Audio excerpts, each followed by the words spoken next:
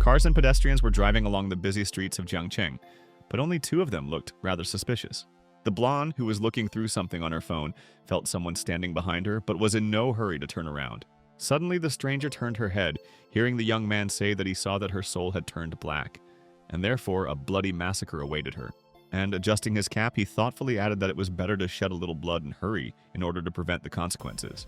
The frightened stranger could not understand anything, and with interest in her voice, she asked what kind of blood they were talking about, and also why they were doing this. Opening her purse, the girl said that she had napkins inside, but when she didn't find them, she began to say in fear that she couldn't have forgotten them.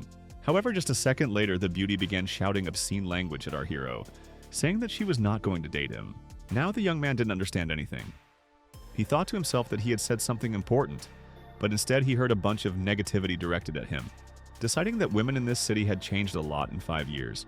Continuing to move in proud solitude, the guy thought that this was not Kunlunxu. Besides, mortals are everywhere and their reaction is justified. The young man thought that he was born into a good family. His peers always made fun of him, but he grew up in happiness and joy, which many others did not have. But 5 years ago, everything ended. The reason for this was our hero's father, who saved a little girl, and this did not please one high-ranking person. And a few days later, at the Yonghu villa during a banquet, his family was wiped out, and the boy was the only one who managed to survive. The worst thing was that all the family's acquaintances, the father's former friends, the child's beloved grandfather, none of them did anything. They just stood and watched, and only the boy with eyes full of tears looked attentively at the villain and, without fear in his voice, shouted that he would destroy him. A moment later, grabbing his knife, the child ran to the place where the villain stood, shouting something loudly. However, before the baby could even touch the enemy's hand with the blade, it turned into ice and immediately began to crumble. With anger in his voice, the ill-wisher asked what the Yes family from Jiangcheng was like, and added that although they were from the capital, it would not be difficult for a man to destroy them with one move. A whole storm of indescribable emotions could be seen in the eyes of the man who was carefully watching the boy. And again, the young man thought that if, in the end, his mother had not pushed him into Lake Dongqian, he would not have been spared. But the master saved the child and took him with him to Kunlunxu, for which he received the ability to summon ghosts and spirits. Now the mentor gave Wucheng a task, and therefore he was obliged to return to the city of his childhood to fulfill an important mission. The guy dreamed of the time when he could come back and take revenge, because he kept playing it over and over in his head. And now he had such a chance. For a moment, the young man stopped. He did not understand why his body was not moving. What could have happened? Looking ahead, Ye Keng realized that the oppressive atmosphere was making it difficult for him to breathe. And again, looking somewhere, our hero thought that this could be somehow connected with an evil spirit. At that moment, a stranger turned to the man and asked what had happened to him. But he asked a counter question about what had happened to him in general. Focusing his energy on the passerby, the young man continued to hear the man say that at some point he felt something strange. Adjusting his cap, Ye Cheng told himself that he should first complete the old man's task and then decide on the matter of revenge. A lot of time had passed since that day, so there was no need to rush. Standing at the entrance of the large building, the guy knew that the Jiangcheng Group Company was one of the 500 largest companies in China and was the leading organization in their city. Looking ahead, the young man, not understanding, asked himself if he really needed to come here. 3 days ago, the old man learned that within 100 days, a disaster would happen to Xia Roshu, after which she would most likely die. And our hero had a sleeping dragon with purple kui, and so he was sent on a mission. The old man said that he had something with this girl's grandmother. It is quite possible that this girl is his granddaughter, about whom he is keeping silent. However, the guy was not able to get inside so easily because the security guard standing at the entrance immediately stopped him. Smiling, Ye Cheng asked if these strangers knew the woman named Xia Ruoxue, because she was the one he was looking for. One of the guards asked if the young man was looking for Miss Ye, adding that he had an appointment, since outsiders were not allowed into the building. The young man had no intention of stopping. He declared that he had important business and therefore needed to meet her in person. Walking into the hall and pointing to the sofa, the guy said that he would wait for this girl in this place. Suddenly, the guard grabbed our hero by the shoulder and shouted at the boy not to make things up, as their mistress would never have made an appointment with such a simpleton. Ye Cheng didn't like this behavior, which is why he asked what he had just been told. At that moment, something happened to the young man, a transformation that allowed him to activate his own power. As he walked forward, the boy saw 2 guards kneeling behind him. The men did not understand anything. They asked each other how something like this could happen, adding that for a second it seemed to them as if they might die. The guy then shouted that they needed to watch their words, otherwise anything could happen, and added that how could they hire such unqualified workers now? The young man, lounging in his chair, told the staff inside to call their boss immediately. At that moment, something indescribable began to happen in the hall. People continued to stand in their places, and it was as if some kind of energy was accumulating around them. Ye-kung, who was well aware of this, seemed to not understand what was wrong. Suddenly, security guards appeared in the room and began to quickly surround our hero. Talking among themselves, the young people discussed that the gentleman, pointing at the boy, was not behaving as expected. At that moment, a stranger entered the hall, introduced himself as the captain of the security department, and asked our hero if he had thought about the consequences of infiltrating their company. Ye Chung had no intention of arguing or proving anything, so he sternly reiterated that he had business with the Sharuok Shui and wanted to see her. Looking at the guy, the boss thought that this stranger seemed to smell of blood. Moreover, he had the feeling that our hero could crush everyone like ants. A moment later, the man explained that, unfortunately, Mrs. Sia was not there, after which he offered Ye Chung to leave his contact information so that when the girl arrived, she could contact the young man herself. The chief thought to himself that this simpleton believed the story, and our hero, scratching his head, declared that in that case nothing could be done. Sitting down in the chair, the young man happily announced that he had a free day anyway, and therefore he would sit with them, and everyone else could not even pay attention to him. The boss clearly didn't like this. He knew he couldn't allow such a dangerous person to be here because, at this rate, he could lose his job. Shouting at the top of his voice, the ill-wisher declared that this would not work, and therefore ordered his guys to take Ye Chung. However, the very next moment, the man was stopped by something because he heard someone's menacing voice. The guy also heard something similar and therefore turned towards the entrance. At that moment, everyone gathered carefully watched the beauty who was standing in the hall. The girl added with a smile on her face that there was no need to solve her problems. She wanted to take care of the rest herself. At that moment, the employees began to discuss who this beauty was, expressing a wide variety of opinions on the matter. The young people noted that in their company, only President Sharuakshu could compare with her in beauty. The director heard her being warned that this place was very dangerous, but she didn't want to hear anything, saying that everyone could be free. Coming closer to our hero, the employee explained that her name was Song Yi, and it was quite possible that she could help the guy with something. The young man looked at this beauty in amazement. It seemed that he knew her too. Ye Chung thought to himself that he might have forgotten a lot of things over the years, but not this girl whom he once knew very well. They sat at the same desk throughout elementary school and had a great relationship. But then the boy transferred to middle school and their communication stopped. After the incident at the villa, the boy returned home, but the house was already sealed, and then the whole city did nothing but discuss the incident.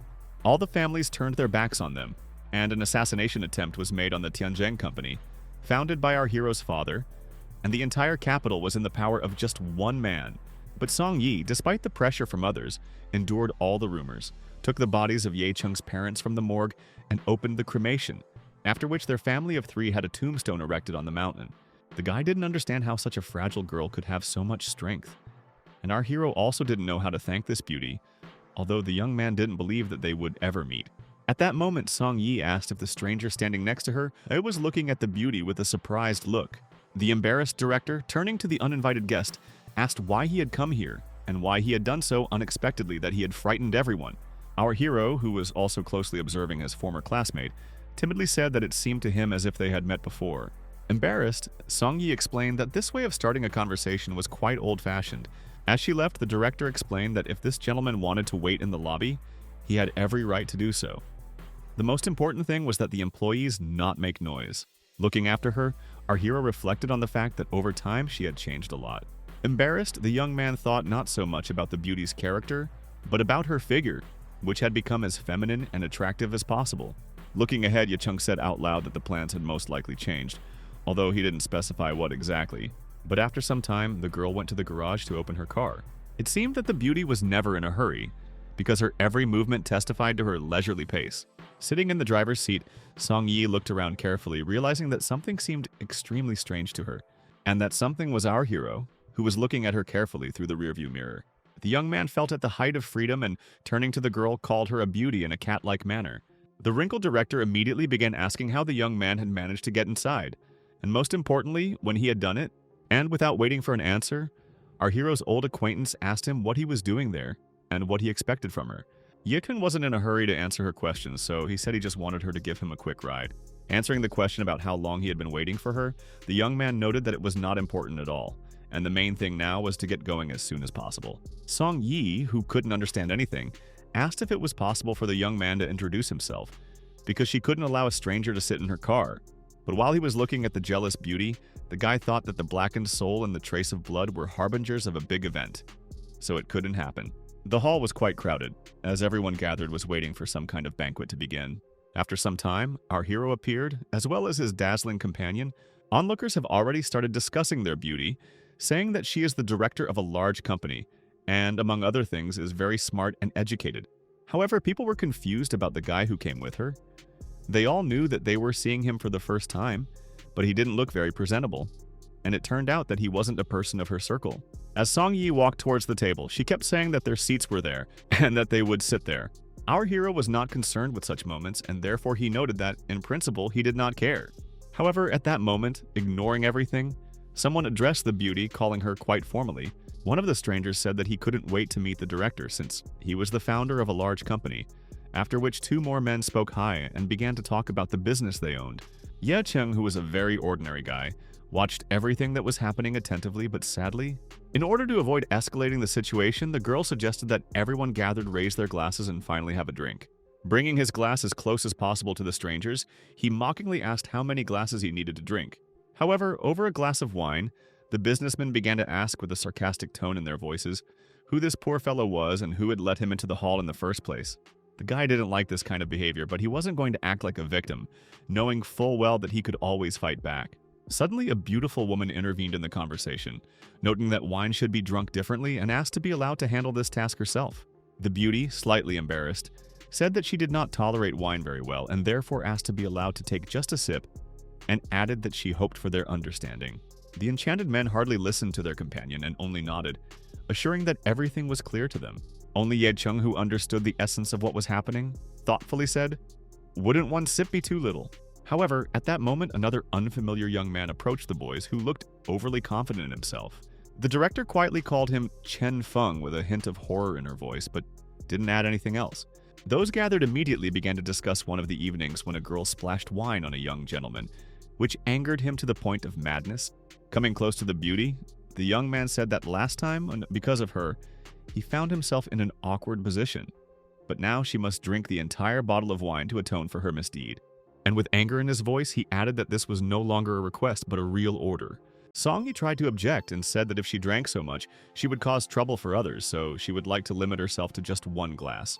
While our hero's friend was reflecting on the fact that she had thrown out her drink last time because she suspected it was laced with drugs, the ill-wisher announced with a grin that he had booked a residential suite today. With tears in her eyes looking at the bottle, the director understood that this man would not leave her alone, and she recalled cases where female students even took questionable drugs for the sake of guys. The villain shouted at her, yelling at her to be so mean that she dared to refuse to do what he ordered, adding that even Xiao Sui had not dared to disobey that evening. Still looking intently at the bottle, Song Yi recalled that this man was born into an ordinary family, dropped out of school early to fit into society, and struggled to get into a position that left him with excessive self-importance. However, despite the fact that the beauty became a director, compared to the son of the influential family for which she works, she personally meant nothing. Mr. Feng, still holding the bottle of alcohol in his hands, remained silent, but waited for the moment when they would submit to him. And suddenly something happened that no one expected, because our hero grabbed the bottle and raised it high so that everyone could see it. The enraged gentleman began to shout and insult the young man. Chen Feng noticed his opponent firmly grasp the neck of the bottle and swing it with all his might. The very next moment, the young man struck his ill-wisher as hard as he could. Sitting on the floor, the opponent began to complain of severe pain and asked who the young man was and why he allowed himself to raise his hand.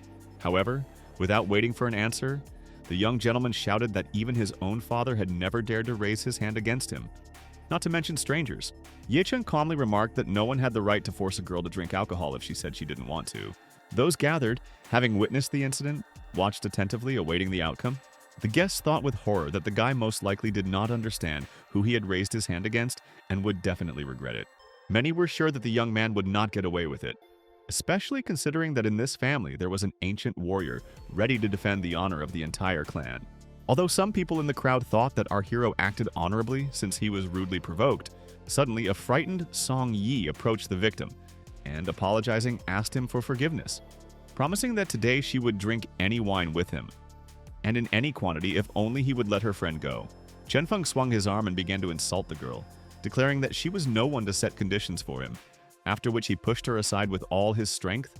However, his unkind tirade was cut short because the very next moment his reputation was damaged even further by one precise and delicate blow from the guy. The young man's eyes widened. Firstly, he didn't expect anything like this, and secondly, he was in real pain. Having fallen to the ground, Chen Feng again began to shout curses at the young man, promising that he would get even with him. In turn, Ye Cheng asked in a soft voice who exactly the young man was threatening to destroy, and, lightly hitting his opponent on the head, he added that it would be better to see who would be the first to lose. At that moment, our hero heard the voice of a stranger who, addressing the young men, asked them to stop this performance. A middle-aged man who had been watching the proceedings closely repeated the demand that the fight be stopped immediately. For a moment, it seemed as if time stood still, because at the other end of the room stood a man who remained completely silent. Ye Cheng, in turn, watched the stranger, waiting to see what would happen next. The man, holding back his anger, turned to the uninvited guest and demanded that he immediately release the boy. The assembled group did not understand why the head of the Chen Zhengguo family had come here, but from the expressions on their faces, it was clear that everyone felt uneasy. Despite this, many whispered that our hero would definitely be in trouble now, especially if the head of the family came with the legendary warrior. Song Yi was thinking about something similar, trying to somehow get out of the current situation, but she understood that she could hardly do anything against these people. The thoughtful beauty wanted to come up with some kind of plan, but she realized that she would hardly be able to do anything, and only our hero felt the most confident. Slowly letting go of the hand with which he had been holding the villain tightly just a minute ago, the young man, looking at the old man with a searching gaze, was in no hurry to draw any conclusions. Instead, he watched as the villain ran up to the head of the family and began to tell something heatedly. In turn, the old man who was in the hall reflected that there was something unusual about this boy, as if he were an ancient Chinese martial arts master. An annoyed Chen Feng complained to his father, claiming that the young man had stolen his girlfriend and therefore needed to be punished. But instead of support, the father began to shout at his son, ordering him to leave the room immediately. Turning to Ming Lao, the man asked how he assessed the behavior of this young man, pointing at our hero. The sage confidently said that the boy was most likely an ancient warrior, and despite his age, it would not take him long to reach his true strength. Ye Kung couldn't understand what was going on, so he asked what all these people were trying to get from his father, and why they had suddenly stopped interrupting him. The head of the family immediately stated with bitterness that he had already lost his own reputation, and therefore he could only come to terms with this situation. And the old man spoke again, confidently noting that the young man had a kind heart, and if this uninvited guest asked for mercy, he would most likely spare his life. Then the sage added that it would not be easy for the boy to cope with such power at such a young age, although our hero understood little of what was said. But he shouted to his friend not to be afraid, and to believe that he would cope with all these villains. But the old man did not calm down, continuing to tell how at one time he had gotten involved with people with whom he should not have had dealings. Yes Chung stared ahead intently, giving the impression that he was concentrating on something important. However, this did not last long because the sage immediately headed to where our hero was. The young man saw the man running towards him and tried to push him. At that moment, it seemed to everyone gathered that the boy was begging for mercy, and the sage said that in that case he would save the young man's body. Our hero's acquaintance, who was standing nearby, wondered whether this old man really was an ancient warrior, and she also couldn't understand how events could have unfolded so quickly. At this time, Ye Cheng grabbed the man by the hair and asked him if he had already managed to choose a coffin for himself, adding whether his family had given him such an unusual gift. And these words touched the old man so deeply that he wanted only one thing: revenge, and as quickly as possible. As he ran, he said sharply that after these words the young man would definitely not live, because he would quickly deal with him. Ye Cheng's movements were so lightning fast that he managed to jump away from the old man so that he flew past him. And the very next second, the guy, with one sharp movement, struck his opponent. It was clear that the young man was not one to give up so easily. He knew perfectly well that he would act to the end. Looking at the old man lying on the floor, the young man calmly said that this man used a sneak attack instead of martial arts. Those gathered clearly did not expect such an outcome of events, and therefore watched everything carefully, not believing their own eyes. Still smiling, the young man asked with a joke in his voice who would dare to raise a hand against him this time. Chen Feng, who had been hiding behind his father all this time, fearfully asked who this boy was who had dealt with the mighty Ming Lao with such ease. Getting up from the floor, the old man wanted to ask him a similar question, which is what he actually did. However, the hero continued to smile, although he was in no hurry to give an answer as to who he was. Suddenly, something unexpected happened. Right at the moment Ye Cheng spoke, everyone gathered felt as if their ears were ringing, so loud that they almost lost consciousness. And the old man, who also realized that he had no control over anything, suddenly began to cough. And the rest, covering their ears, were talking among themselves about why the young man was screaming so loudly and why his voice was so squeaky. The young man was not going to tolerate this masquerade any longer. After just a minute, he approached Chen Zhengguo and addressed him. Realizing that such a person was about to tell him something, the boy decided to get ahead of the owner, noting that Ye Cheng had a kind heart, and they would definitely forgive him for his body. The young man thought to himself that the Ye family had once hated the Chen family very much. But the young man did not have time to finish his thought because at that moment the man ordered his subordinates to immediately stop this crazy boy. However, the guards who tried to move from their place were somehow unable to do so, and this despite the fact that they had no lack of determination. The young men waved their arms and shouted loudly that he was only alone and that no one would come to his aid. Therefore, it would be easy to deal with him. But the guards didn't even have to engage in combat, because the young man raised his hand and with just one energetic movement, scattered all the opponents in different directions. Looking at his loyal rivals, our hero spoke calmly about how ordinary people, when asked to do something, simply obey and walk away. At that moment, the head of the family quietly addressed the boy as a master and said that he had raised his son incorrectly, and therefore asked him to spare their lives. The young man, hearing all these pleas and requests, said that it turns out that they have now drastically changed their own opinion, and then he declared that existing debts must be repaid and bills must be paid.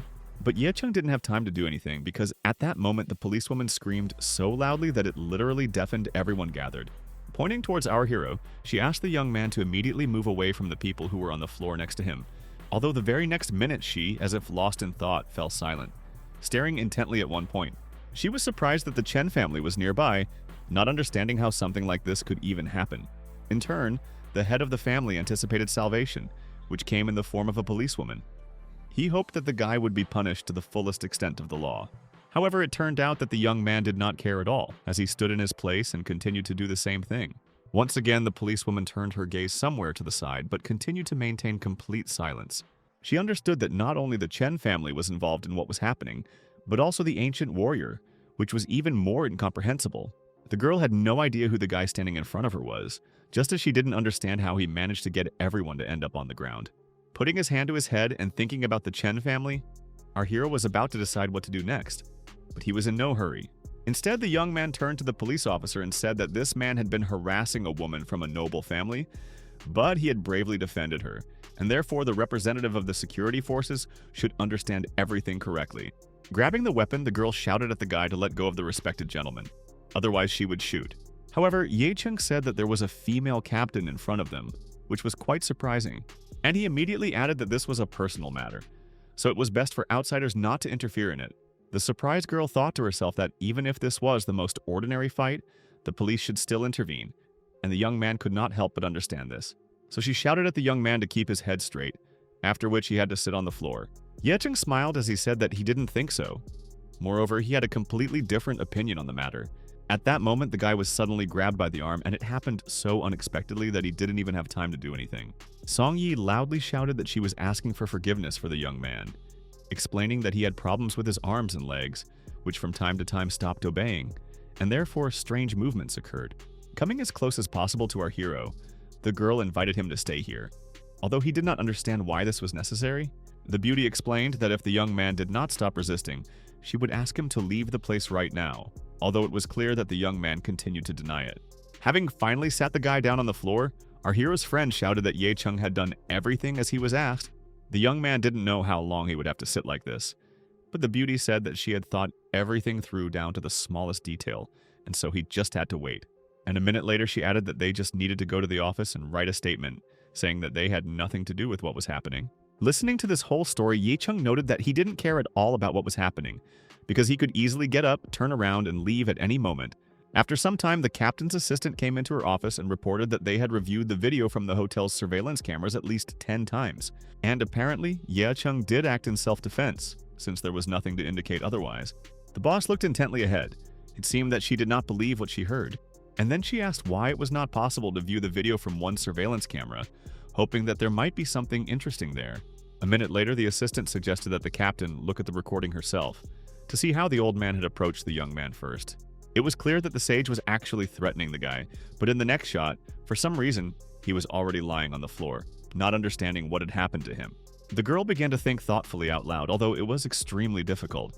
She thought to herself that they had responded quickly enough, but there was a chance that someone could have erased another recording. The reason was that behind this stranger there could be hidden an incredible personality that no one even suspected. Listening to this, the boss said that since there was insufficient evidence, they could indeed regard everything that happened as simple self-defense. Standing in front of the police station where Song Yi had just been released, the girl happily said that she was right and how good it was that they had done everything exactly as she had said. The girl was happy not only about this, but also about the fact that the weather outside was beautiful. Moreover, she said that as soon as she got home, she would immediately take a shower because she wanted to wash off everything that had accumulated over the evening. The young man was silent but looked attentively at his old acquaintance. The young man knew that the Chen family posed a great danger to this beauty, and he also realized that if he left the city, she would start having troubles. Our hero wanted to find time and opportunity to deal with these ill-wishers. The reason for this was also because the boy always felt an inexplicable aura of danger from Ye Chen. At this time, the girl noticed the young man's attentive gaze and therefore wondered why he was looking at her so intently. Ye Chen didn't intend to explain anything, but simply asked his companion where she lived, explaining that he wanted to see her off. The guy explained that he had just arrived in the city and hadn't yet found a place to stay overnight, so he said he would most likely have to find a bench in the local park. The embarrassed beauty said that this was completely unnecessary and there was no need to do this. And she added that you can approach her because she has a free room in her apartment, which means you won't have to spend the night in the park. Deciding to joke a little, the young man asked the girl if she was afraid that he might do something bad, and hinted that she wanted to encroach on his body. However, as they walked down the street, the boys began to joke about this nuance, although they both understood that there was not a drop of truth in it. Sitting in the police car, the captain reflected on the fact that, apart from the old man, all the bodyguards were former special forces. But the young man didn't even pay attention to this. Realizing that it would be difficult to solve this problem on her own, the girl decided to call her brother, who was on a mission. But despite this, she asked him to look at one video. Sitting in a small room, the young man thought that his younger sister was too restless, because if she wanted to be a police officer, she should be ready for anything. But she still turned to him for support. He served in the Dragon Spirit Squad, not some movie police force, and that's why he didn't like all these games. Despite this, he was not going to refuse, realizing that she was still his sister. Although opening the laptop, he continued to think to himself that he had enough of his own problems and he alone had to solve them. As he carefully studied the video, the young man thought that all these bodyguards should quit if some boy could handle them.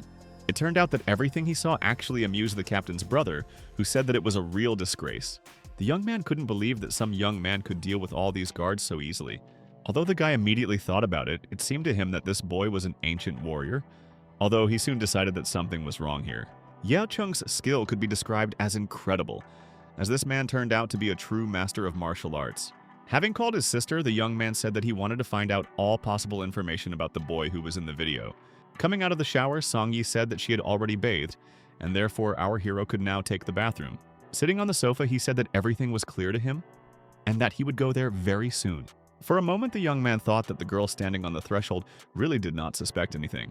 A few minutes later, the young man was already standing under the shower, enjoying the warm streams of water. He reflected on how 5 years ago, when his teacher saved him, he thought it was a blessing. But it turned out to be the beginning of his nightmares. On the very first day, the mentor threw him into a cage with an animal without explanation. It was a tiger, which by that time had been starving for 3 whole days. The child didn't know what to do, and yet, by some incredible miracle, he managed to survive. The teacher rejoiced, not suspecting that this was only the very beginning of his trials. The master sent the boy to a variety of dangerous places, which strengthened both his character and his spirit. Each time the child had to face the most hopeless and difficult situations, and he was not always sure that he could overcome them. Despite all this, our hero managed to survive and even emerge from the battle almost unharmed. Unfortunately, Ye Cheng knew that he could only feel alive when he was angry or hated. This feeling did not leave him even at that moment. And therefore, the guy knew that he would find everyone who was at that banquet. The young man was not going to let this go unpunished. He wanted everyone to pay in full. While cooking something in the kitchen, the owner of the apartment was thinking about the fact that she had completely forgotten to ask her guest what he would wear when he got out of the shower, and then she began to reproach herself for not having taken care of this issue in advance.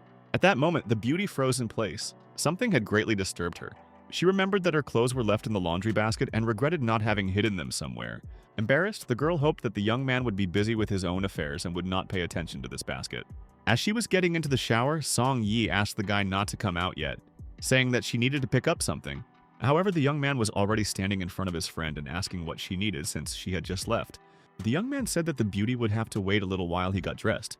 Even more embarrassed, the mistress of the house screamed about what was going on, and moreover, asked for forgiveness for disturbing the guy while he was washing himself in peace. The young man watched the closed door carefully and did not understand what the girl really wanted.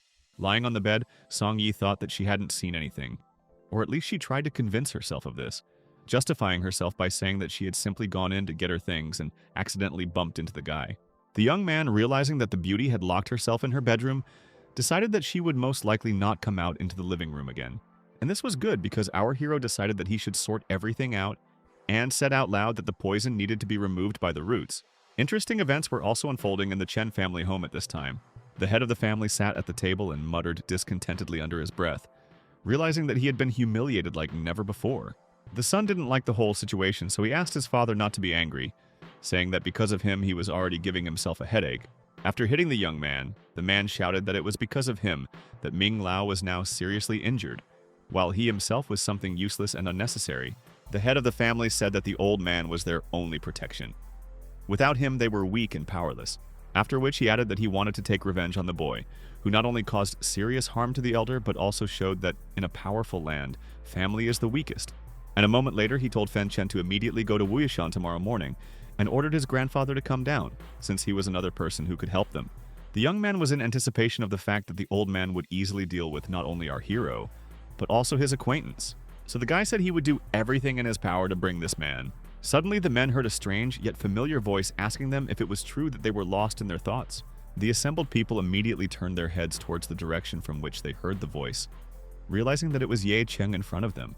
Having sat down in the armchair, the young man, as if nothing had happened, told the host that they now had time to talk a little.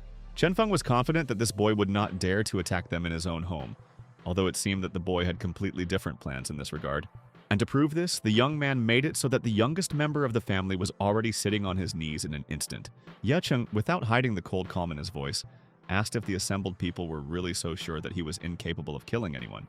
And after a short pause, he continued, noting that if this was so, then they could check such a statement. And immediately, realizing that the situation had reached its limits, the head of the Kuji family began to cry and beg our hero not to harm his son.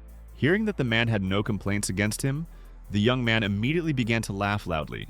Then, raising his hand, Ye Cheng told the story of how there had been a banquet at the Yonghu Villa 5 years ago, during which the Ye family was killed.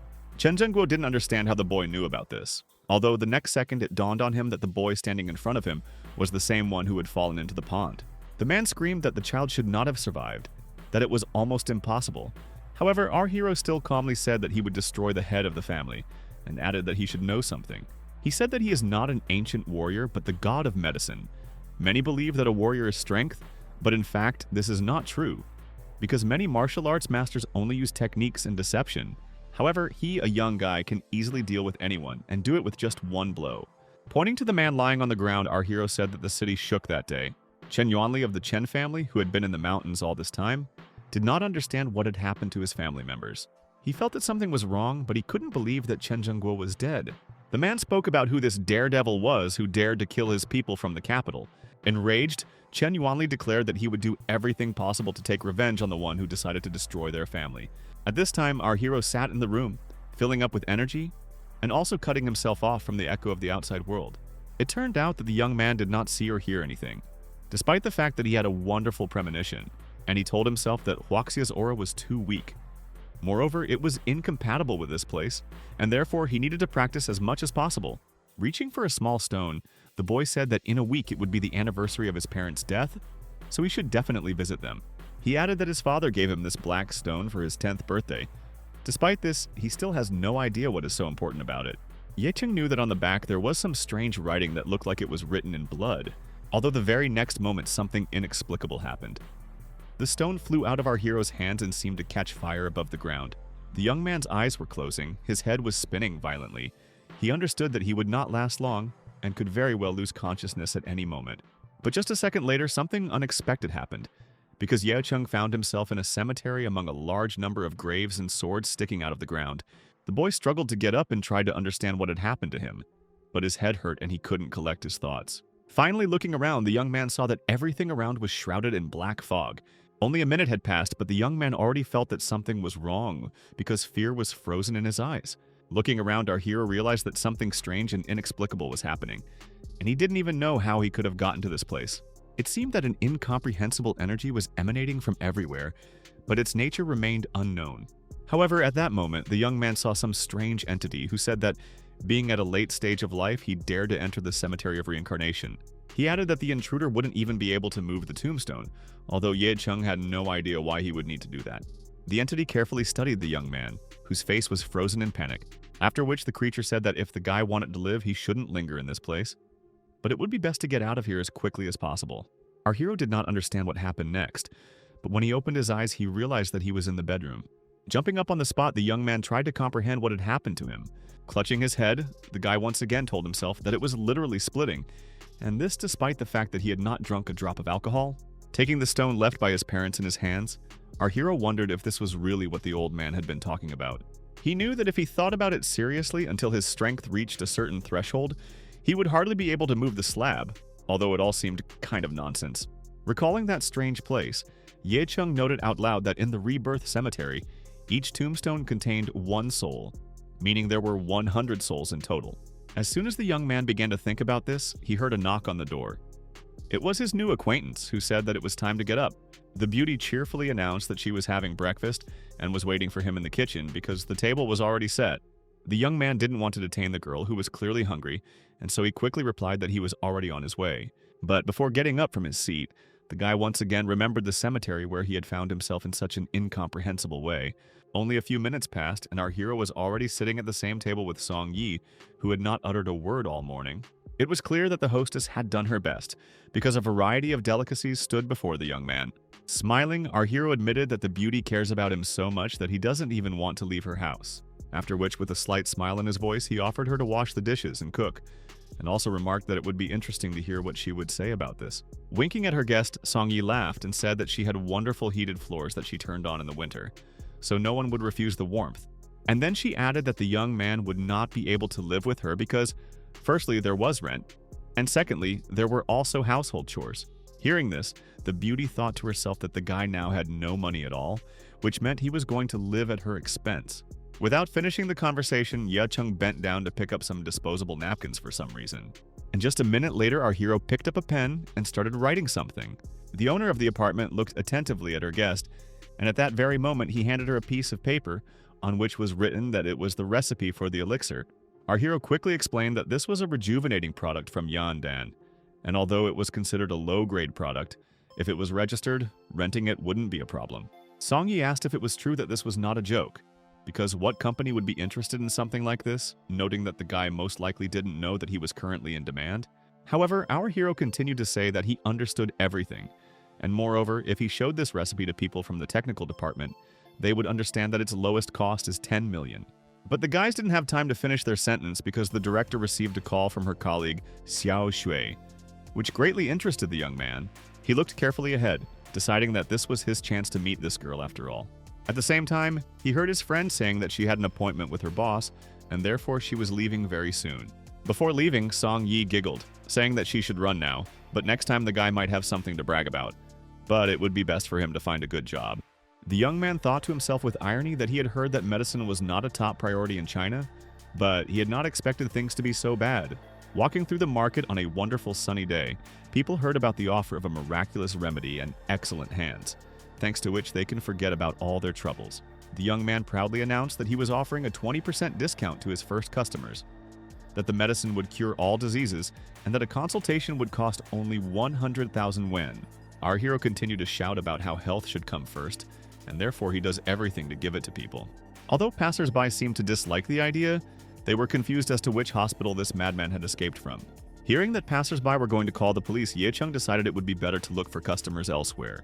The next minute, all plans were changed, as the guy heard someone's voice asking everyone to disperse immediately. The red-haired beauty, addressing our hero as a charlatan, beautifully asked him to follow her. Stopping at a large and beautiful house, the stranger proudly announced that they had arrived, and walking the guy to the door, she noted that this was her house. Hearing in response compliments about this building, taking off his glasses, Ye Chung said with joy in his voice that there was no need to worry, since he guaranteed that his medicine would cure all diseases forever. However, the red-haired beauty noticed that she had brought the young man here for a completely different purpose, although he did not understand what the catch was. Winking at the boy, Shen Mengjia explained that she was intrigued by the courage of the charlatan who wanted to deceive everyone. The young man was about to leave and said that he didn't have time for all these games, but the stranger replied that her card contained exactly as much as the young man asked for his services. Having heard this, our hero changed his mind, noting that he was completely at the disposal of the mistress and was ready to go through fire or water. Shen Mengjia noticed at that moment that her father was very ill, and, looking somewhere into the distance, she added that the doctor said he only had a couple of days left to live. But her parents had always lived in perfect harmony, and she was afraid that her mother might do something stupid after her husband's death. The beauty explained that she wanted the young man to pretend to be a divine healer and take the man away for treatment while he was still alive. Hearing that this would make it easier for a woman to cope with the loss, our hero noted to himself that this really did make sense. Smiling, the young man thought to himself that he had come here for a reason, and that was a completely different matter. And he said out loud that the girl could very well trust him because he would complete her task. At this moment, Shen Mengjia explained that if the young man had not agreed, then she would have called the police. As she entered the house, she heard the butler greet her joyfully. The woman did not understand why the young housewife had brought a guest into the house, but noticing that the cat was not coming in, the elderly worker said that this man had come to help them. Worried that he might ruin everything, Shen Mengjia once again reminded him that they had agreed on everything. Only a few minutes passed and the boys were already in their sick father's bedroom. And while the girl tried to say something to the man, our hero was thinking that things were actually bad. The young man looked at everything carefully, thinking that this man was about to pass away, and the doctors could do nothing to help him. The dead air had already filled the patient's chest. When the energy was leaving his head, nothing could save his house. Shen Mengjia said that a month ago her father was diagnosed with advanced lung cancer. He was treated abroad, but it didn't help. Afterwards, he was examined by a local doctor who sadly declared that there was no chance. Taking the guy by the hand, the girl once again asked him to hide all the information from his mother, adding that she would pay as much as was necessary. At that moment, a woman entered the room and addressed her daughter. With tears in her eyes, the exhausted mother noted that the doctor had told her the whole truth, and she herself had no idea how she would live without her husband. The beauty became angry when she heard this. She thought that the doctor was a traitor because he had promised to keep silent. Suddenly, Shen Menglong entered the bedroom and said with impudence in his voice that there was no point in deceiving his mother, since she understood everything perfectly well anyway. The blonde man said with sarcasm in his voice that he had already arranged everything, and the funeral would take place in a picturesque place. Hearing this, the beauty immediately began to scold her brother, saying that their mother was already doing badly and he was still trying to finish her off. But the blonde had his own vision on this matter, so he declared that their father had already suffered enough, and therefore death would be a real liberation for him. The grief-stricken woman didn't want to hear anything. She kept saying over and over again that if her husband died, she would do something to herself. At that moment, our hero thought about the fact that when the head of the family dies, the money will be divided between the 3 family members. But if the mistress passes away, then the impudent blonde man could get everything. Shen Mengjia screamed in despair that her brother would never become the head of the family because their father would not allow it, and the young man had no conscience at all to say what he said.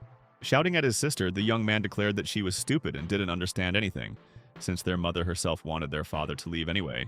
At that moment, the angry blonde noted that if the girl said anything like that again, she would simply be in trouble. Ye Cheng, who was watching from the side, immediately struck the villain, saying that the man was still alive and that they had already planned his funeral. Our hero said without hesitation that, at the very least, this was ugly and caused disrespect among all family members. The woman who had been crying just a few minutes ago was now shocked by what had happened. The doctor, who was also standing nearby, turned to the guy and asked what he was doing if he was beating the future head of the family. Raising his hand, the young man, like a whore, declared that he only needed 10 million. If he were given such a sum, he promises that Mr. Shen would soon fully recover and forget about his illness forever. The whole family gathered in the hallway, giving the impression that they were actively discussing something. The frightened woman began to cry again. She asked twice whether this young doctor could save the head of the family, and hearing an affirmative answer, she believed that this was indeed so, because the young man was not a newcomer to his profession. The red-haired beauty added with a gentle smile that Ye Cheng was an old acquaintance of hers. He knew what he was talking about, and therefore, if he promised to cure, he would certainly keep his word. At that moment, the doctor shared with the blonde his doubt that they had brought into the house some kind of charlatan who would never be able to do what he promised. Shen Menglong said that he would easily send the swindler to jail, and when the old man died, he already considered himself a rich man. At this time, our hero was left alone with the patient in his bedroom. The young man, for whom at first all this was just a game, now perceived the situation as a matter of honor. He firmly told himself that since their paths crossed, he was obliged to help the man recover. The young man knew that his knowledge of Tongjian medicine, which the old man had taught him, should be enough to pull the sick man out of the ghostly gate. The very next minute, he began to read some kind of spell, and strange, almost mystical things began to happen in the room. The young man again and again appealed to his patient to immediately stand up and resist death. Ye Chen saw the negative aura begin to leave the man and realized that the process had finally begun. The young man knew that the man was shrouded in dead energy, and his meridians were blocked, making death seem inevitable. At first glance, it might seem that all was lost, but our hero was not going to give up. The reason was that his patient still had a pulse, meaning there was a small chance of bringing him back to life. All these manipulations required enormous strength, but the guy was ready. He called out to the man again and again, asking him to get up, to resist the disease, not to give up.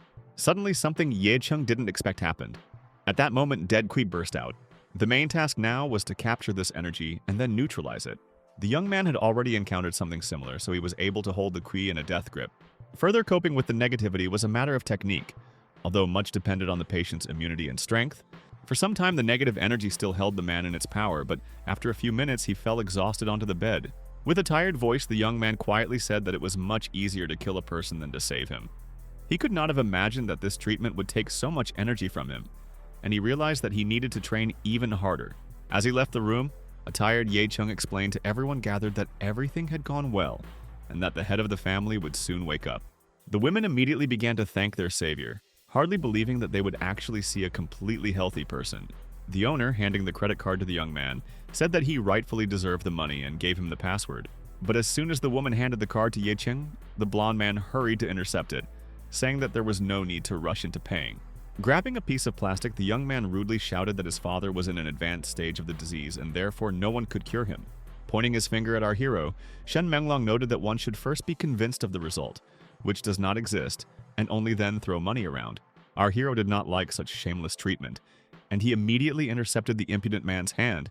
Ye Chen calmly stated that he earned this money as a consultation, but added that the gentleman would indeed wake up, but only for 3 days. After a short pause, the young man said that he would still take the money, and if necessary, the family could contact him in 3 days.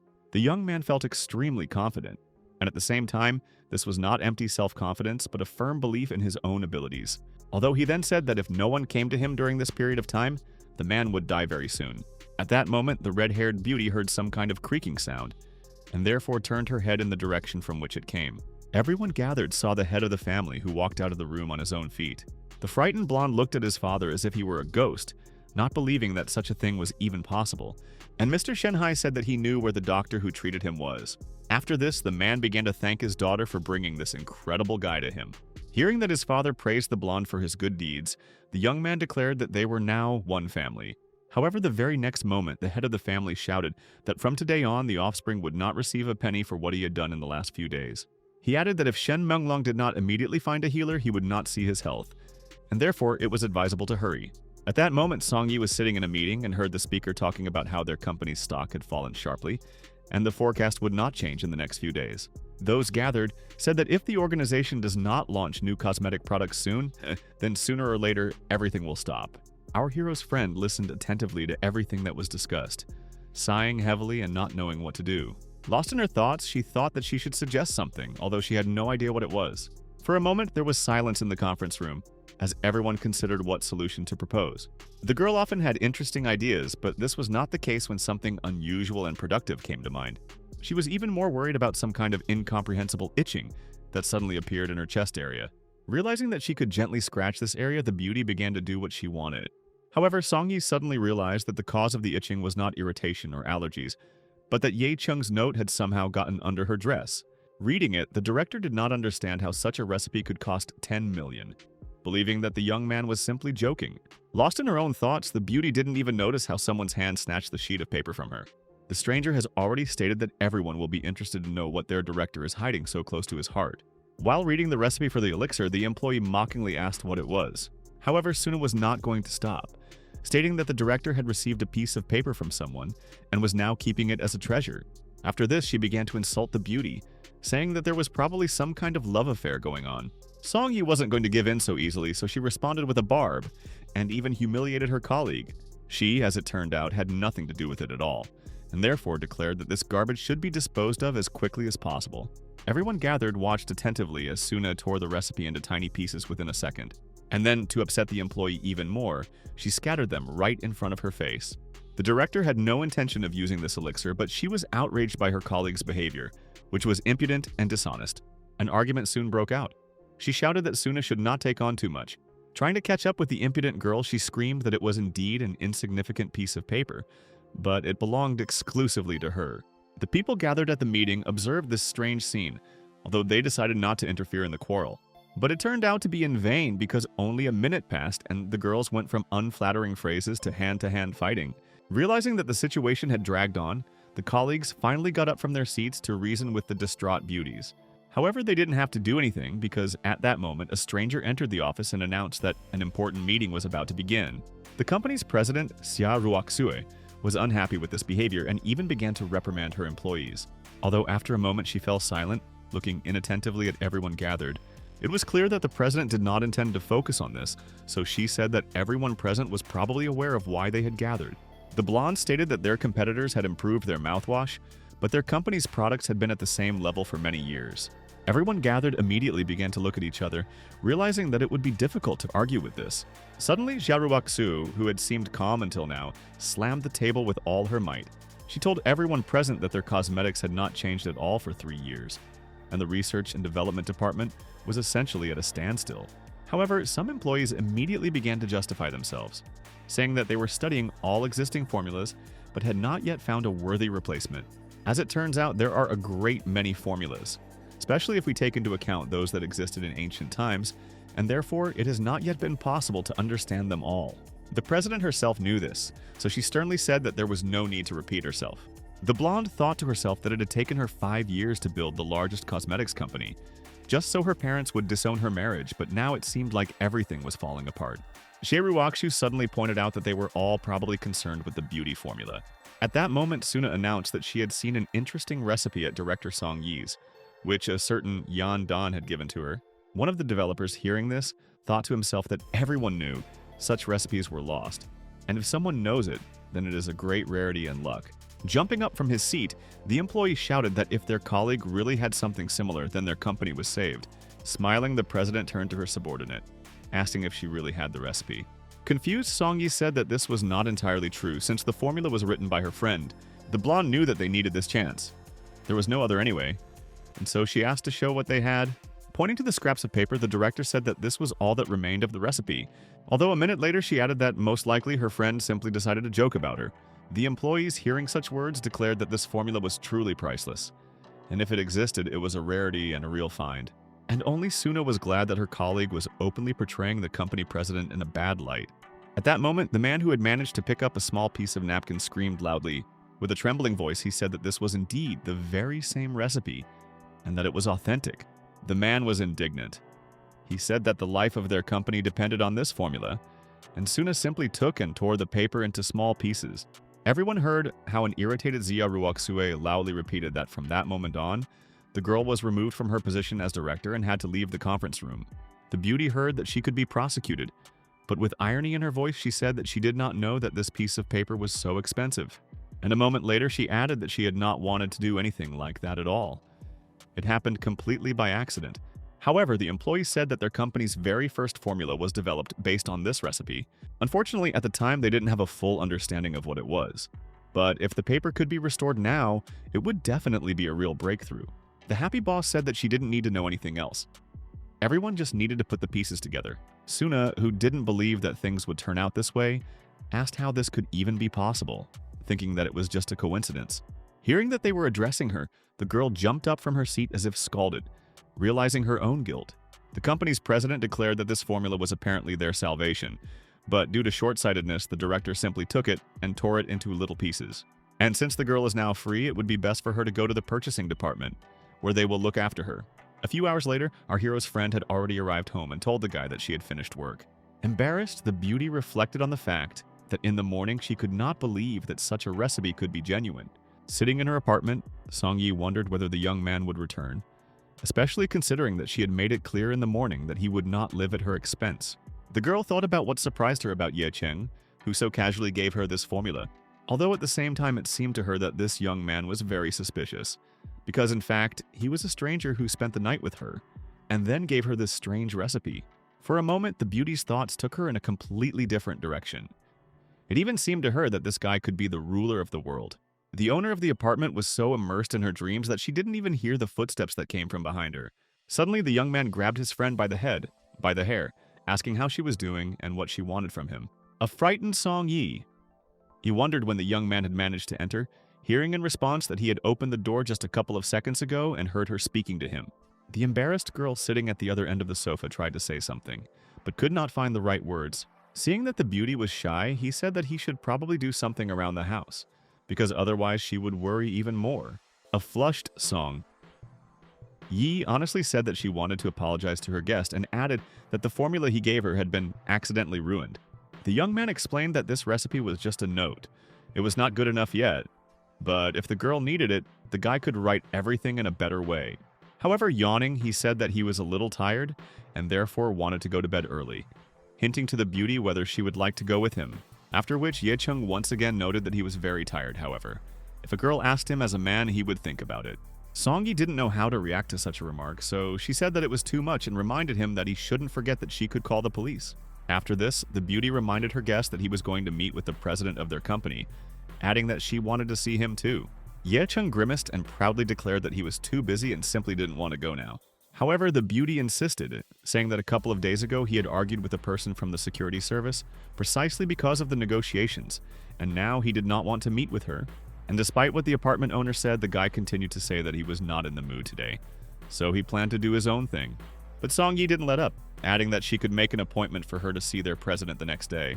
Ye Chung suddenly said that he did not intend to go to the office himself, so he wanted their boss to visit him in person. The beauty didn't have time to respond to this because the guy slammed the door of his room a second later, saying that they would talk about everything else tomorrow. Just at that moment, the girl's phone rang and she was about to reject the incoming call. Jia Ruoyu was interested in what the young man had said and whether she had even managed to talk to him. The surprised boss asked again what exactly she had been told about how she should contact the young man herself, after which the blonde stated that in principle everything was clear to her, so she would think about it, and added that the director should keep an eye on this person. Despite this, Xia Ruoyu was not at all angry. On the contrary, she said that it was all quite interesting. First, the young man made a loud scene in the hall, after which he said that he refused to come to the office and asked to be visited. The girl immediately realized that this young man was quite unusual, to say the least. The next day, the young man stood in front of the Temple of Humanity, but was in no hurry to go inside. Yesung was thinking about some kind of pharmacy, although he didn't really understand why he needed one. After a few minutes, the guy finally made up his mind and went in, thinking that this was most likely the largest pharmacy in the area. Considering that not only was it crowded inside, but there was also a long line, our hero decided that it would be a good idea to look around first.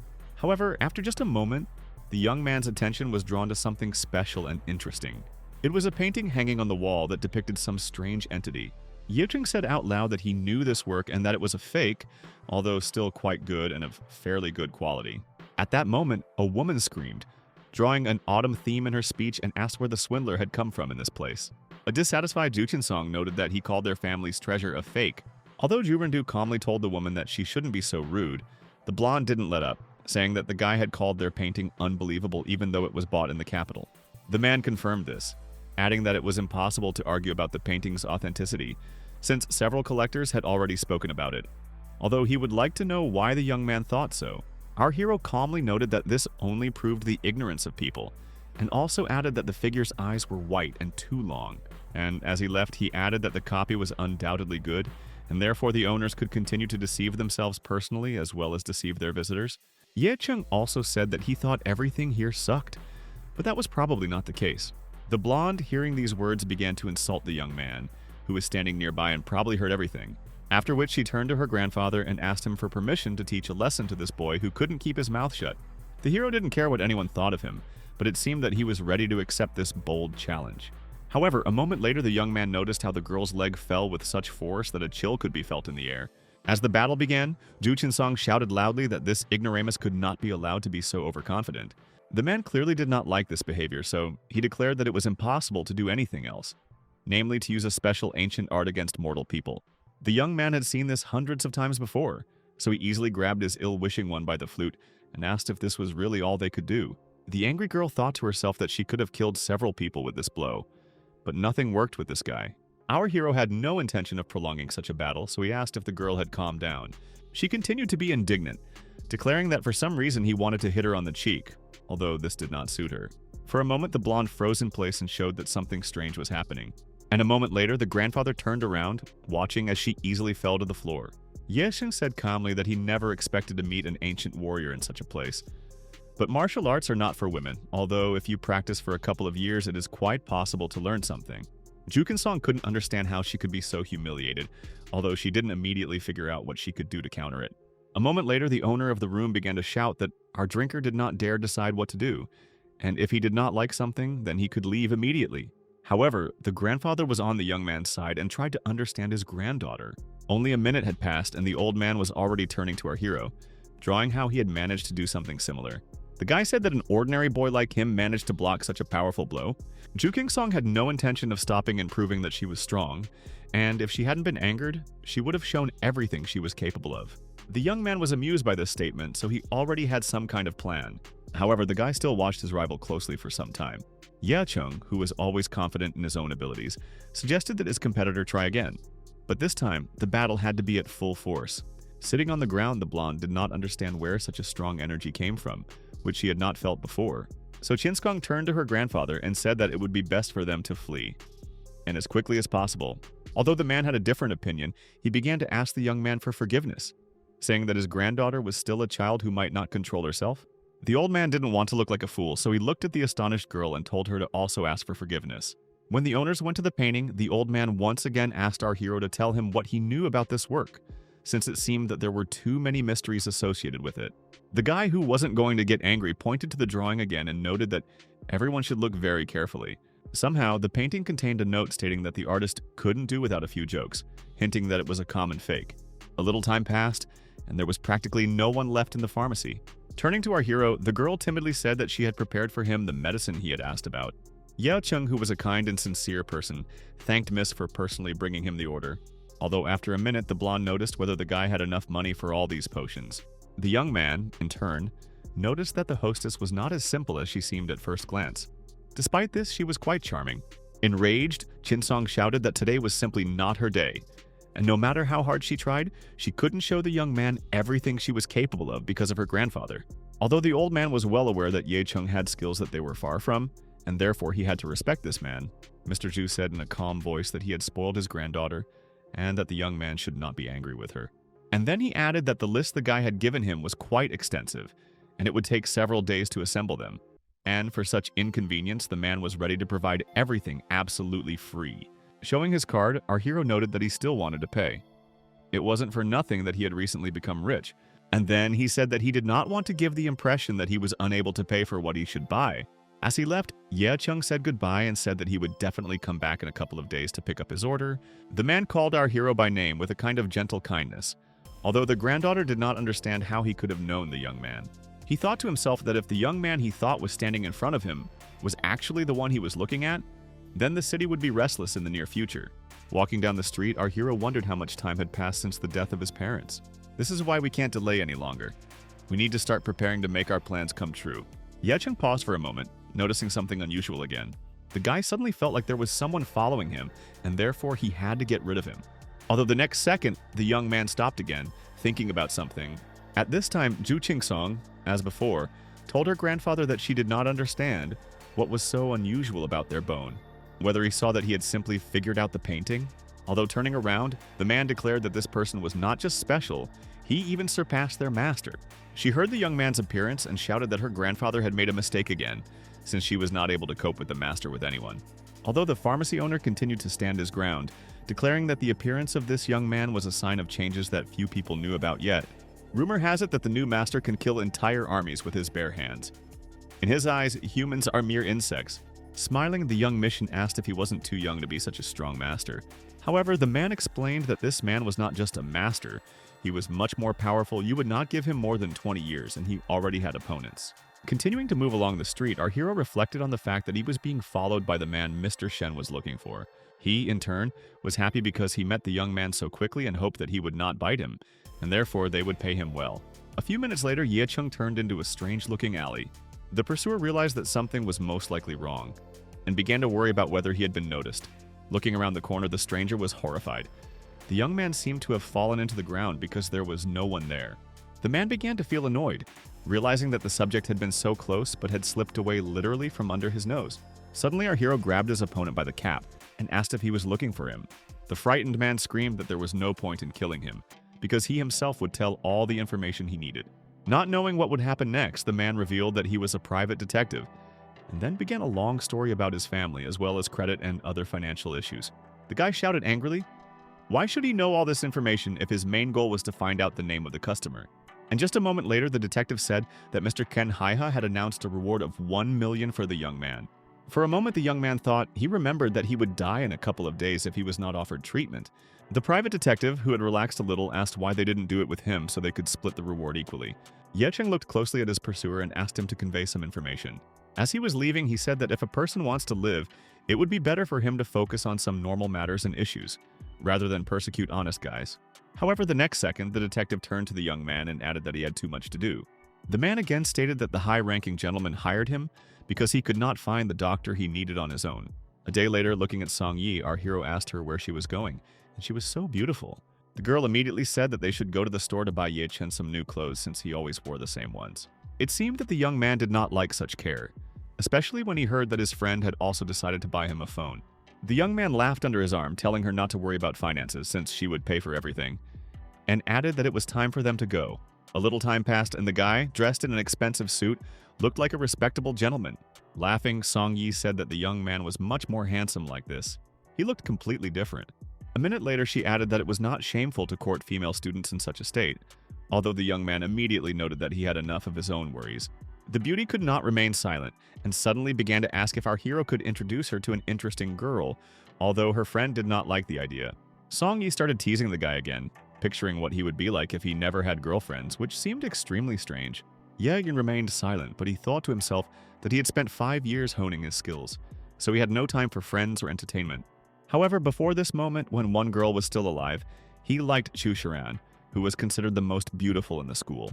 The teenager was in love and couldn't control himself, so he wrote her a love letter, and to his surprise, she replied, "A classmate said that if a guy confessed his love in front of everyone at the morning assembly, then she would date him." However, the boy was too shy. Instead of keeping his promise, he rudely rejected her in front of everyone, and thus our hero fell into a trap. At first, Ye Cheng was immersed in self-reflection, but then he realized that it was a waste of time. The young man thought that today her family was one of the 4 rabid families in the city, and the girl's words touched him. Song Yi seemed to have realized everything, so she told her friend not to worry. She herself had not had a serious relationship, but she thought life was beautiful. Realizing that the conversation had dragged on, the young man decided to change direction. They had come here to shop and they should continue. As the young people were about to go to another store, 2 figures suddenly appeared in front of them. The young lady turned to Song Yi and said sarcastically, "Is it really possible that the girl had a boyfriend?" Our hero remained silent, but he thought to himself that this was the pompous Chu Shiran, and she could be ignored. The beauty continued to taunt her, saying that her friend hadn't changed a bit in all those years. However, it didn't sound like a compliment. The girl said that she had a chance to interact with the trash Ye Cheng at school, but he was no match for her current boyfriend, and she didn't understand what her friend saw in this lowlife. Looking closely at the hero, she asked if he was by any chance Ye Cheng, whom she once knew. The young man who was standing next to the girl immediately began to inquire who this loser was, and she briefly told the whole story. She did not forget to mention that the boy was so embarrassed that he did not dare to appear at school again. However, she didn't say anything about something happening to their family and that their child was also killed, although it was very upsetting because Chu Shiran was no longer able to bully her classmate. Activating his mana, Ye Cheng said that this place had become too noisy, and then he angrily declared that it would be best to shut the mouths of such upstarts before they crossed the permissible line. Realizing that the young man might get angry, Song Yi immediately grabbed his hand. The girl said that there was no need to waste your energy, strength, and time on this strange person. It was better to go shopping. Having overheard part of this conversation, the ill-wishers began to ask where the guys got the money to visit such expensive stores, after which she said that she also wanted some nice clothes for herself instead of hanging out with her friends all night. After hearing a positive answer, as he approached the group center, Ye Cheng thought that he could easily get rid of these people, although his acquaintance reminded him that he had already been to the police station just a couple of days ago. Stopping near one of the display cases, the beauty looked at the costumes and decided that this would be a great idea for him. The saleswoman approached Song Yi and remarked that it was a great choice. and that the entire collection was only 360,000, even though they only had 300 on their card. Realizing that she had to find a way out, the beauty immediately said that this color would not suit the young man. At that moment, a classmate appeared on the horizon again and began to ridicule them for not having money to buy it. Song Yi immediately justified herself, saying that she didn't really like the color and she didn't see the point in wasting money. Once again, a classmate began to mock our hero's friend, noting that she actually had money problems. A minute later, she added that perhaps someone wanted to hit her, but they shouldn't do it since she was friends with Chushiran. The atmosphere became tense, and with each passing minute, the ill-wisher became more and more defiant, asking for trouble. However, all this did not last long, because the angry Ye-chung hit the red-haired girl with all his strength. The young man said that it would be better for her to shut her mouth forever, which anyway does not say anything necessary or useful. For a moment, time stood still and it seemed as if no one could move or say anything. Song Yi was as taken aback as the stranger, who didn't even help her girlfriend up. However, she began to blame her friend, asking how he dared to hit him, continuing to say that her boyfriend was a very strong person. Ye Cheng, who had struck, didn't make any excuses. He simply said calmly that he didn't care. At that moment, the man began to boast that he worked for a large company with a salary of 5 million a year, and therefore the poor should bow down before him. At this time, another man entered the shopping center, sighing deeply. Shen Haihua noted that he had no idea that he would witness such a performance, after which he turned to the man and asked how he dared to threaten Dr. Ye Cheng, especially using someone else's company as a cover. The bespectacled man was speechless from this. He couldn't understand how the seriously ill president of their company could even come to this place, not to mention other details. Song Yi, in turn, did not understand that a high-ranking person was here, and how she should behave in such a situation. At that moment, the beauty ran up to Mr. Shen and declared that her family often remembered him as one of the best people in their city. Because he looked closely at our hero, after shaking the young man's hand, the patient happily declared that they had finally met. And in a calm voice, he added that if it weren't for the young man's help, he would have been in the next world long ago. Our hero's ill-wishers couldn't understand why Mr. Shen was speaking so respectfully to some incomprehensible poor fellow. This was something that the surprised Song Yi also did not understand, finding it difficult to comprehend how the young man could rise to the level of such people. Hearing a lot about the boy and that the young man had helped, but the family was unkind, the old man began to ask for forgiveness, saying that his son had done something stupid that day and wanted to apologize. After which the man loudly addressed his son and shouted for him to immediately kneel down. The young man, knowing his father's anger, did not argue and did what he was ordered. A moment later, looking at the floor, he began to bow before our hero, saying that all his words were a mistake. The astonished spectators knew that this pompous guy would never have committed such an act if he had been confronted by an ordinary pauper. That is why no one understood who the young man in front of them really was. At this moment, Ye Chung turned to his friend who was nearby, after which he said that they could go to a women's clothing store to buy something nice. Our hero saw that Mr. Shen was addressing him, but for some reason he decided to ignore him. The man himself blamed Menlong for everything because of whom this situation happened, and he added that if this doctor does not forgive their family today, the young man will spend his whole life on his knees.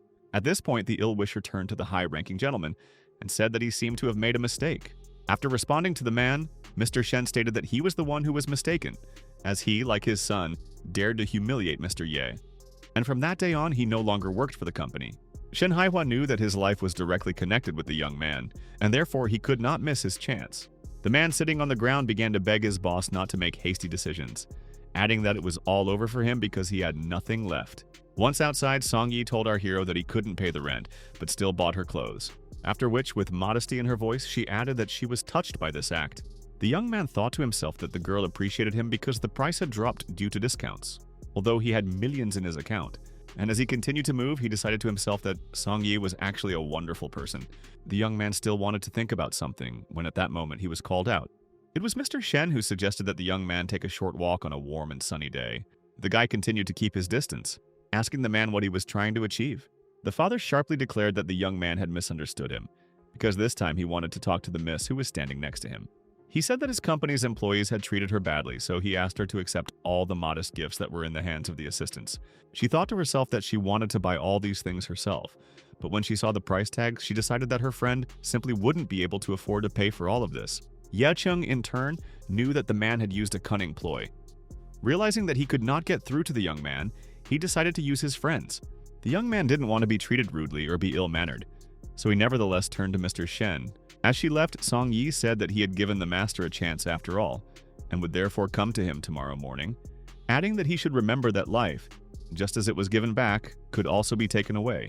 The joyful man began to thank our hero, saying that if he suddenly needed help, their company would always be on his side. The next day, the red-haired ill-wisher complained to her friend, telling her what had happened the day before. Turning to Chusharan, she explained that Yeo Chung's character had changed, but despite this, his appearance and name remained the same. Turning around, the blonde calmly noted that most likely the guy had returned. She added that she knew Mr. Shen and knew that he was an extremely influential person. However, to take a risk in front of a young guy, he has a high status and great power. That even if that scum had survived, he'd be homeless. How could it be that the owner of a major company went to great lengths to get him to leave?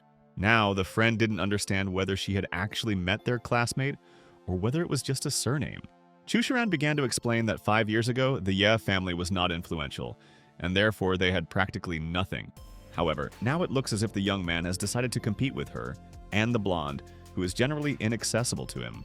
Returning home, our heroes carefully observed the number of boxes piled up everywhere. Songyi was curious about how her friend knew such a wealthy man, noting that she could only dream of such clothing brands. However, the young man calmly and with indifference in his voice said that the most important thing was that the girl was satisfied. Suddenly, the beauty changed the topic and asked herself if the young man would like to meet her boss, Xiaoruok Sui.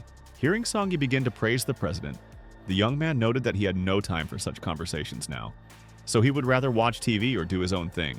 As soon as the boys turned on the TV, they immediately heard the news that 2 bodies had been found in one of the city's mansions that day. They were said to be Chen Zhengguo and Chen Feng, and police also confirmed that the men were killed. Songyi froze in place upon hearing this. She thought to herself that she had once wished ill upon these people, but never so much. At that moment, she said that bad people tend to make enemies. Death is the usual retribution for such people. And she added that in fact it was his hands and body that killed people flawlessly, and they paid handsomely for it. The beauty immediately told the guy not to say any stupid things because it could lead to prison. She thought to herself that he actually fights well, but is not capable of murder. And she added that while she went to try on her new outfits, the young man could watch the crime newsreel to the end. Looking at his acquaintance, Ye Chung thought with disdain that in our time, for some reason, no one wants to believe anything. Walking around the city in the evening, the young man thought that since he had bought all the necessary medicines, he should work on his practice in the evening. Suddenly, the young man stopped in his tracks because something interesting caught his attention. A stranger stood in front of our hero and greeted him in a quiet voice. The blonde hinted once again that they had finally met.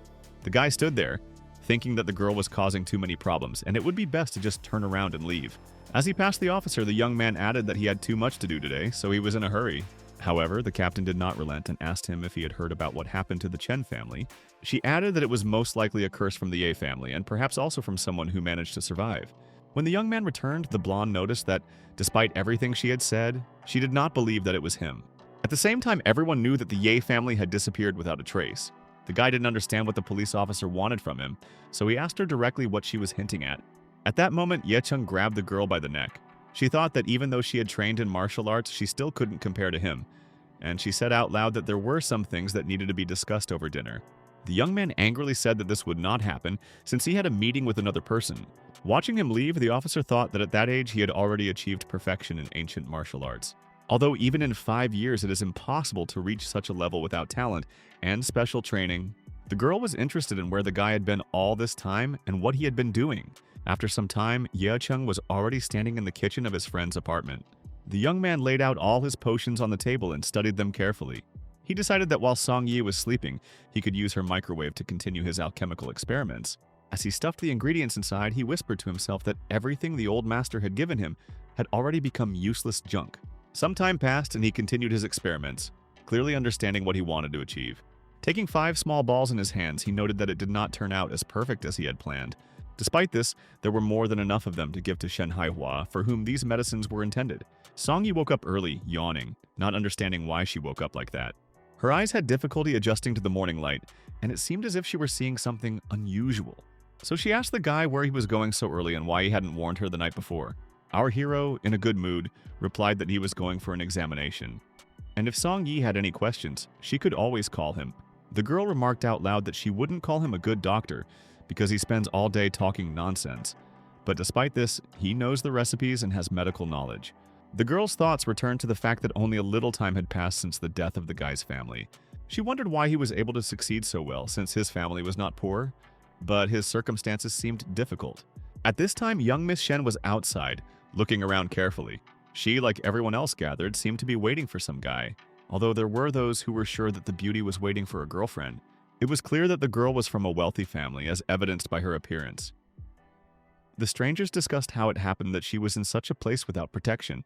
At that moment, another young man approached the boys, confirming that the friend's information was correct. He added that such a beauty would never pay attention to them, realizing that they were hoping for something like that. The young men were not upset. On the contrary, they began to joke about how the girls treated them, and even mockingly discussed possible princes. At that moment, Ye Cheng appeared out of nowhere and proudly told the strangers that they did not understand women and their psychology at all. He immediately added that this sweet girl was waiting for him. The young men looked at each other in surprise, thinking that the hero had probably not looked in the mirror for a long time, since he was so lost in dreams. At that moment, the young lady called out to the boy, but addressed him as Mr. E. The strangers, hearing this name, opened their mouths in surprise and began to ask if it was really him. The beauty ran up to the young man and said that her savior had finally come, and she had been waiting for him for a long time. The young people realized that they were mistaken, and looked at each other, realizing their wrongness. The guy calmly apologized to his friend, explaining that he was a little late, although he had planned to arrive on time. Answering the girl's questions about whether these people were acquaintances, he said that not at all.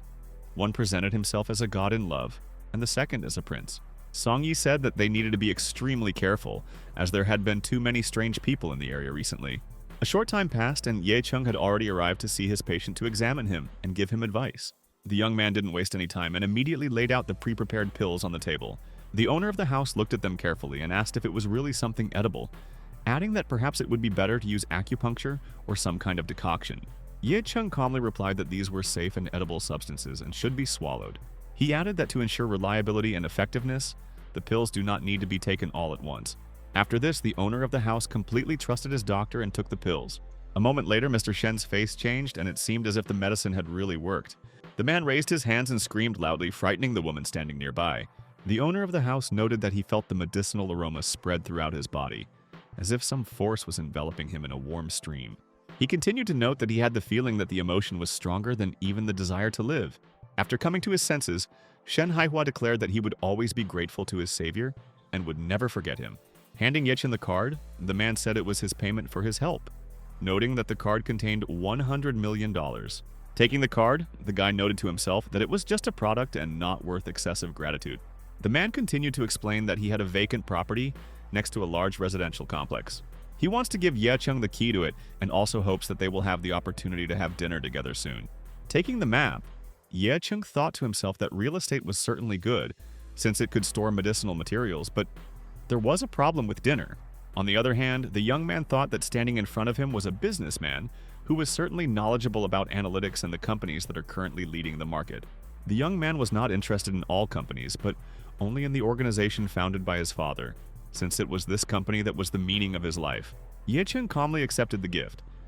As for dinner, it would be best to schedule it for the next day, and the exact time could be agreed upon a little later. Hearing that the owner of the house was satisfied with this deal, the guy turned around and walked away. The next day, the young man was already standing in front of the pharmacy with bags containing a variety of potions. Our hero carefully examined all this stuff, immersed in his own thoughts, when he heard someone call out to him. It was the owner of the pharmacy who explained that fresh herbs with excellent properties had just been delivered. Ye Cheng, having become familiar with such products, noted that he understood how excellent these were, and that they could be used to make excellent potions. At this point, the man said that the guy most likely would not agree to accept the raw materials just like that, so it would be better to discuss the terms and the price of $1 million. Our hero thought that setting a price on the Chinese medicine market was risky now. Real materials cost much more than $10 million. The young man did not argue and calmly said that he agreed, and then asked where his granddaughter was and why he hadn't seen her today. It turned out that Seixuan had gone to the city with the master and would return later. A minute later, the young man tore off a small piece of paper and handed it to the pharmacy owner. He asked to give this piece of paper to his granddaughter, and if she does not understand, then give it to the master, as it is very important. The man smiled politely, although he did not understand what was written on the piece of paper, wondering how it was related to payment. A moment later, the young man changed the subject, asking if Mr. Zhu knew where in the city he could buy an alchemical furnace. The young doctor thought to himself that working with an induction cooker was practically impossible. It took a lot of time, and the results were poor. Surprised, the old man asked how the young man knew about alchemy at all. To himself, he thought that according to sources, Chinese alchemists disappeared more than 1,000 years ago. Of course, there are a few ovens, but they are thousands of years old and priceless, each worth millions. Everyone knows that there were few alchemists in ancient China. A family that owned a palace could get the best specialist within 3 years. The pharmacy owner thought to himself, is it really possible that the guy standing in front of him is buying all this for alchemy? If so, he is simply unimaginable. Hearing the young man's refusal, Mr. Zhu noted that the boy could participate in the auction in 5 days. Ye Chung thought for a moment, realizing that he would hardly be able to produce anything of quality. As he left, he asked that they not forget to contact him, adding that everything he had purchased should be left in a large residential complex. At this moment, a joyful Kexuan returned and loudly announced that the walk was over. The old man didn't ask anything except whether his granddaughter obeyed the master. The girl immediately began to explain that first she disobeyed when Ye Chung came to them, and then, when he asked her to stay in the morning, she took and ran away. However, Szechuan did not like this topic and said that grandfather had better not say too much because master was much stronger. At this point, the master himself spoke up, slightly reining in his student, noting that most likely she was talking about an extraordinary person. Mr. Zhu immediately said that she had no intention of arguing with her granddaughter, but instead noted that the young man had asked her to pass on something. Looking at the piece of paper, the girl complained that there was something written there, but she couldn't make it out. Throwing away the piece of paper, the dissatisfied Kexuan shouted that the young man's handwriting was so bad that she couldn't read anything. The master, who was standing nearby, came over and took the piece of paper, looking at it carefully. After reading it, the man was surprised. The note was addressed specifically to his student. His eyes widened and he thought to himself that Ye Chung was a real professional. Lao Zhu looked at her friend carefully, trying to understand why his expression had changed so much. The master, running up to the owner of the pharmacy, began asking him to introduce him to the mysterious young man. All the people gathered were looking for something unusual in this guy, trying to understand his abilities. A minute later, the master added that he and Szechuan practiced a technique that he had learned by chance in his youth. His own skills weren't that good back then, but they improved to astronomical levels. After long sessions, the master noticed that the technique even affected the internal organs. Hearing this, Szechuan thought for a moment and wondered out loud if this was really related to technique, as she felt a strange feeling of discomfort after training. The mentor told her not to be afraid and added that nothing would happen to her since her cultivation base was low and the influence of the technique was insignificant. Moreover, he noted that she could have suffered organ failure if she had continued to train without supervision. Laokin was extremely useful to the Zhu family, and the head of the family asked out loud what he could do for the master. He laughed and told his friend not to worry about it. It turned out that this piece of paper contained their salvation, and now everything could go on as before. The master told the girl that they had actually met a nobleman, and he had no idea how this could have happened. Szechuan was angry that Ye Cheng's identity had not yet been revealed, even though she knew that he was actually strong. In front of the large complex, our hero thought about what Shen Haihua had said about the luxury room. It turned out to be a huge villa, which the guy was completely unprepared for. Entering inside, the young man began to look around. Inside, it was not only spacious, but also beautiful. Ye King wasn't used to this kind of thing, but he liked the apartment. It was bright and clean. For a while, the young man stood and looked silently as if thinking about something. A second later, he told himself that the furniture in the house was good, so he wouldn't have to worry about its condition, noting that he had come across a wonderful interior. The only downside was that it was too spacious for one person, or rather lonely. The young man thought that it would be nice to help the girl who supported him in a difficult moment. He remembered how Sun Yi had said in the morning that she needed to go back and do some chores for him. Ye Chung thought again. For some reason, he felt uneasy about this girl. Suddenly, our hero's thoughts returned to his childhood. He thought that his house then was much smaller than this one, but a wonderful atmosphere reigned there. Now, Ye Chung was standing in a luxurious apartment, but despite this, he felt lonely as never before. He was also depressed by the fact that the next day was to be the anniversary of the death of his loved ones. Clenching his hand into a fist, the guy said with anger in his voice that the time would come, and he would definitely take revenge on his offenders for what they had done. The young man decided to punish his enemies himself, but he understood that the battle would not end there. The most interesting part was still ahead. At that moment, the phone rang, and he thought they had brought him some medicine. When he went outside, he saw a large pink car from which boxes of alchemical materials were being unloaded. The guy knew that his new house was as spacious as possible, and he was confident that there would be no problems with placing the components. However, after just a minute, something else caught Ye Chen's attention. It was the pharmacist who personally informed him that he had brought medicinal materials and that, if necessary, the guy could always turn to him. Although Ye Chen wasn't particularly interested in the man, his attention was drawn to the master standing next to him. While the man was greeting him, he watched him and realized that the stranger was an ancient martial arts master. Our hero had no intention of fighting him. In fact, he was grateful for the hard work he had done. Realizing that it was better to be friends with these people, the young man invited them into his house. Once inside, Ye Chung continued to observe the stranger. However, for some reason the man immediately fell to his knees. Qin Wenming thanked our hero for saving his life, although he did not specify what exactly the help consisted of. Surprised, Cakeswan asked her grandfather how it could have happened that her mentor ended up on his knees. The master explained that thanks to the boy's method, he was able to avoid escaping from a dangerous situation and would now consider Ye Chung his benefactor. Yeonan replied that this was correct, but there was one point that interested him very much. He asked from his intonation why the master addressed him as the Great Master. Looking at the owner of the house with horror, Qin Yuanming wondered if the young man standing before him was much stronger and more powerful than he seemed at first glance. The guy said in a calm voice that he had only recently come down from the mountains, so he didn't quite understand the classification yet, and asked not to pay special attention to him.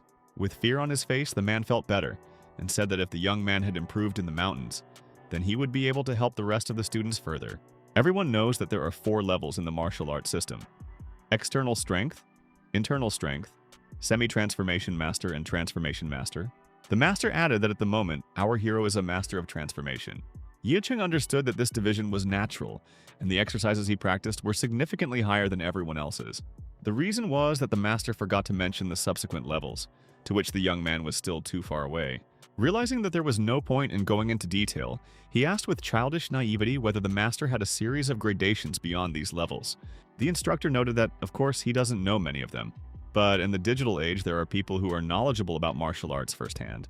At this moment, Mr. Ju intervened in the conversation and said that in their city there were 4 main families from strong to weak. Hearing this, our hero thought about how before his death, Zhengguo had threatened the young man with his grandfather, and therefore he wondered when he would return. Among the other families, the one who impressed the boy the most was Chu Sharan. If it hadn't been for her humiliation, the young man wouldn't have gotten the glue. He thought to himself that it was time to show the girl who was really in charge in this world. The master, who had been closely observing Ye Chung all this time, decided for himself that he was indeed very strong. Not only this struck him, but he understood perfectly well that such an aura came from people who had already killed someone before. Ordinary masters have a softer energy that does not pose a danger. Moving through the city at night, our hero nervously wondered where Sun Yi was and why she hadn't answered his calls all day. The young man was afraid that something might have happened at home and decided that if she didn't show up within a day, he would have to look for her.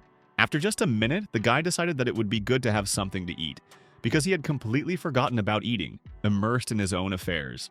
Looking around, it seemed that the young man had finally become interested in something. As he approached the snack bar, he realized that the establishment belonged to his friend Wang Yuheng, with whom he had been friends at school. As a little boy, our hero loved to go there, and he didn't expect that the establishment still existed. It was also nice that when the guy was deeply depressed, his friends were always there. When he went inside, the young man was very surprised because it was empty, although there had been a line before. Turning to Uncle Vaughn, the guy shouted that he wanted the signature shashlik, and that it would be nice to have some kind of milk drink with it. However, instead of a man, a woman approached Ye Chung and apologized. She explained that the stall was closing today and suggested buying the food elsewhere. Aunt Zhang said that they were moving, and therefore if the young man wanted, he could come there. Studying the woman, the guy decided that it was rather strange to run a business for so many years and then suddenly decide to move. But that wasn't the only thing that was suspicious. There was a bruise on the woman's cheek, hinting at recent problems. At that moment, a man came in and said that there was no need to drive away the only guest. Having placed the shashlik in front of the guy, the cook said that he had prepared everything as ordered. Our heroes became even more wary, as Uncle Wang was also beaten, which meant that it was done by strangers. Suddenly, the man said that the young man could eat for free and added that it would be best to finish the dinner as quickly as possible. Taking the skewer in his hands, the boy thought that this was the taste of his childhood. Suddenly, he heard a strange sound very close. Despite this, the young man continued to enjoy the shashlik, not wanting to be distracted. Considering that the events were unfolding very close by, it was impossible to remain indifferent, and the guy looked around. At that moment, he caused the chair to fall apart with a crash and fall into several pieces. Ye Chung sensed that something was wrong, so he immediately jumped up from his seat and activated his energy defense. People standing in the passage noted that the young man turned out to be very strong. The young man himself looked closely into the faces of the strangers, although he remained silent. One of the men, who looked like the leader, said that he didn't need the boys today, that he had come for a specific purpose and everyone should leave the premises immediately. The frightened woman immediately began muttering something under her breath, and the ill-wisher continued to tell Van that if he did not pay for security, the visitors would be in danger. Grabbing the owner of the establishment, he added that they no longer needed the restaurant. The cook, outraged by the stranger's behavior, told them to leave them alone, emphasizing that this was their small family business. However, opponents only mocked the establishment's owners. One of them claimed to know where the Wang family was moving, hinting that even in the new place they would not be able to hide. Before leaving, the villain declared that if he did not receive 50,000 within 24 hours, the new store would be destroyed. The strangers laughed, assuring him that such a sum would be easy to collect, considering that the restaurant owners were ordinary people. Suddenly, one of them turned to Ye Chung and rudely demanded that he leave the room immediately. The young man was not going to put up with injustice and met the challenge with a counter-question.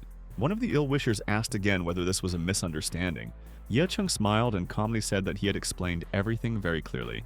The next moment, he struck the villain who was treating the visitors roughly. The accomplices tried to protect their leader, but the young man acted with lightning speed. The Wang family barely had time to realize what had happened, as Ye Chung had instantly dispatched their opponents. It seemed that this was not enough for his enemies, and they said with a sly smile that this was not the end. The attackers tried to attack Ye Cheng, but he instantly blocked their movements. Neither opponent had time to say a word when the crushing blow followed. Ye Chung easily lifted his opponents with his energy power, and they were unable to resist. Their accomplices watched what was happening in horror, not understanding how this was possible. The young man didn't care. He knew he was doing his job, protecting the innocent. A moment later, he suggested that everyone leave the establishment immediately while there was still such an opportunity. He added in an angry voice that if anyone dared to contradict him again, the consequences would be severe. Suddenly, Ye Chung noticed that everyone gathered was kneeling and asked why they were doing so. The villains began to ask for forgiveness, vowing that they would never cause harm again. The guy didn't stop there and teased them, asking what exactly they wanted to tell him. The beaten bosses asked to be pardoned and released, adding that they would no longer bother Wang's family. Having grabbed the leader of the gang, the young man began to threaten them once again, making it clear that everything was already clear and they had better stay away from this place. The young man stared at the ill-wishers and then shouted loudly for them to leave the restaurant immediately. A minute later, the guy was already watching how all these people left the establishment at lightning speed. Looking around, the young man sadly noticed that he had left a great mess in this place, for which he felt ashamed. On the other hand, Ye Chung knew that there was simply no other way to make these bad people leave. The next moment, the cook, having carefully examined the young man, asked him if his name was really Chung. A moment later, having waited for an answer, the man joyfully confirmed that he was alive and well. The young man immediately felt awkward. He asked almost hesitantly if it was really him. In response, he heard that such a boy could not be forgotten, because he stood out from all the others. Time had not changed him at all. Now he had become stronger and more self-confident.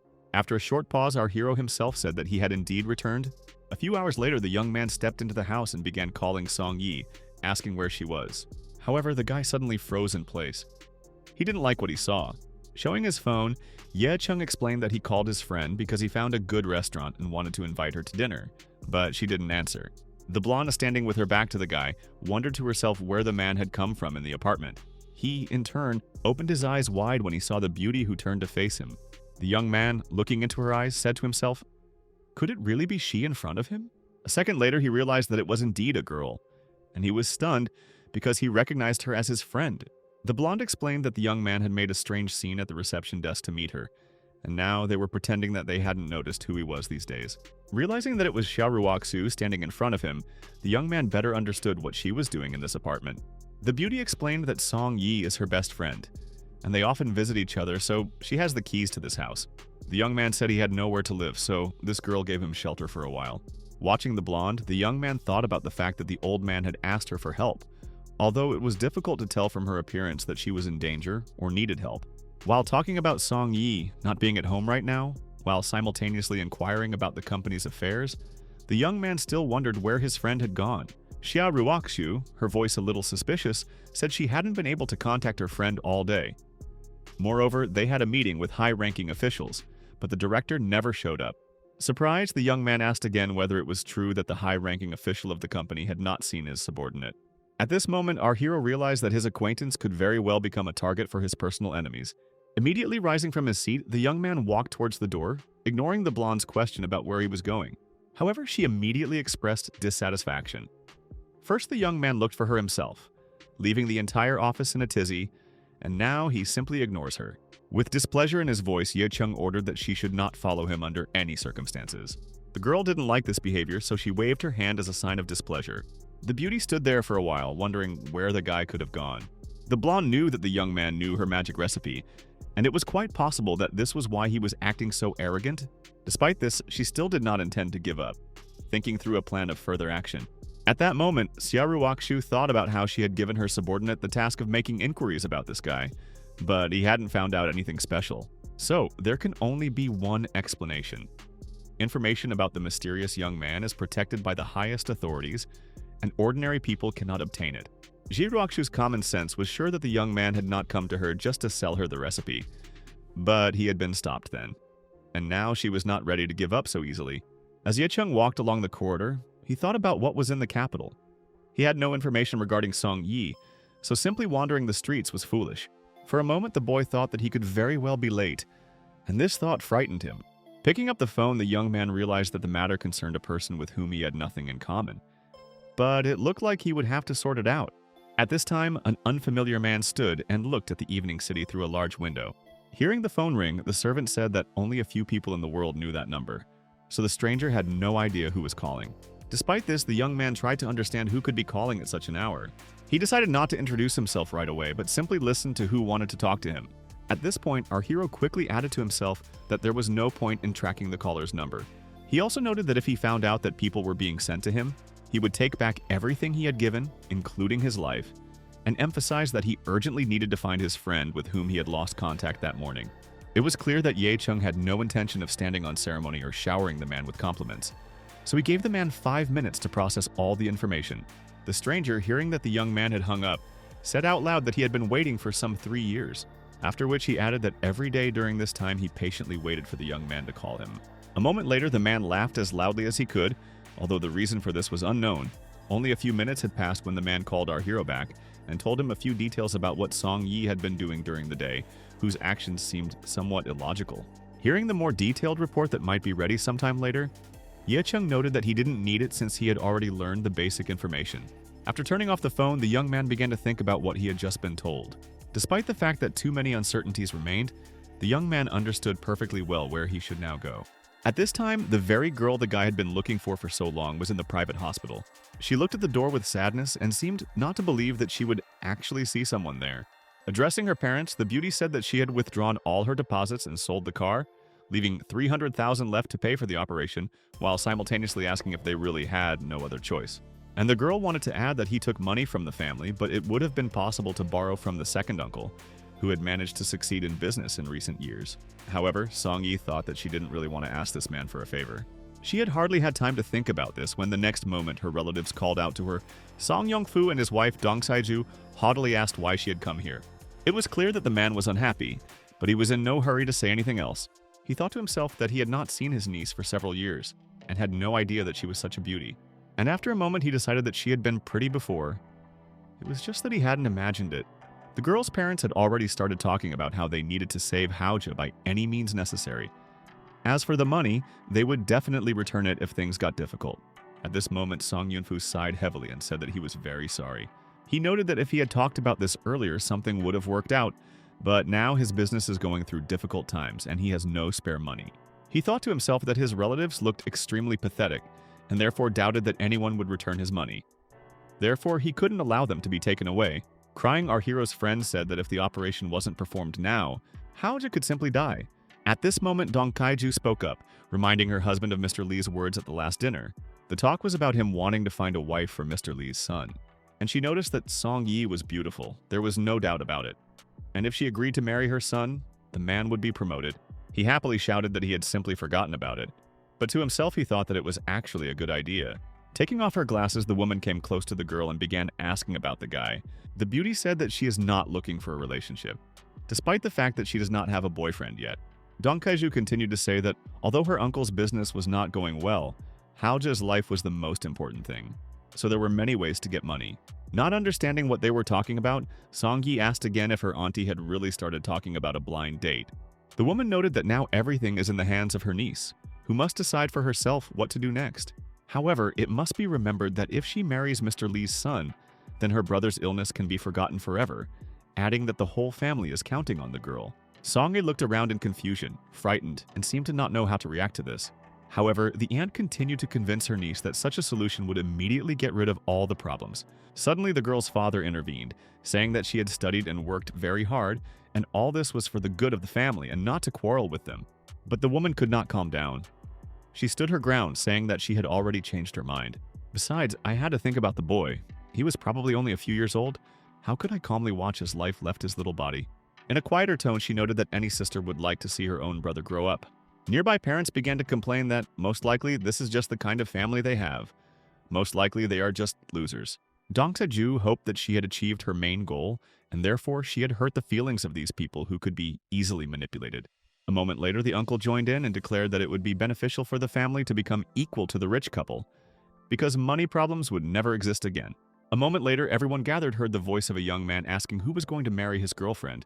Song Yi immediately recognized this person as Ye Chung, whom she was glad to see in the hospital. Walking confidently down the corridor, he asked why his friend hadn't told him about her brother's illness. Ye Chung noted with a smile that he should have known about this, since these were not toys. The parents looked closely at the boy, not understanding who he was and why they hadn't known about him before. The young man, turning to Song Yi, kindly said that she simply didn't know how shy he really was. She wanted to say something herself, but was too embarrassed to explain how everything would look. Suddenly, relatives intervened in the conversation and began asking who she really was and why she didn't want to tell the truth. After thinking for a moment, Ye Chung replied that since these people were interested, it meant they needed to know the whole truth. For a moment, Song Yi thought that the situation was too complicated. The girl didn't know how to behave, but at the same time, she couldn't put her friend in a bad light. The next second, the beauty pulled Ye Chung towards her and reached out to kiss him. The aunt and uncle, not believing their own eyes, were in shock, because for them it was a complete surprise. The man shouted that his niece most likely did not know the full amount of expenses, hinting that not every young man could pay for everything. However, Ye Chung didn't lose his composure. He said that while he was on his way to the hospital, he had already paid for everything, and therefore the operation could begin. In fact, the guy didn't think about the fact that he hadn't paid anything yet. He had to do this so that his relatives wouldn't insist on Song Yi's marriage. With a calm voice, he noted that the money did not actually go to the hospital, and he would still have to issue checks to the best doctor in the city, Mr. E. Dong Kaiju said in a dissatisfied tone that she had never heard of such a doctor in their city. The guy thought to himself that it would be difficult to deceive a woman, but rumors were already starting to spread. However, the young man was unable to say everything he wanted because his friends' relatives had already begun to ridicule him. Suddenly, a voice was heard behind him, asking whether all those gathered were really relatives of the patient. The man, who was a doctor, questioned the visitors, reminding them that they were in a hospital and should behave decently. At this moment, Uncle Song Yi looked closely at the doctor, assessing the situation. Approaching them, he noticed that he had not seen this man for a long time, reminding him of how they once spent time together. He paused for a moment, looking closely at the face in front of him to make sure he was not mistaken. He then joyfully pushed aside the man who had spoken to him and ran towards the doctor, loudly shouting his name. The man took Ye Chung's hand and shook it as if they were old friends, and it looked natural and sincere. After that, he said that he couldn't believe that he was seeing the young man here after that incident at Mr. Shen's house.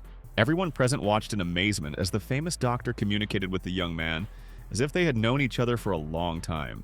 This scene also struck Song Yi, who could not understand why her friend was called a doctor. Ye Cheng stood silently, not knowing what to say in such an unusual situation. Our hero didn't want to make excuses. He was simply communicating with the man standing in front of him. He didn't want to reveal absolutely everything about himself, because he had already told Chu about seeing the doctor last time at the hospital. But the man, not understanding the hint, continued to insist and remind her that they had met in the master's house.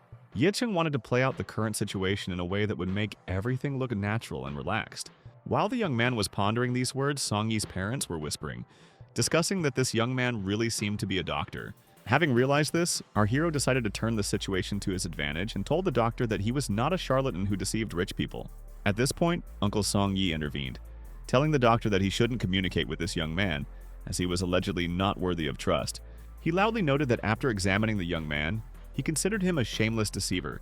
The doctor, clearly not remembering the young man, asked Ye Cheng who he was when he heard that a stranger was standing in front of them.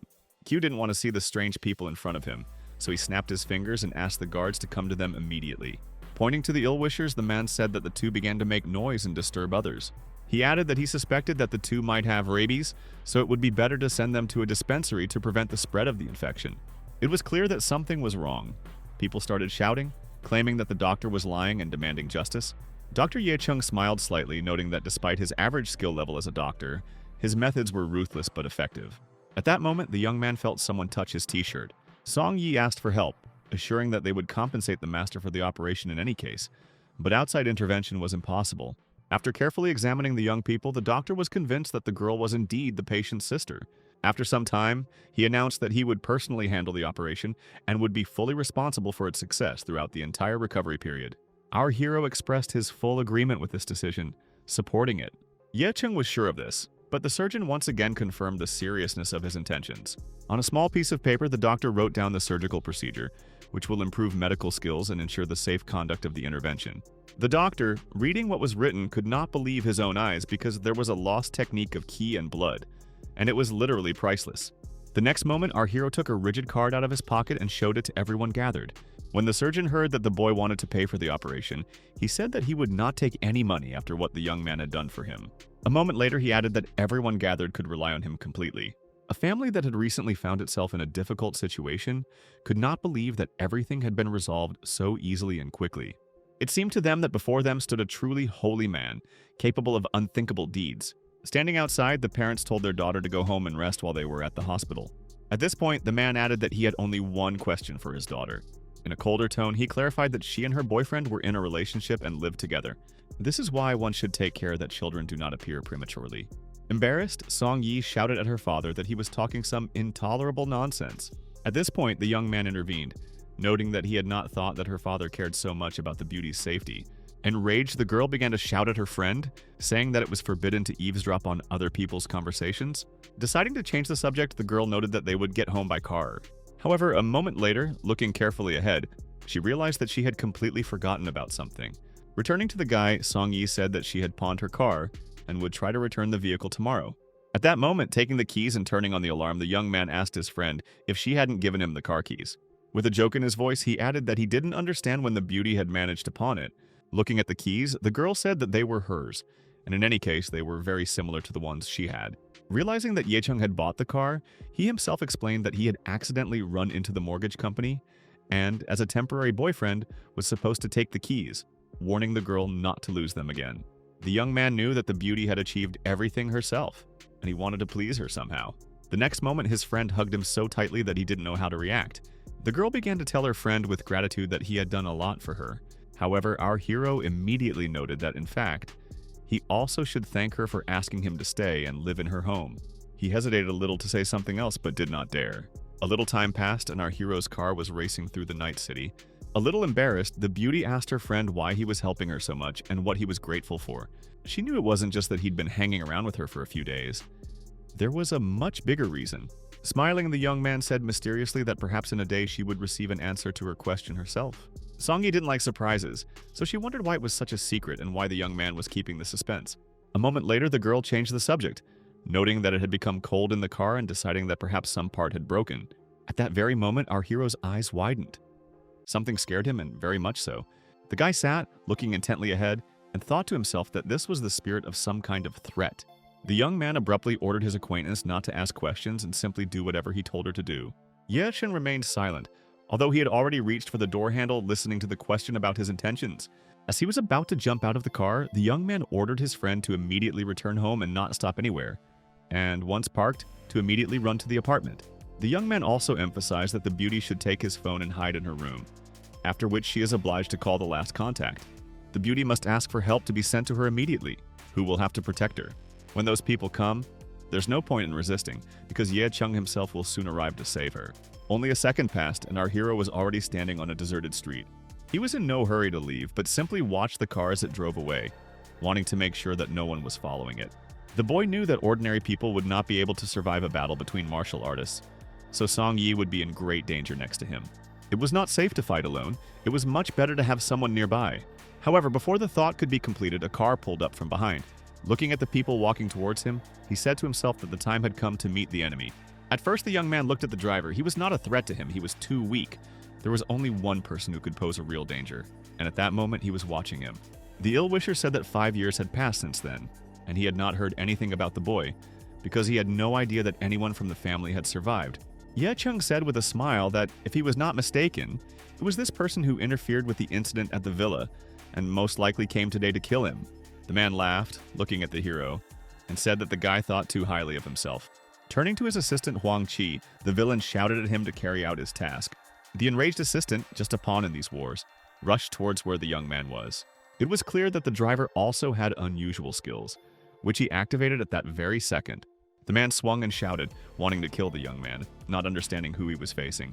This trick didn't seem to bother Ye Chung at all, as he watched the scene dispassionately. The young man skillfully dodged the blows, while the villain's assistant continued to deliver ephemeral blows. Finally, the guy got fed up with all this and decided to strike back himself. The young man shouted that Huang Qi was just a weakling, incapable of anything serious. The man, ignoring his driver who was lying prostrate on the ground, began to insult him, claiming that he was useless. At this time, our hero turned to the villain and said that he should not think that he would die easily, just like his assistants.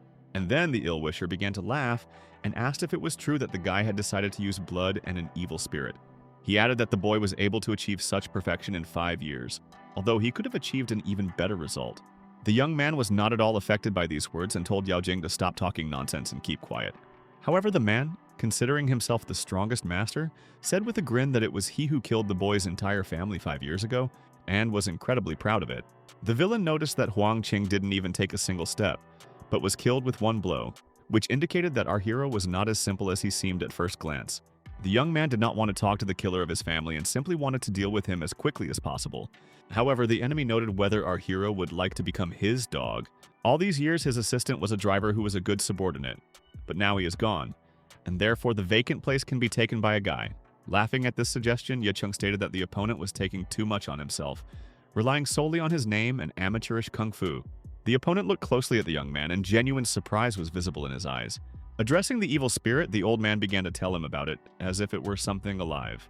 At this point, our hero noted that the villain most likely did not notice his weakness of a common illusion. Yao Jinggu felt tension in the air, but he didn't understand the reason. Our hero, gaining momentum, said that the old man should not think that he could kill him as easily as his subordinate. At that moment, the villain became scared.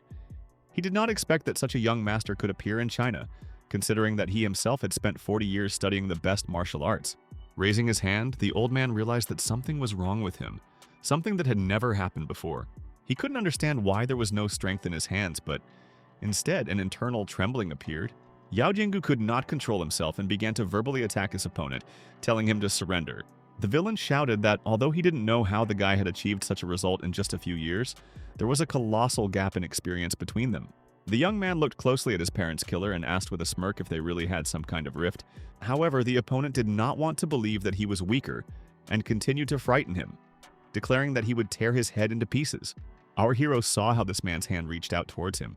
Only a second passed and the villain was already flying to where the guy was, believing that he could easily destroy him. It seemed that Ye Chung did not feel any fear at all, but calmly watched what was happening. The young man jumped back with lightning speed so that the blow missed its target. He then struck back to show the old man how much everything had changed. The energy of both was at its maximum, and it was difficult to say who was stronger in this fight. Within a minute, the men found themselves on opposite sides of the street. Yao Jinggu said in a ferocious tone that the boy had done well, blocking deadly blows, but his arms were still too weak. Looking at the wounded parts of his hands, the villain asked how long the young man could hold the blocks and how long he could last. Our hero thought to himself that the enemy had wounded him a little more than he had initially expected, but this did not frighten him at all. Instead, the young man calmly stated that he had underestimated his opponent and immediately asked what to do about the scratches. The man did not answer the question, limiting himself to saying that the guy had caught his eye too easily. But a minute later, something happened that Yao Jinggu never expected. He suddenly noticed that he had somehow broken his fingers during the attack, which should not have happened. Smiling, our hero asked if this was the break in technology that the old man had recently talked about. Ye Chung was amused and genuinely made fun of his opponent, wanting to show him who was who. The young man was in no hurry, and it seemed like he was truly enjoying the process. Heading towards the villain, the guy shouted that today his enemy would pay with his own blood. Yao Jing didn't like this. He looked at him with disbelief, trying to figure out if the young man really wanted to attack in midair. At the same time, the enemy was counting on his chances, believing that he was facing a completely inexperienced boy. He thought that in the air he would have nowhere to go, and concentrated all his energy in one hand. The man felt like he was invincible, moreover. He was sure that Ye Chung was too weak. The villain told the guy to give up, expecting that the guy would not be able to fight without legs, hoping to cause him serious damage. Suddenly something changed dramatically. A real sense of fear froze in the old man's eyes. He realized that the youth he had initially observed was just an illusion, and the real Ye Chung was now laughing in his face. The man noted that this was the highest level of skill, although he did not explain what exactly he meant. The young man moved deftly, approaching his opponent from behind. Yao Jinggu immediately understood what had happened, as if the ground beneath him had suddenly shifted. A few minutes later, Ye Chung stood on the road, ready for the next strike. The guy calmly said out loud that, as befits a master, he stood firm in his position. Ye Kung looked at the villain and called him a blockhead in a level tone. The man, raising his head with difficulty, said that perhaps it was a mistake. The young man did not want to waste time on his parents' killer and approached him with his hand. The young man then grabbed his opponent by the hair as hard as he could. After thinking for a moment, Ye Chung told his opponent that if he answered the question, he would consider whether to let him go or burn him alive. Firstly, how did the pseudo-master find out about the guy's existence? Secondly, how many other people are aware of this? Frightened, Yao Jinggu asked, "What will happen if he answers? Will they let him go?" Our hero looked closely at the villain and added, "Does he really have such thoughts?" He added, "Can he really afford to discuss such conditions?" The master stated that a few days ago he noticed someone posting information about Yechen, which piqued his interest, so he gave orders to follow up and find the relevant videos and photos. After comparing, he realized that the guy really did look like that boy. And since he himself doesn't like being in the danger zone, he decided to come. Placing his foot on the assassin's back, the young man asked what he wanted to know, the Dragon Lord's real name, and where he was. However, not having received an answer in time, the young man asked again whether his captive was still alive. Lying on the ground, he coughed, but was in no hurry to answer the questions. He asked if Ye Chung really thought that this master was one of those people who deserved to know the real name of the Dragon Lord. He only knew that some people called him Master Lung. After hearing this answer, our hero asked if it was true that the man had no contact with this Dragon Lord. The enemy wanted to lie, and so he assured that it was the pure truth. Ye Chung paused for a moment, seeming to be pondering what he should do next, but then he asked a new question about why the ruler had attacked his family at the villa, whether the father of the family had offended the unknown person in some way. However, the man said that he only vaguely remembered that Master Lung seemed to be looking for something, specifically this in the family. The other man had no idea what he might be looking for in his family, so he began to ponder the stone that had somehow ended up in his possession. The boy knew for sure that if the Ye family had anything, it was the reincarnation cemetery. After a minute, the master began to laugh, saying that that was all. Afterwards, he added that his people had already reached Song Yi, so if he wanted, he could take and destroy him. But it didn't matter anyway. And I didn't forget to note that the young man should remember that in this case, his girlfriend is unlikely to survive. Hearing such words, our hero angrily stepped on the villain's face with his foot. Looking at him attentively, the young man asked in a cold tone if he hadn't mentioned one important thing. And then he added that it was not Yao Jing who was setting any conditions now, but he, the young man whose family had been mercilessly destroyed. Our hero's friend was driving as fast as she could and soon stopped near her house. She remembered Ye Chung's words well, so she had no intention of neglecting them, and after getting out of the car, she immediately headed towards the house. The girl ran as fast as she could, and with each second she pushed herself harder and harder. As she climbed the stairs, the beauty thought about the fact that she didn't know whether it was true or not, but she only had the feeling that someone was following her. Once inside the apartment, Song Yi breathed a sigh of relief, but at the same time she knew that it was too early to rejoice. The girl looked carefully ahead, remembering what she had been told. Otherwise, the beauty would not have entered Ye Chung's room, but now it was simply vital to do so. Picking up her mobile phone, she found the last number and decided that this was the one she should call someone, although she had no idea who it might be. Only a moment passed, and our hero's friend's phone was already ringing. When the man answered the phone, he heard an unfamiliar girl on the other end state her name, city, the name of the residential complex, and her apartment. Moreover, she briefly explained what needed to be done. Standing in front of the door of the apartment where our heroes lived, one of the ill-wishers said that Yao Jinggu had clearly ordered not to leave anyone alive. After this, the driver told all the other guys to act carefully, and if there were any witnesses, they should get rid of them. It was clear that the villains were used to carrying out such orders, and so they concentrated and did what they were told. Song Yi, who was sitting in the bedroom, reported all the necessary information and asked if there was anyone on the other side, not understanding why it was so quiet there. The beauty didn't know whether they could hear her or not, so she repeated what she had said earlier, adding that she was Ye Chen's acquaintance. The girl heard someone moving on the stairs and then asked to be rescued as quickly as possible. Our hero's friend said nothing except that he understood everything. After that, Song Yi heard the phone ring. Completely confused, the beauty had no idea who she was talking to. And what's more, she didn't know why this stranger hadn't explained anything to her. With each passing second, the footsteps became louder. The beauty was afraid that she would be found and hoped that she would be rescued soon, since she did not know how she would be able to hold out. The man in his office clutched his phone, thinking about his next steps. He wondered out loud who dared to disturb his master, knowing that whoever it was would not be immune from the consequences. The man shouted as loud as he could, saying that everything would be done in the best possible way.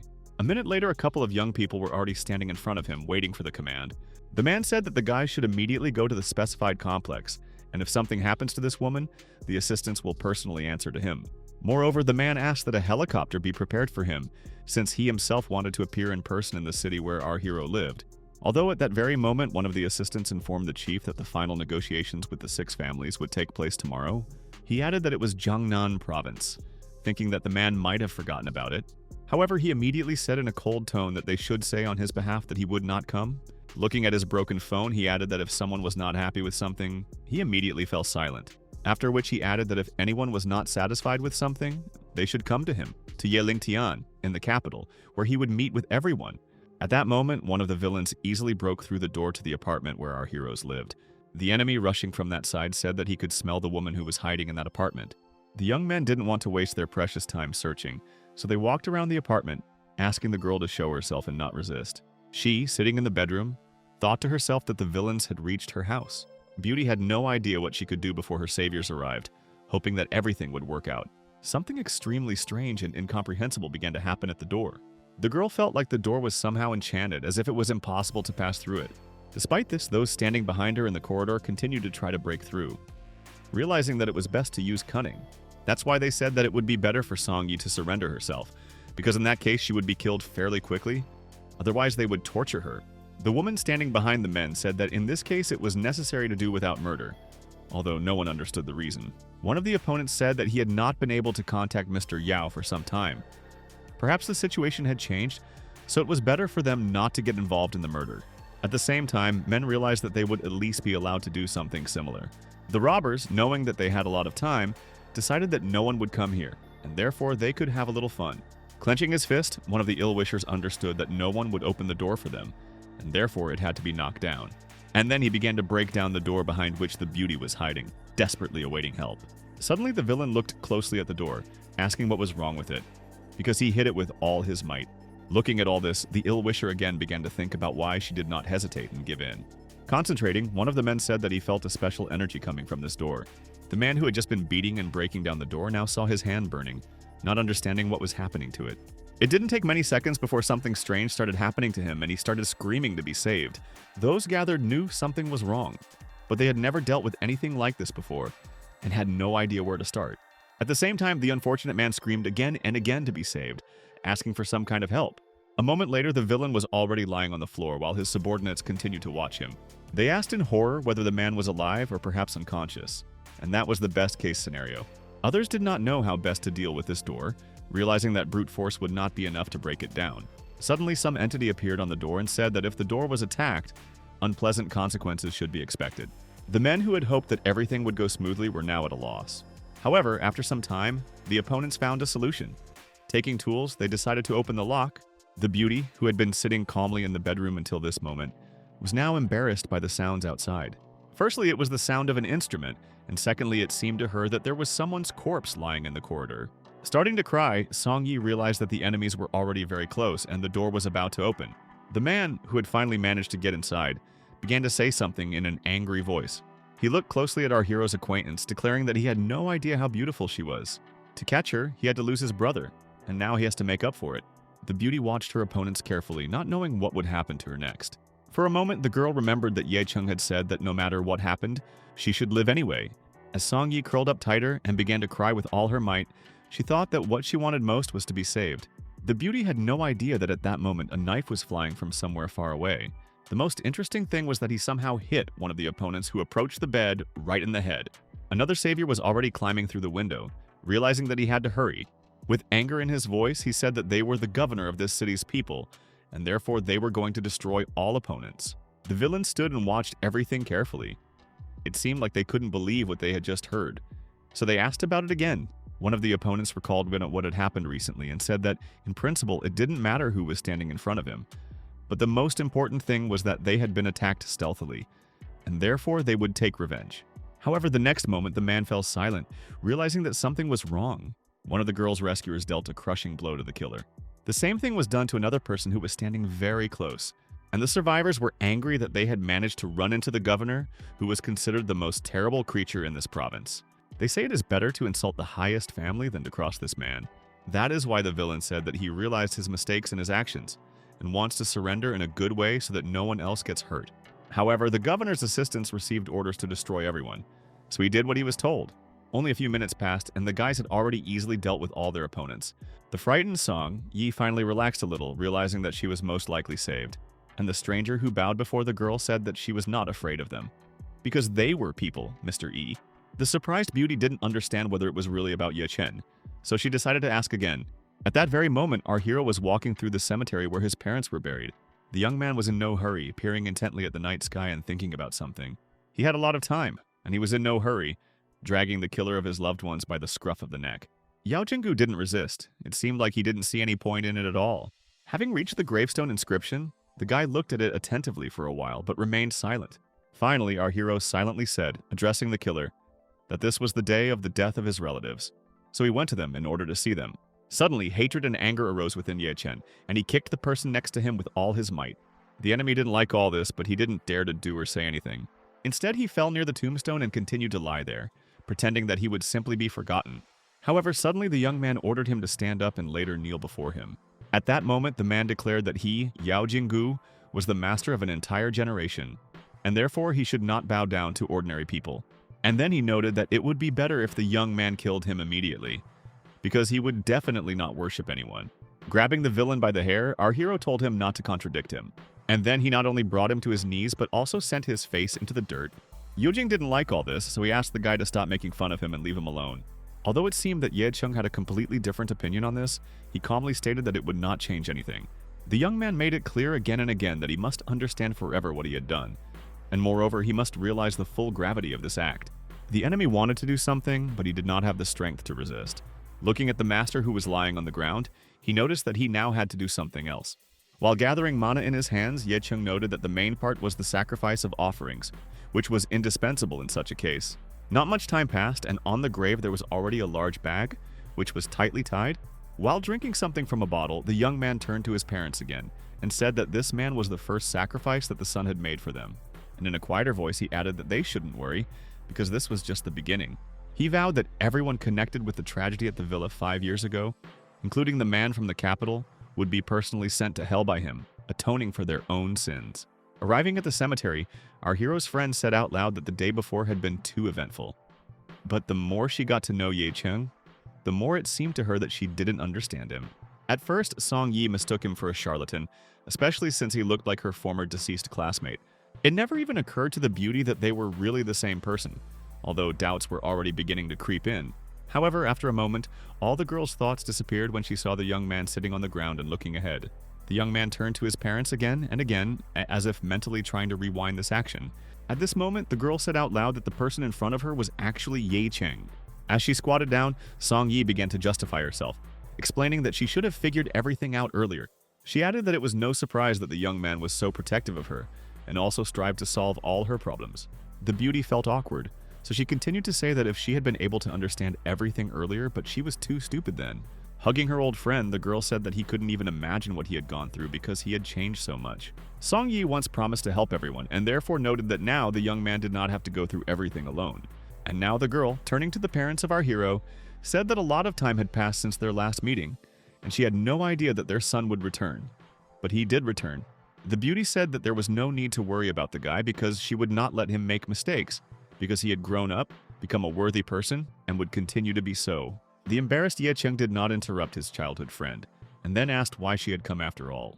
However, the young man did not listen to the girl, because he himself said that he was sitting in the cemetery, not drinking, and that it would be best for her to go home.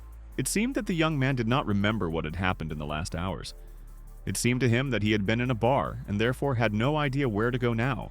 Hearing his friend's reproaches, Ye Cheng told her not to whine and not to call him because she was not his wife. However, the beauty immediately noted that his parents said that until he finds a life partner, she will fulfill all her duties. Finally, our hero smiled.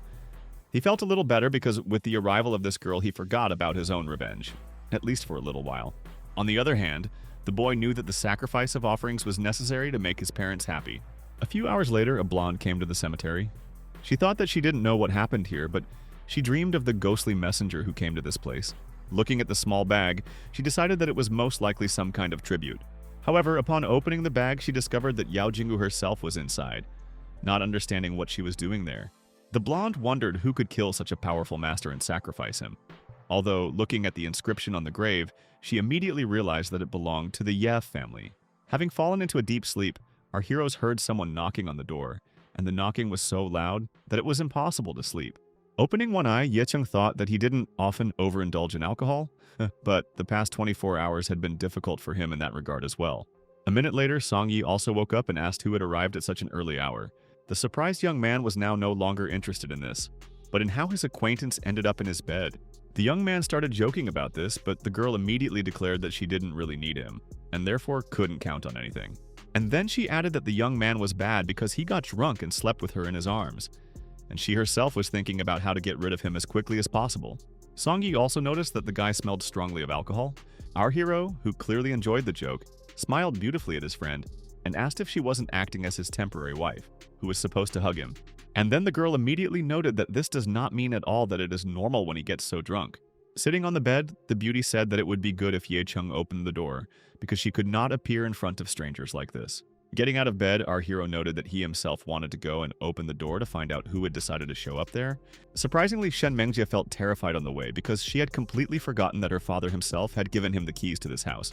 Despite this, the guy did not understand why his friend had come to see him.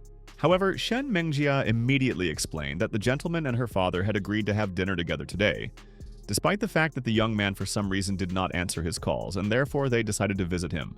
The beauty thought to herself that she hadn't noticed before what a good physique the guy had, and only now noticed it. Realizing that he couldn't refuse, our hero immediately gave the address where they were supposed to meet his father. Sitting in the car, Mr. Shen asked if the address the young man had given really existed in the city, and if there was any restaurant there. However, his daughter explained that she had never heard of such a place, but believed that it was not located in the capital at all. Suddenly, the driver intervened in the conversation and said that he knew many places, including this one. The owner realized that this was not a very expensive establishment, and at the same time, he did not care where to meet the doctor because this man was worth it. However, the confused driver immediately explained that this was most likely a street with snack bars, where small shops were open, and the price for a dish did not exceed 30 yuan. Now Mr. Shen was not so excited about the meeting, but rather confused, not knowing what to expect. Shen Mengjie laughed harder than ever and called the young man strange, saying that he had received millions for providing medical services, and yet he had invited them all to some snack bar. At the same time, the man was no longer so angry, so he replied that if the young man named this place, then so be it. After a short period of time, the limousine was already standing in front of the specified establishment. The owners, upon seeing it, said that they did not know what kind of car it was, but were sure that it was expensive, not understanding what people of that class were doing here. Addressing his acquaintances, Ye Chung noted that it was he who invited these people, and therefore asked them to set the table. The cook didn't understand where the boy got such high-ranking acquaintances, which seemed extremely strange to him. Upon entering, Mr. Shen immediately said that as soon as he got out of the car, he smelled these wonderful aromas and realized what a wonderful choice his doctor had. Uncle Wang smiled and already invited the guests to come inside, since everyone was waiting for them. Only a few minutes passed and the table was already set. Those sitting at it were silent, but they understood each other and only looked with their eyes. Shen Mengjie spoke first, saying that she never thought that food could be so delicious and cheap, but the dishes turned out to be simply magnificent. The father and daughter also noted to themselves that the price was affordable, the taste was good, but the decor was simple and there was no coziness. Moreover, the establishment had only one table for guests, which meant that the people's situation was difficult and they needed customers. Turning to his driver, Xiao Shu, the man ordered him to take care of the matter immediately and do everything possible, because if the street of snack bars became popular, he wanted this particular restaurant to be full of people. Bowing, the young man said that he would complete the task in the best possible way. The owners of the establishment stood rooted to the spot, not believing their eyes.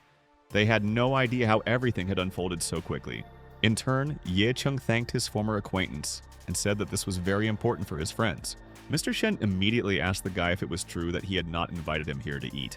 The young man, looking into the man's eyes, said that he was a giant in the business sphere, and he wanted to confess everything directly, after which he asked what the man knew about his parents' company.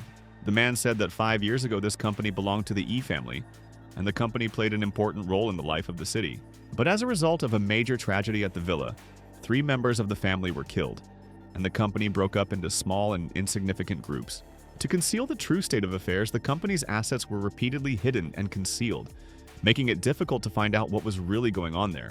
After a moment, Mr. Shen wondered why the young man needed to know about this, and then it dawned on him. Sitting in front of him was a man named Ye Cheng. The man understood everything. He realized that the boy did not die in that house. He studied medicine and returned. A moment later, our hero said that the similar director had already guessed everything, but despite this, he still came at the invitation of the one who called him here.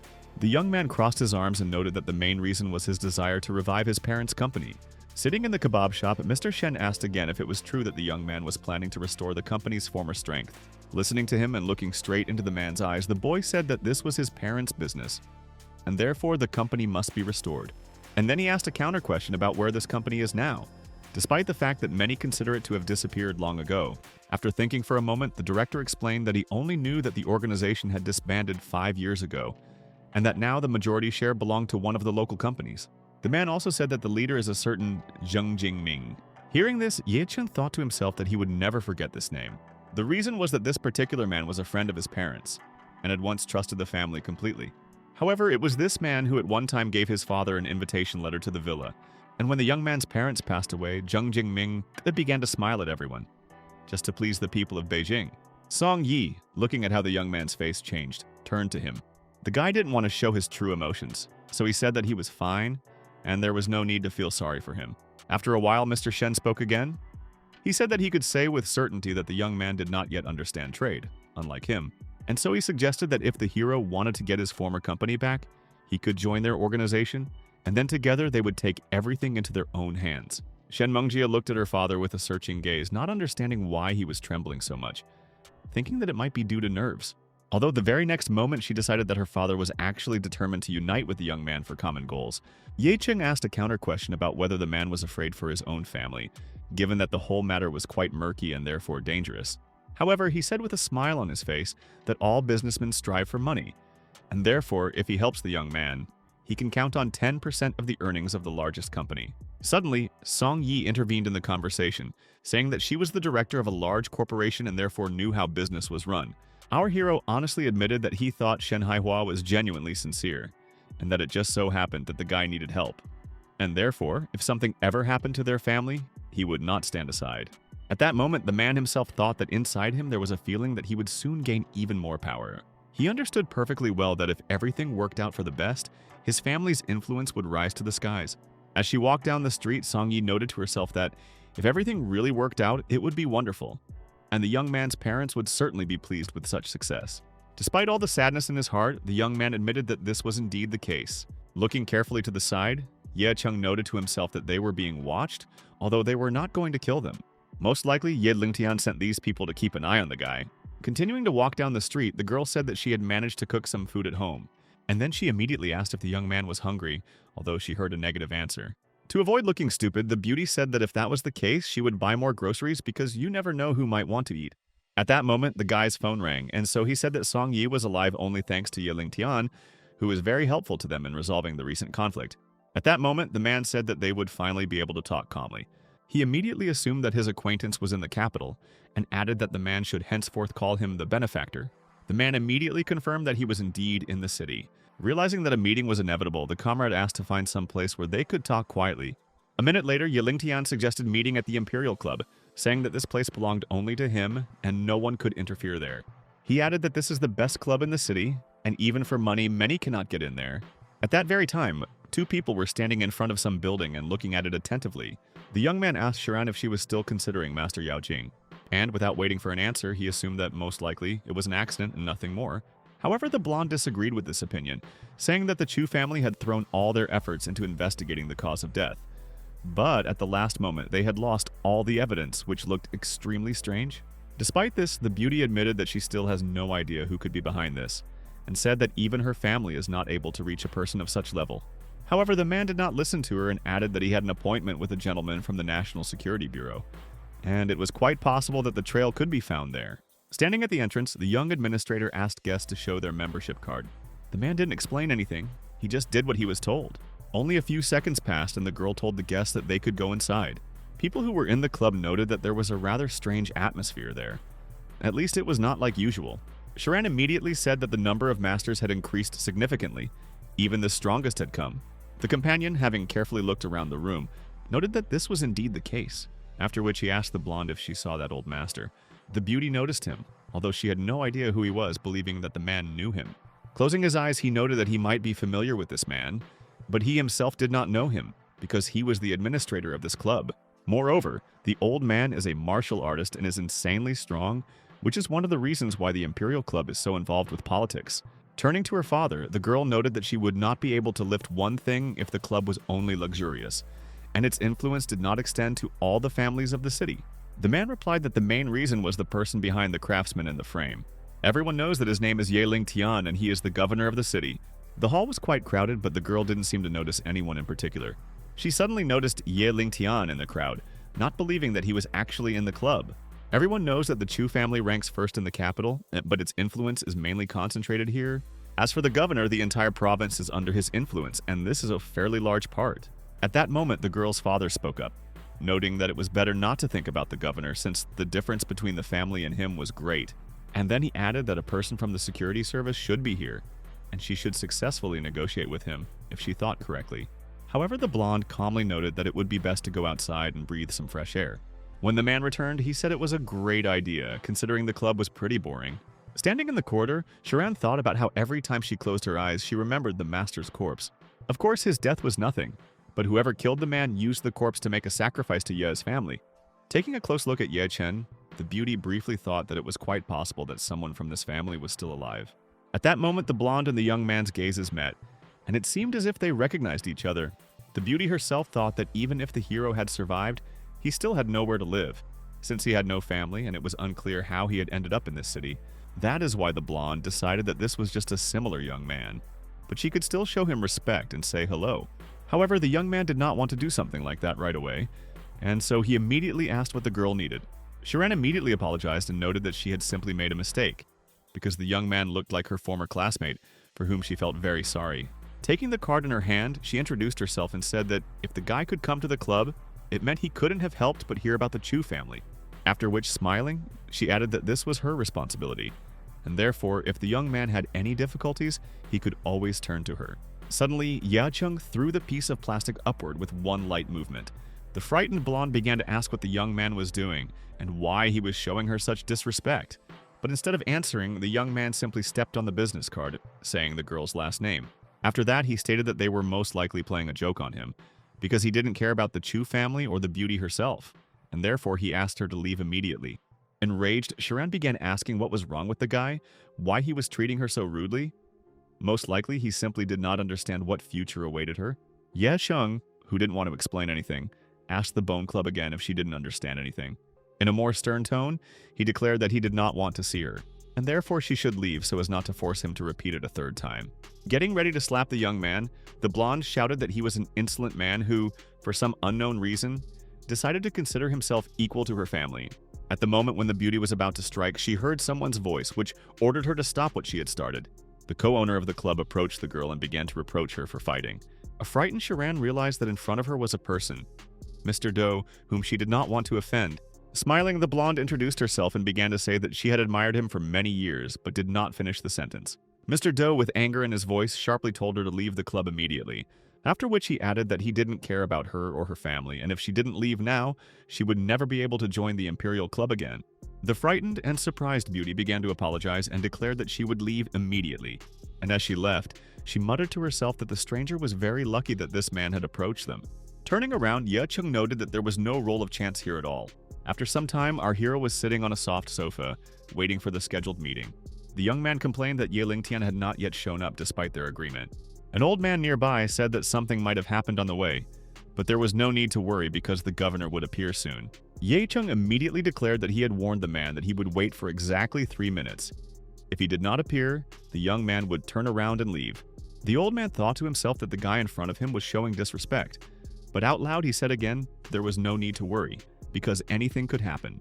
Not even a second had passed before everyone gathered heard the door slam, and Ye Lingtian was already walking down the corridor. Mr. Doe, seeing this man, immediately went towards him to greet him. Only a minute passed, and the old man was already telling the governor that he was glad to meet him. The manager thought to himself that he had never met this man, but he was still just as strong and powerful. Our hero didn't show much respect, calling the man in front of him simply by his first name, and adding that he was 2 minutes late. The guy said he wasn't used to waiting so long. The owner of the establishment began to justify his boss, saying that he had too much to do. A second later, Ye Lingtian stood in front of the young man and asked him not to be angry. Those gathered watched what was happening attentively, and it seemed as if they could not believe their own eyes. However, Ye Chung looked at this with indifference. It seemed like he had long been accustomed to this situation.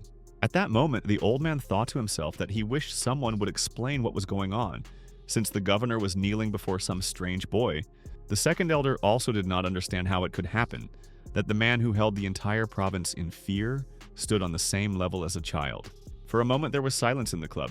No one could say a word. Finally, our hero broke it by asking what Ye Lingtian meant. He once again asked him not to get angry and said that as a subordinate, it was already difficult for him and nothing could be done about it. The men, who had been surprised before, now seemed unable to believe their own ears. It was clear to everyone that this boy was indeed a true ruler. Everyone knows that the governor controls the most powerful underground power and its laws. This is one of the most terrifying creatures in the city, but this is known only to a few people from the very beginning. He has repeatedly emphasized that he only controls the profession, while the real master is the ruler, and now the secret is revealed. Realizing that they could not anger this man, the older men also knelt down. The old men, like their leader, began to loudly greet the bishop. Despite this, the young man replied in an indifferent tone that he had said more than once that he was not a ruler. Ye Chung didn't want to continue this, so he asked Ye Lingtian to stay and everyone else to leave the office. As he stood up, the man asked his subordinates to stand behind the door and added that they were not to let anyone in. If anyone tried to force their way in, they were to be stopped. The old men were not going to argue and said that they would do everything as before. Left alone, the man said that now they could talk calmly because no one would disturb them. The young man immediately asked why the governor called him Lord, and he himself suggested that perhaps he had saved him in the Devil's Valley several years ago. Ye Lingtian thought about it and said sadly that many unpleasant things had happened in the Devil's Valley. The man added that he and his brothers were then surrounded and wounded by martial arts masters. It could be said that they all died. Ye Kung noted to himself that he had been indifferent to all these people at the time. When he learned that they were from the same city, he could not act otherwise and used the old people's talisman to destroy the villains. Ye Lingtian continued to remark that because the boy saved him, he couldn't help but respect and appreciate him, after which he took out the order and said that this was the main reason why the man called him that. The guy, hearing this, thought for a second. It seemed as if something incomprehensible was happening to him. Finally, the young man's eyes widened at what he saw. Our hero did not understand why the child depicted on the order so strongly resembled him. Ye Chung wanted to know the truth, so he asked the inspector if he knew who made the boy look like him. However, the man immediately explained that the bishop had misunderstood everything. It turned out that this order was 100 years old. It existed even before the young people met, and it is simply impossible to counterfeit this item. Our hero thought to himself that he simply wanted to check on the man, since he knew that the part was old, but he asked out loud where the man had taken it. Ye Lingtian said that this was a family heirloom. She took it out of the family vault. He called his grandfather the best martial arts master. One could say that it was he who gave the concept of the word feng shui. The man named Beg then went on to say that when it was predicted that the family would disappear within 100 years, that grandfather used a secret technique to break through the heavens, where he learned that he needed to find Vlad and the purple dragon keys. He spent 20 years of his life on the order, hoping that his fate would change forever. And towards the end of his life, he said that the ruler depicted in ancient legends had the surname Yi, and that they would return in 100 years. Hearing such a story, our hero became thoughtful, because there are many legends about the ruler with the purple dragon key, but no one knows which of them is true. After which he said that he heard about what happened at the villa, so all these years he worked hard. If given time and training, he would help the young man cope with all the enemies. However, the young man said that his fate did not need others to avenge it, adding that if a man intervened, they would not be on the same side. Ye Lingtian thought to himself that he was thinking too much about the rumors and said that he would do as he was told. Suddenly, Ye Chung said that he could become the ruler. But the governor set 3 conditions. The first is to not interfere with the life of the province. The second is to help find the one who is protecting Song Yi. And the third is to do everything possible to find out the whereabouts of the person from the capital. A minute later, the guy turned around and walked away, saying that he had his own things to do. However, the man immediately noticed that information had recently been collected about the young man. The first one was the Chu family. The second was the Xia family. There was another powerful family, but nothing was known about it. The guy knew that everything was clear regarding the first 2 families, but there were still questions about the others. It is unknown who was the real killer of Yao Jinggu and the Chen family, but the governor said that he would definitely find them. Yesing didn't want to report to this man, so she turned around and walked away. The young man reflected on the fact that he had no idea why the Chu family needed him. His sacrifice on the mountain was discovered, which could explain the sharp, changeable nature of his personality. When he went outside, the young man couldn't believe his eyes. Sharan was standing there. She turned to the guy and said that if he didn't apologize, she would think again about whether to leave him alive. A moment later, without waiting for an answer, she said again that either the young man would apologize or she would decide about his life. It was clear that the blonde was irritated and had no intention of backing down from her plan, while Ye Chung remained completely calm and indifferent. And so, a moment later, he said that he would have to buy a car somehow. It was already late and chilly, and he didn't really want to walk. Enraged, Sharan realized that she was being brazenly ignored and that her words were being treated as meaningless. And so, dispersing her energy, she said that in that case the young man would have to suffer a little. The blonde knew what she was planning to do and approached the young man, who was a few steps away from her. The very next second, she jumped up to deliver a crushing blows. But something happened that the beauty did not expect at all. Because our hero suddenly grabbed her hand, Sharan watched carefully, not understanding how everything could have turned out this way. And a moment later, our hero turned around and, using a trick, knocked down his former classmate so that she ended up lying on the ground. Therefore, the girl thought that among the martial arts masters, she was actually the weakest, although this was practically impossible. As for the young man, he continued to remain silent and look at the one who had once laughed at him. The guy had no choice but to show the blonde where her place was. But she in turn said that whoever this kid was, he shouldn't think that he could offend the Chu family so easily, and added that he wouldn't be able to stay in the Imperial Club forever, and he shouldn't feel like he could get away with anything there. Yao Cheng didn't want to listen to all this nonsense, so he covered his ears with the familiar gesture of a dragon stance and said that it had become too noisy. Sharan didn't like this attitude, but the guy still said that such a disgusting woman belonged in the trash. Seeing that the young man had grabbed her and was dragging her to the trash can, the blonde began to scream at him not to even think about doing something like that. The ill-wisher's eyes widened, and it seemed as if she didn't fully believe that all of this was real. However, Ye Chung doesn't throw words to the wind, so a second later he sent the blonde into the trash container. And to show that she really deserved it, he demonstratively shook his hands. Finally, our hero spoke up and said that this was the most suitable place for Sharan. The young man had no intention of wasting time on his classmate, so he left her, turned sharply, and walked away. She, in turn, clenched her teeth and began shouting the most obscene curses, after which she began to scream at the guy that he would not only die, but that his death would be extremely painful. On his way home, our hero thought that although he hated this girl, she had nothing to do with the death of his parents. Of course, if she dared to do something beyond the pale, he would have to kill her, although he didn't like to resort to such methods. Entering the apartment, our hero noted to himself that it was already 1 o'clock in the morning, and therefore, most likely, Song Yi was sleeping. Therefore, he needed to be as quiet as possible. However, upon entering his own bedroom, Ye Chung's eyes widened in surprise because he didn't expect to see something like this there. The young man saw a woman sleeping there, and although it turned out that she was familiar, he was still upset. The young man knew that his friend was shy by nature, but most likely the events of those days had affected her, so she was afraid to return to her room. The guy took off his jacket and decided to himself that he should go to bed anyway, because it was already too late. The night passed quite quickly, and after a few hours the bright sun was already shining through the window. Our hero sat up in bed and began to put on his clothes to greet a good and happy morning. The young man didn't know what time it was, so he decided to ask Song Yi. However, Ye Chung's eyes suddenly widened even more than they had the night before when he entered the room. The young man looked intently ahead and heard the girl's questions about how he ended up there. The embarrassed blonde herself watched the guy in amazement, not understanding what had happened. Now the young man was indignant, and asked Xiaoruoxiu why she had come to their apartment, especially without an invitation. At that moment, Song Yi entered the room and asked her friend why he was in this bedroom, since he had said in advance that he would not be there that night. The company director watched the young people, not knowing what to say in this case. Silence fell over the room as everyone pondered what had happened. Suddenly, Song Yi, at a loss, began to talk nervously about how the guy himself had told her not to wait for him, and added whether it was true that there had been nothing at all between the young people. Our hero thought about the fact that he himself had planned to arrive late, so he saw no point in warning about it, while the blonde drank so much that she immediately fell asleep. She recalled that she had a conflict with her parents regarding one man, since her relatives wanted her to marry him. But for the girl herself, this was unacceptable. It was for this reason that she came to her subordinate and got drunk with her, after which the company president went to the bedroom and immediately passed out, so quickly that she didn't even understand how. Besides this, the beauty completely forgot that this wonderful boy was living with her. Unexpectedly, the guy said that if something happened, he would take full responsibility for it.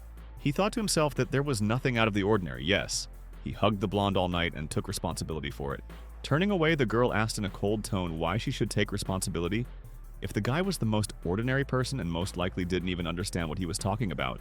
As he left the room, our hero noted that this was indeed the case. To his great joy, once in the corridor, the young man heard his phone ringing.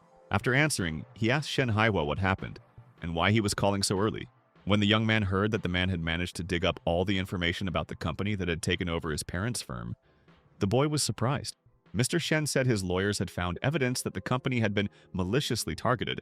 However, some difficulties arose due to some of the procedures. Hearing that Ye Cheng completely trusted his colleague, he said that despite this, the young man still had to sign some papers. Our hero firmly said that for his part, he would do everything that depended on him, because the goal was above all else. The man noted that when everything is ready, it will be possible to say that only a few days remain before the company's return. Shen Haihua finally said that if this was really the case, then he was very glad that they had agreed on everything. After finishing the conversation, the man thought that if Mr. Ye really did everything, then his capabilities were simply beyond anything conceivable and inconceivable. At the appointed time, the young man was already standing in front of the main office of the Ongna Group Company.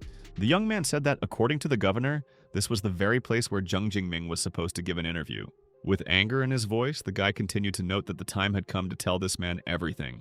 Having entered the elevator, our hero immediately pressed the button for the desired floor.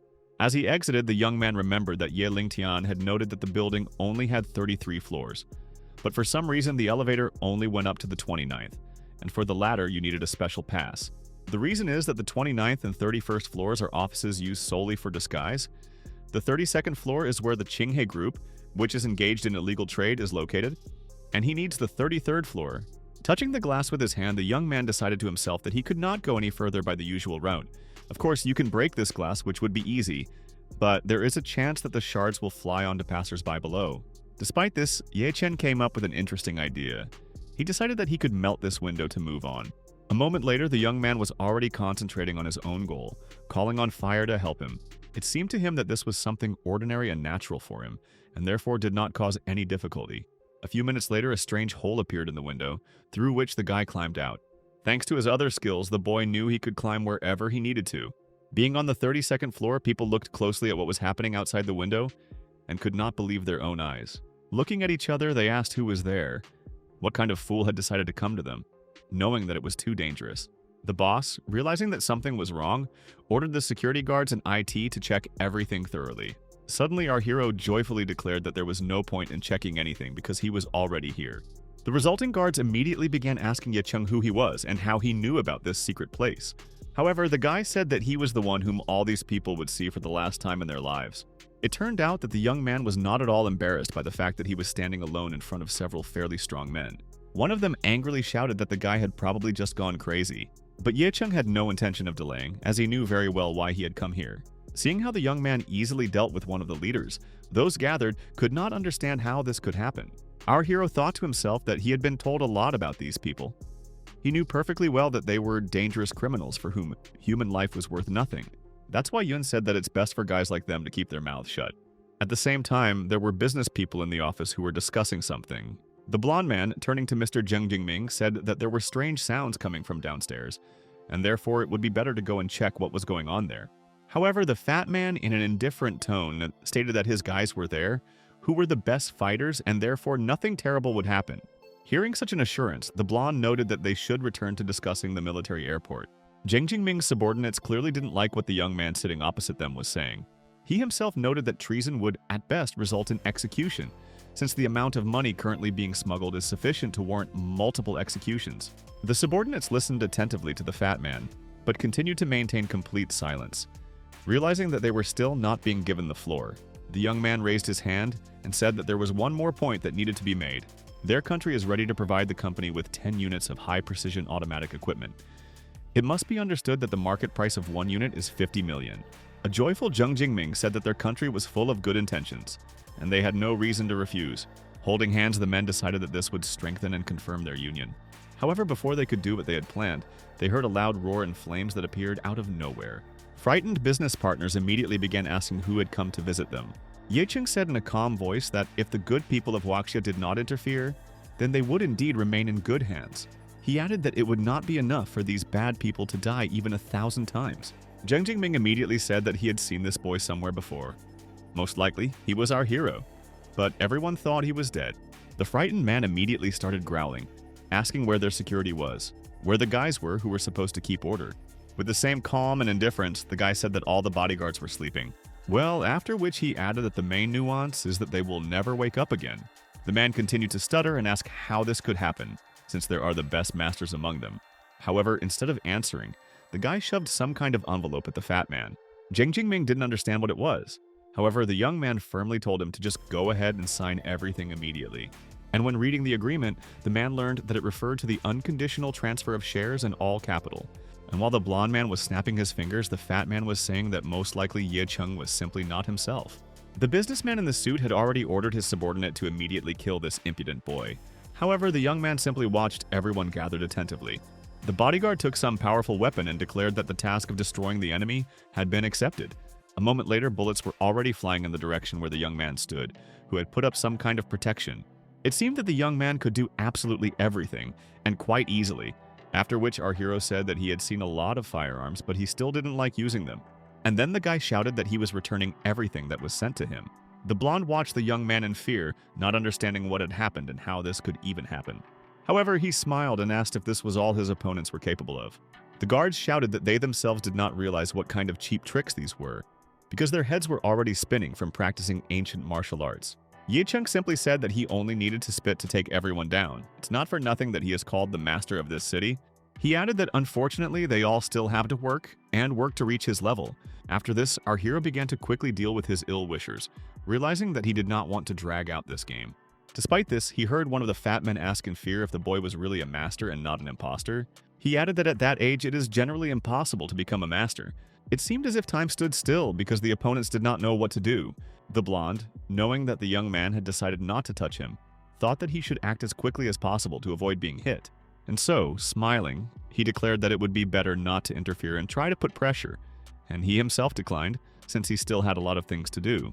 Ye Cheng watched the man sternly, knowing who he really was. The next minute, he hit him as hard and loud as he could, after which he shouted that the young man had better not leave this room. Standing with difficulty on his feet, the ill-wisher realized that he had been wounded, and very seriously. The fat man saw him fall, but he understood that he still couldn't help him in any way, since he needed to think about his own life and safety. While handing over the documents to Jiang Jingming, our hero said that he would not wait for him forever. He added that it would be best for the man to listen to him and sign what he has offered. Sitting on the floor, the man muttered to himself, seeming hesitant to take any action. However, a moment later he grabbed a pen and declared that he would sign everything, but only asked the young man not to touch him. Only a minute passed as the fat man looked attentively at the paper he was handing to our hero. After thinking for a moment, Ye Cheng calmly stated that now was the time to get rid of the villain. He watched our hero closely and asked how this could have happened, and why he acted so radically. Jiang Jingming said that the boy knew that Qingmeng was behind this company. So if the fat man was destroyed now, this man would not leave anyone like him. The young man stood and smiled, realizing how pointless all this was. He then stated that he had initially targeted only this company, but had now changed his mind and decided to destroy Qingmeng as well. And carefully examining the villain's eyes, he asked if he wanted to say anything else. The frightened fat man said that if a guy practices martial arts, he thinks he is the best, but this is not true because his partner will avenge everyone the boy has encountered. But he added in an icy tone that he had no family because it had been destroyed 5 years ago at the villa. The frightened Jiang Jingming finally realized that the person in front of him was actually Ye Cheng. He thought to himself that somehow he had managed to survive. Crawling closer to our hero, the man said that there had been a misunderstanding, since he was his father's best friend, and therefore, in principle, could not harm him. However, instead of listening to the man or stooping to his level, the young man effectively punched him in the nose. The young man noted that the villain had no conscience at all, since he decided to hide behind the name of his parent. Crying, the fat man asked the guy to let him go, saying that a lot of time had passed. Hearing this, Ye Cheng laughed even harder, showing with his whole appearance how much he hated this man. Time passed, but the young man seemed to have no intention of stopping, because he was actually having fun. Suddenly he said how he could let this ill-wisher go. Why then did he not let his family go and allow him to return home peacefully? The young man hit the villain and said that they once felt sorry for him, but where are they now? The guy talked again and again about how he had many desires and dreams, but what it all led to was that he was left alone, not understanding where to go next. However, now the only thing that drives Ye Cheng is the strongest hatred in the world. Sitting on the floor, the young man said that he intended to kill until all these doors went to hell.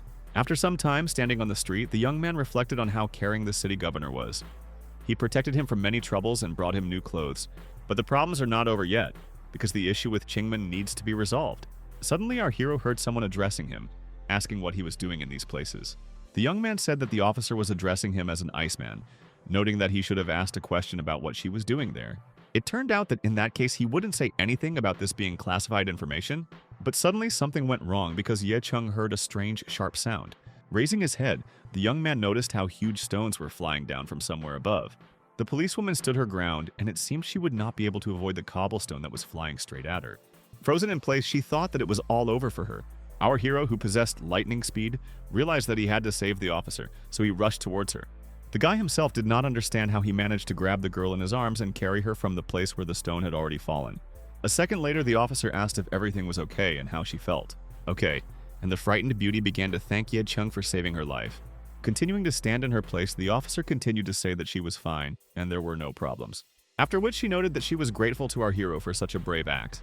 The young man remained silent, but thought to himself that, in the end, this also had to do with him. He thought that the cleaner had used a rather strange cleaning style, blowing up the house to cover all traces.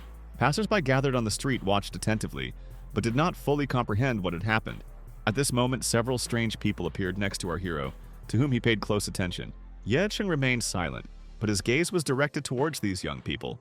One of them looked extremely strange, although the young man did not dare approach him. The policewoman also didn't like the man.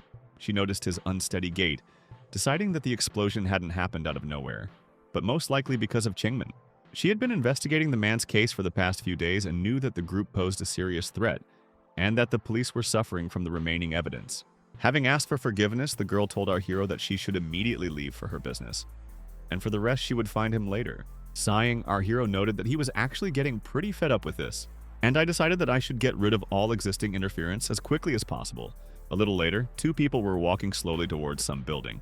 The officer knew she couldn't let these criminals get away, so she followed them, wanting to at least find out something. The policewoman thought that this was most likely the meeting place of the group for Chingman's training, perhaps even their headquarters, which would be extremely difficult to uncover. The girl decided for herself that she would first involve her people in order to catch everyone. The very next second, the beauty, gaining speed, jumped to the very top. Standing on the roof and looking through the glass, she carefully watched her opponents, noting that everything was happening as she thought. The trouble was that there were armed men inside, and she certainly couldn't handle them on her own.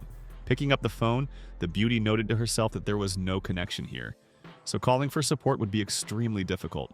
The officer didn't know there were people there, but she thought she could at least take a photo of the place. One of the subordinates, approaching the chief and addressing him as the leader, began to ask for forgiveness, saying that he had no idea why the building exploded. The evil men claimed that there were many of their people in the building, some of whom were even skilled and strong, but only 2 survived, and not even the best.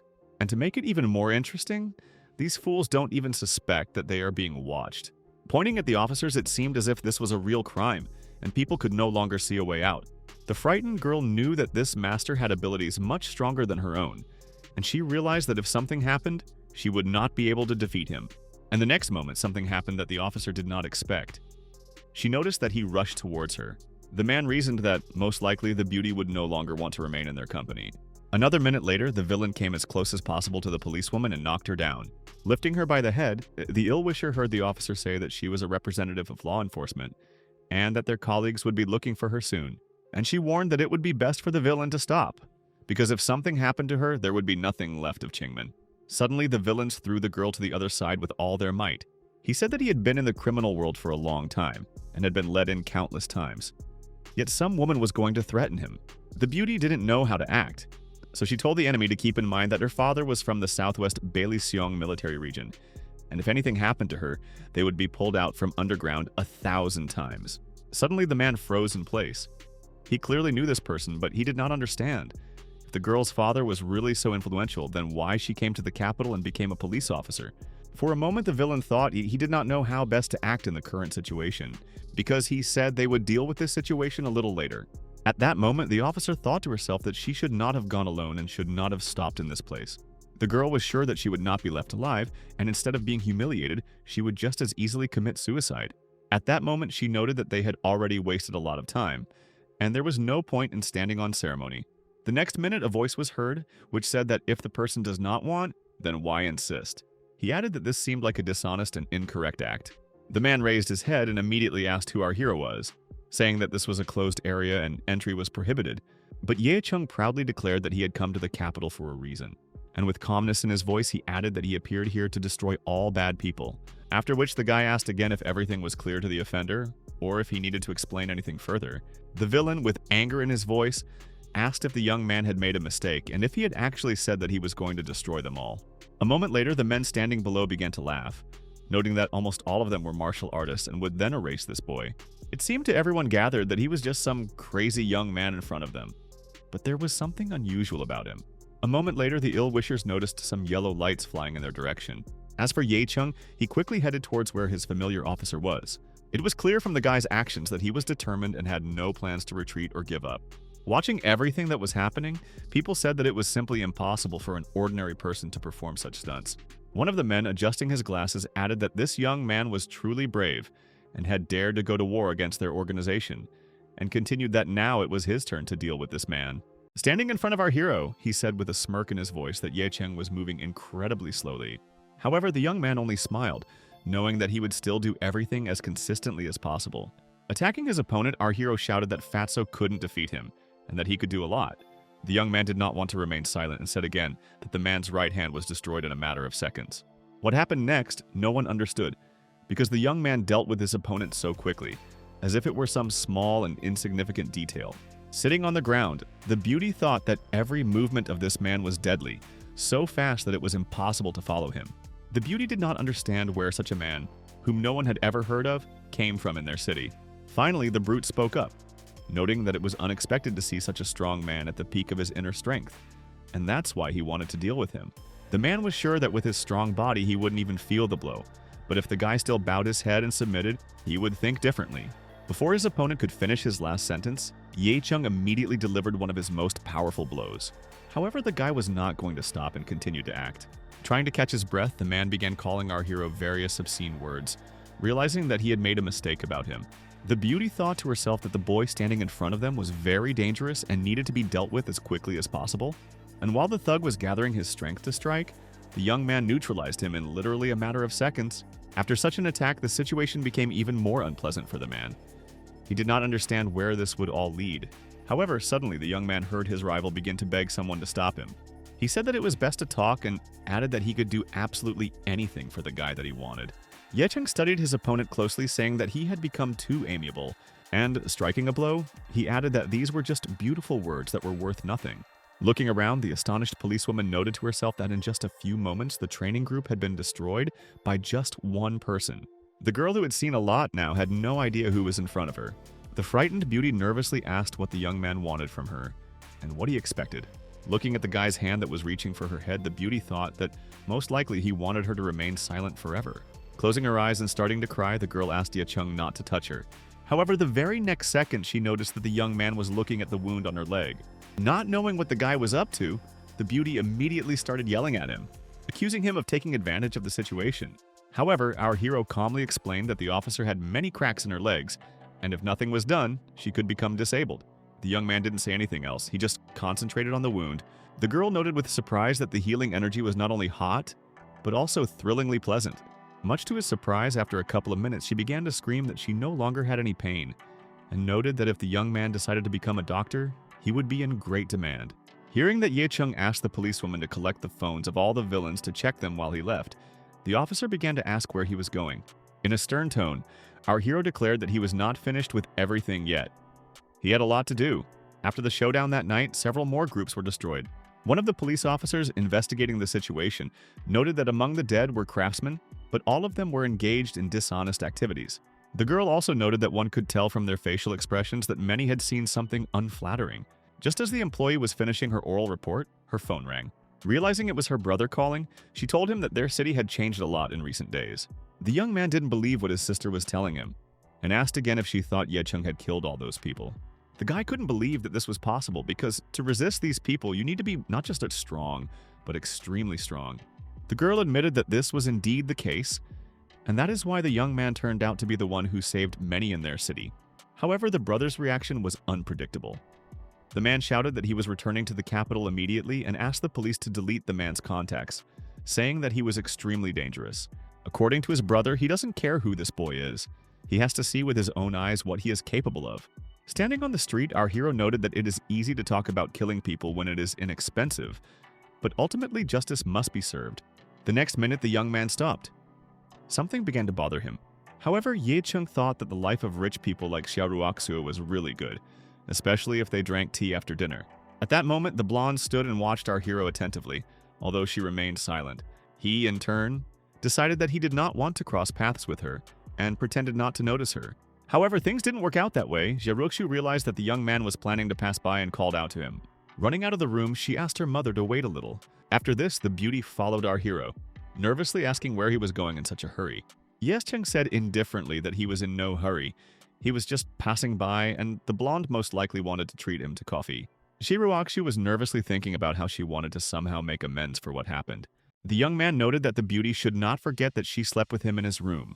However, the guys didn't have time to finish their conversation because some stranger asked Jae-ryuk-soo who the guy standing next to her was. The blonde didn't understand why her mother came out into the street, so she said it was her friend, who was a little shy and therefore embarrassed to speak. However, the woman did not like this state of affairs. She said that if that man found out about her affair with another man, the Sia family would be in danger. Jae-ryuk-soo immediately hesitated, having no idea what to do, so she decided not to contradict. There was complete silence on the street for a few seconds. No one dared to say anything. The woman continued to insist that her daughter return home immediately and that their family would take over her company once they were out of the house. The angry blonde began to say that she was not someone's thing, she was a person. The mother continued to stand her ground, declaring that her daughter simply could not disobey her father. Jae-ryuk-soo looked ahead with fear, searching for the right words. Taking the young man by the hand, she asked him for forgiveness for everything, after which she came close to the woman and examined her carefully. However, at that moment, the young man took the blonde by the hand and told her mother that nothing would happen to her, because she was already pregnant by him, and he was ready to take responsibility for it. A moment later, the boy hugged Jae-ryuk-soo tightly to confirm his words. The blonde blushed and the mother watched them, not knowing how to react. The frightened girl began to ask what had happened, but the guy said that she just had to play along a little, that nothing more was required of her. Clutching her stomach, Jae-ryuk-soo said she suddenly felt a jolt. Yeschung grimaced and noted to himself that it looked as natural and artificial as possible. The woman looked angrily at the young man, but could not say anything sensible. He, in turn, was thinking about the fact that he didn't like Jae-ryuk-soo, but despite this, she asked for help, and he couldn't just refuse.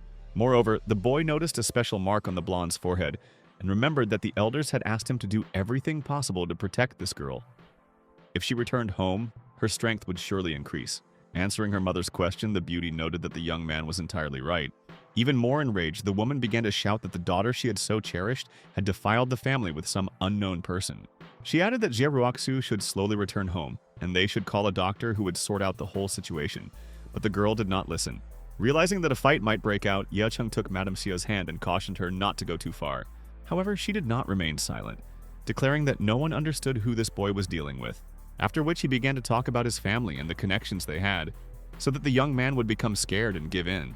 The boy calmly asked, "Doesn't he deserve to look up?" Developing his thought, he once again confirmed what he had said earlier. The woman asked herself what was wrong with this young man. Where did he get such a terrible impulse? Yeschung, in turn, said that he knew nothing about the Chu family and the Xia family and did not want to know anything. But if they interfered with him, he would make it clear that the regime would not stop him. After which the young man took his friend by the hand and said that it was time to go. Jae-ryuk-soo's mother looked at the boys angrily but did not dare to say anything. Although she immediately asked for help in the investigation from a man named Ye Cheng, as he was too attached to her daughter. Moving next to him, the blonde began to apologize to her friend for the scene he had to witness. She said that her mother had her own values, but overall she was not a bad person, and perhaps she shouldn't have spoken to her so harshly. The young man noted that he did all this for her sake, and thought to himself that he was carrying out an important task and could not let her down. At the same time, Jae-ryuk-soo was thinking that her acquaintance was quite an attractive person. As he got into the taxi, the young man said that it was time for him to go, as he wished him all the best. The blonde watched the taxi leave carefully, collecting her thoughts. She thought to herself that the Xia family had a centuries-old legacy, and Yeschung didn't know the strength of this family at all. Despite this, she was unable to harm him. Taking the phone in his hands, our hero decided that in any case he could solve the pressing problem. The car was moving along the road quite quickly, and the guy hardly noticed it. He again thought about switching to another path, realizing that his strength was insufficient and he needed corresponding power and advantages. Of course, there is the support of the governor, but this man is more suited to shady affairs than to legal ones. A few minutes later, the guy told the driver to go to the specified location. Sitting on the sofa, Shen Haihua said that a rather rare guest had come to see him, after which he asked how he could help Chen, who had arrived unannounced. The young man didn't like wasting time on explanations, so he handed the documents to the head of the company and said that everything was ready. Looking at the young man in surprise, the owner of the house could not understand how this man had forced the murderer to sign all the papers. Was it really for profit? Taking a closer look at our hero, Mr. Shen decided that he could very well destroy Jingming, despite the fact that he had excellent security. At that moment, the guy himself noted that he had dealt with this person, and everything else depended on his business partner. Shen Haihua happily and enthusiastically told the young man not to be afraid of anything, because he had made a promise and his word regarding the company. The young man had no doubt about it, but a moment later he asked the man's opinion about the Xia family. Looking at the young man in surprise, the owner explained that the family was a significant figure in the province. Their company impressively developed and incomparable to others. He wondered if the young man really wanted to take over this corporation. Ye Chung smiled and noted that he hadn't thought anything like that and just wanted to know. However, a moment later he added that if he gave the sword to the man, would he dare to go against all of China? The frightened Mr. Shen didn't understand what the young man meant, but he liked the conversation less and less with each passing minute. Despite this, the man asked if the young man meant one of the companies by the sword, saying that his company would still influence everything. After thinking for a moment, the guy asked if he gave the man the power similar to one of the factions, but much more powerful, and a lot of super profitable products. Would he be able to rise above the Xia family in just 6 months? Shen Haihua said he would not underestimate the situation and would take it seriously, adding that this would not be enough. Strong public support was needed, and that would take time. Father Bai Libing seems to have a lot of power, so it would be a good idea to lure her over to his side, or, the man suggested, that they could give the hero a pill that would extend his life by another 50 years, allowing him to count on longevity. The happy owner said that since everything turned out this way, he would, of course, stay in business. Turning around, Ye Chung noted that since they had agreed on everything, he expected the company to belong to him in the coming days.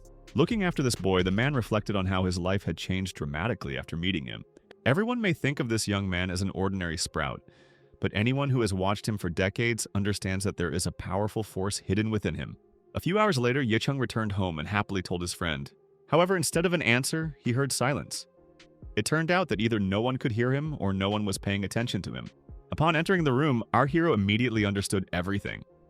In front of him were 2 girls with glasses in their hands. Despite this, the boy wasn't particularly bothered by this fact. He was most concerned about what Xia Roxu was doing at home. It turned out that she came to her friend because her company had been taken away, and now she had nothing left. With sadness in her voice, the unfortunate woman said that she came to her friend for support. The young man angrily said that if she hoped to sleep with him, then nothing of the sort would happen, hearing that no one was going to oppress the poor and unhappy woman. Smiling, Song Mai explained that it would be perfectly normal for her friends to sleep in another room. Ye Chen wasn't about to back down and asked if it was true that Jiruok Xue was planning her day with her friend, who was currently wondering what she was doing. At that moment, our hero said that it was quite possible that he would provide the blonde with a job. At first, the beauty was surprised, but then she remembered that it was this boy who had once taken the valuable recipe from her. It is quite possible that this young man is actually a rich man, but is pretending to be an ordinary simpleton. With enthusiasm in her voice, the blonde declared that she had never been a subordinate before, but she would still make sure that the young man's company prospered. At the same time, Xiaoruoxu thought that if the young man hired her, her family might take revenge by destroying the company and all the work. However, Ye Chung didn't seem to care at all and happily stated that he would of course accept the girl. Joyful and inspired, she immediately began asking about the company, its authorized capital, the type of industry, the policies they would support. However, the young man sheepishly explained that the company had not yet been formed, but that everything would be ready in the near future, which caused dissatisfied exclamations from the blonde. The thoughtful beauty decided that this was a real person in front of her, and promised that she would try harder in 6 months, not realizing that Ye Chung knew too little about this world. Even if he succeeds, the Xia family will still be difficult to beat in financial matters. At the same time, Xia Roxue's mother wanted to hear a full report regarding Ye Qing and her daughter's actions at home. The assistant stated that according to regular medical examinations, Miss cannot be pregnant, but there is one thing. Some time ago, her friend invited her over. They stayed there and got very drunk, while Ye Qing lived in his apartment, so there was a possibility of something happening.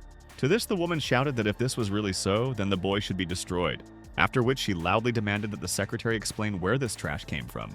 The man explained that Ye Chung's origins were very strange. He couldn't find any information about him, and it seemed like this person appeared out of nowhere. This is probably the same boy who 5 years ago experienced the tragedy that was so much talked about. The woman thought for a moment because she herself remembered that story well. The blonde's smiling mother decided that this guy most likely wanted to infiltrate their family in order to use her power as an opportunity to avenge the death of her parents. The assistant immediately replied that if the lady was right, then the boy should not have entered into any agreements with them. There was no point in it. However, it seemed that now the woman was simply interested in what this young man could achieve, and she said that she was giving him her time. Standing on the balcony, Ye Chung thought that the troubles would last longer now, but they were related to the women who lived in his house. The young man wanted to go to the bathroom before going to bed, but he was forbidden, saying it was inappropriate because he was already being watched. A minute later, he decided to use the toilet, hoping that it would be free, but his second friend did almost the same thing. That's why our hero decided to go out onto the balcony where no one could disturb him. Ye Chung didn't know if Bai Libing would want to support him. Of course he saved her. But despite that, she didn't owe him anything. Besides, she had her own influential family. But suddenly our hero felt that he seemed to be being followed. Smiling, the young man decided that if they were playing with him, then he should behave accordingly. A minute later, the young man walked proudly towards the apartment. Standing on the roof, the policewoman's brother reflected on the fact that this boy looked quite ordinary, but he still planned to continue watching. I wondered if Ye Chung was really a master of ancient martial arts or if it was just rumor. But when the man looked through binoculars a moment later, he saw no one on the balcony or in the apartment. And while the man was thinking, the young man was already flying down towards his opponent. The man, looking at the boy, did not understand how the young man was able to climb up here because the height of this building is 80 meters. This means that Ye Chung is most likely actually a master. The next moment running, he was about to jump on his pursuer. The opponent, seeing this, did not dare to stand aside, knowing that he could not only defend himself but also strike first. Only a minute had passed and the young men were already engaged in single combat. It turned out that both had such powerful energy that neither could withstand the fight. The ill-wisher noted with horror to himself that the boy's strength was so great that his hand could be shattered. Therefore, it is impossible to confront him directly. It is best to avoid the attack. Ye Chung was surprised to see that his opponent had dodged it with ease. A moment later, the young man began to strike again, realizing that this time everything would be different. Our hero said to himself that his opponent would be in trouble because he would use all his powerful energy, after which he struck with such force that it seemed as if the earth would split in half. However, the young man discovered that he had failed to achieve what he had planned and decided to use other techniques. At this time, the young man noticed that his opponent would not be able to win this confrontation in any case. Standing behind the guy, the ill-wisher decided to strike while he was in a relaxed state. However, Ye Chung had foreseen this and set up a defense so that his opponent would face it. The man was angry because he didn't believe he would encounter something like this. It seemed to him that in front of him stood not just a martial arts master, but a real cultivator. It seemed that the power of this man was difficult to overestimate. The ill-wisher thought to himself that this guy could easily defeat many ancient warriors, but his younger sister's experience was still insufficient, so she could not see this. Such people improve not only in martial arts, but also in immortality. However, a cultivator is not necessarily stronger than an ancient warrior. At least the strongest martial artist can defeat the weakest cultivator. And while the man was thinking about this, he did not notice how the opponent standing in front of him had already disappeared somewhere. The next moment, there followed a blow of such force and power that he never expected. However, it was not only a blow, but also the man was thrown into the opposite wall. A second later, the opponent was already out of action and sat motionless. Suddenly, the red-haired young man shouted that he was not evil and just wanted to talk if they didn't want to kill him. Ye Chung didn't know this man, so he couldn't trust him and didn't rush to ask him questions. Although after a moment he wondered who the stranger was and why he was watching him, it became clear to him which family had sent him here. The man, handing over the documents, honestly said that he had not come for his life. There were no conflicts between them, and if he wanted, he could believe it himself. Reading the passport, the young man found out that in front of him was the captain of the Dragon Soul Special Forces. His name was Yi Qing. However, this did not calm the young man down in any way. He continued to growl, claiming that he had never heard of any captain. The man didn't like this and shouted again that they had a mutual friend named Bai Libin. The young man knew this girl but had no idea who they were to each other. Yi Qing immediately explained that he was her brother. He told the young man about our hero, after which it became clear to him who he was and what he represented. Our hero replied that if you wanted to invite him, you could simply find him instead of dragging it out. The opponent immediately said that he was sorry that everything turned out this way, but he still didn't see any other way out. Ye Chung considered the idea of community leaders supporting his company's development.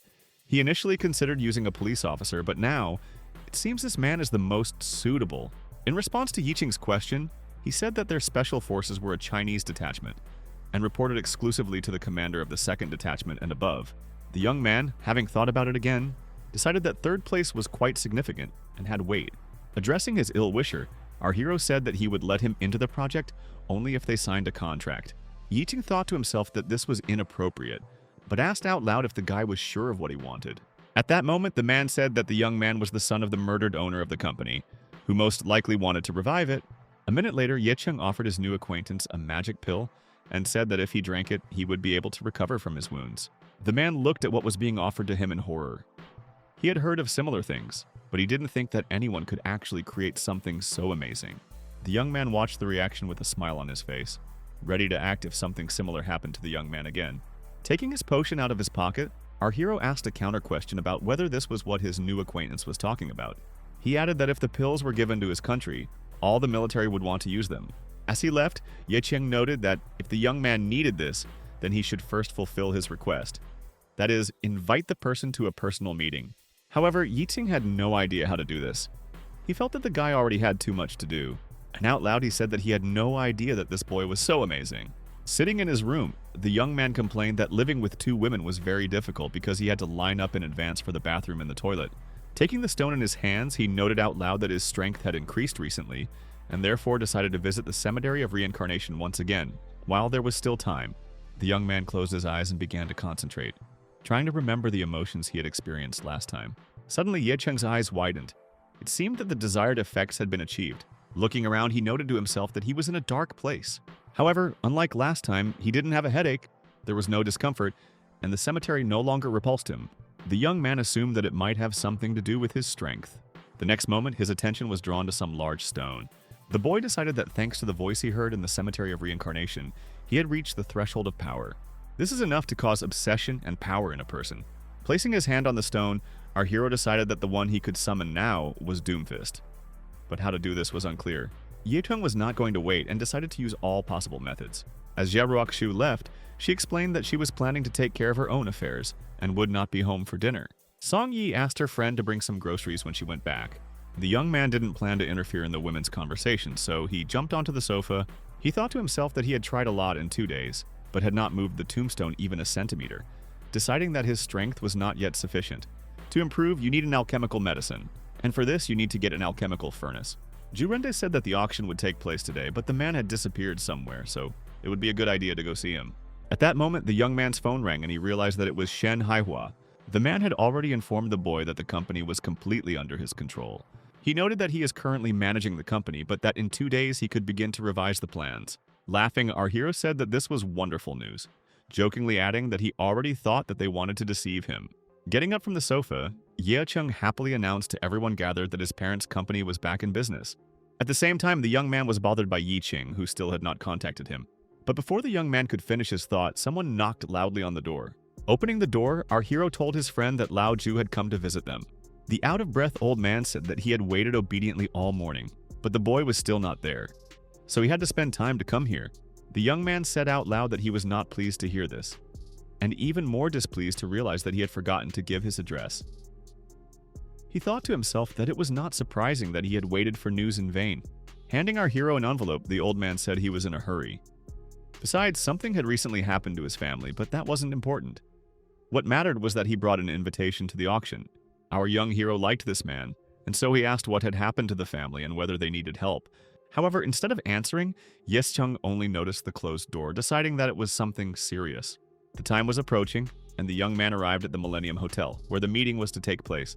The young man noticed Zhu Jixuan, who was standing nearby, and immediately called out to her. However, the beauty, instead of dodging or saying something unpleasant, simply said that the gentleman had also arrived. The guy noted that the beauty did not look so happy, but she noted that it did not matter. What was important was that the young man had come. After a while, the boys were inside, and Zhu Zixuan explained that this technique was known as a round table. It is designed for communication and relaxation. The auction itself will take place later on the top floor. In the meantime, you can relax and take a break. At that moment, some guys noticed the girl and called out to her. The young man noted that she arrived like a mouse, adding that what was even stranger was the fact that she came to this event at all. He added that in the end, the Zhu family was unable to defend itself. Ye Cheng was nervous, but he resolutely focused on the auction to prevent his father from ruining everything. However, the young man understood that there was something unclean here, and therefore wanted to find a way to help. Before the boys had time to approach the table, our hero heard a call again. Shiruoxu didn't understand what her friend was doing here, and she also didn't know why she came here. Answering the blonde's question, the guy explained that he was talking about the owner of the pharmacy who helps him, not understanding how the girl could come here if all her accounts were frozen. The beauty angrily replied that she did not know who told the young man that she was still unemployed, adding that she had received an invitation letter and therefore could not help but go.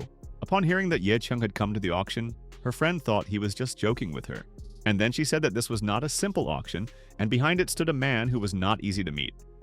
They say that he practices martial arts, is unusually strong, and can kill anyone with his bare hands. The beauty thought that she had somehow impressed the guy, but to him, it all looked fake. For a moment, everyone was silent. It turned out that the guys were having trouble finding words. However, after a minute, Xiao Ruoxu spoke again, noting that at first glance it might seem like there were only 4 main families in the city, but in fact, there were more terrible ones. This mysterious martial arts clan, the Jing family, the behind-the-scenes puppeteers, are represented in 2 branches at this auction. The first deals with antique paintings for ordinary people. The second one practices artifacts and items related to cultivation, tablets, weapons, medical equipment. The price of one item is over 100 million. The young man himself knew that an alchemical furnace cost a lot of money, and without it he would not be able to develop. And then he asked if he could put his own things up for auction. The girl said that there would be no problem with this. She also asked if it was true that our hero was trying to sell his own recipes. The young man thought again that it was practically impossible to find an alchemist in all of China, so medicines should be sold for good money. Moving upstairs, our heroes came to the commission to show and offer their things. One might think that serious people engaged in important matters had gathered here, but this turned out to be not the case. One of the men shouted to everyone that they had not played fair and that now they owed him 10 million, reminding them that debts had to be repaid. And while the judges were arguing, Ye Chung watched them closely. The young man realized that this was a game of mahjong. However, these people were playing for high stakes, throwing away millions. Unbeknownst to them, one man was watching the young man closely, although he was in no hurry to say anything. A moment later, he asked why the guy needed the office. Perhaps he wanted to show off his items. Taking a pill out of his pocket, the young man said that he wanted to sell his goods. The guy didn't know what to expect, but he was sure that this product would interest the people from the committee. Taking the tablet in his hands, the man noted that it was not an ordinary medicine. The color surprised him and he could not describe it. Those gathered believed that something similar could be found in the modern world, since many of the pills were filled with energy and therefore valuable. However, the chairman took a large magnifying glass and said that the game was a game, but the goods should be examined more closely and a decision made. He shouted to everyone that this pill was unusual because it had an ornament on it. Within a minute, everyone gathered wanted to take a closer look at this rare tablet. The reason was that the ornamentation, rich aroma, and transparent texture showed uniqueness and refinement, like the work of a true alchemist. Everyone gathered wanted to know where the young man got such products from. The young man thought to himself that perhaps there were still alchemists in China, but judging by the reaction, he was the first and the last. After thinking for a moment, Ye Chung said out loud that he wished his conversation could be heard by such a large number of people. The chairman understood the young man's hint and invited him to follow him. Knocking on one of the offices, the men heard a soft female voice inviting them to enter. The man immediately explained that a young man had come to them who wanted to sell his medicine. Sitting on the sofa, the red-haired beauty asked again if the information was really true. The animated chairman confirmed that this was absolutely true. To confirm his words, the man threw a pill into the girl's hands.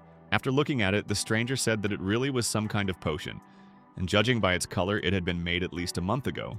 For a moment, the beauty was silent. It seemed as if she could not believe her eyes. The chairman did not want to interfere, and therefore bowed and said that he had his own business and it would be better for him to leave. Left alone in the room, the girl invited our hero to sit down and talk. The beauty immediately noted that her name was Jin Lengyan and asked what the guy's name was. The young man introduced himself, but immediately said that it would be better for them not to play any games and therefore asked if he could put his pill up for auction.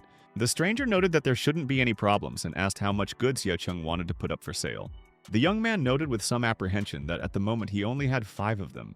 The girl was silent for a moment and thought to herself that there was probably a great alchemist behind this guy, after which she decisively said that if the guest puts up 5 lots, their value will be no less than $1 billion because rare things are valuable. She suggested not to rush and sell them one at a time.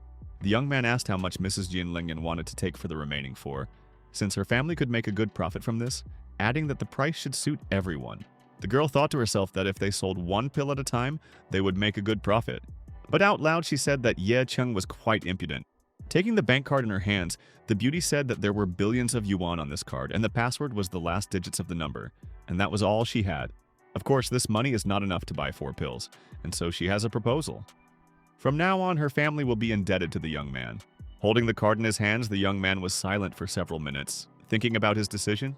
At this moment, Jin Lingyan was thinking that the guy standing in front of her was of great value, or rather, an alchemist. and if she provided him with a favor, she would have the opportunity to contact the master. Turning around, our hero said that the price suited him, and since the auction was about to begin, he would go.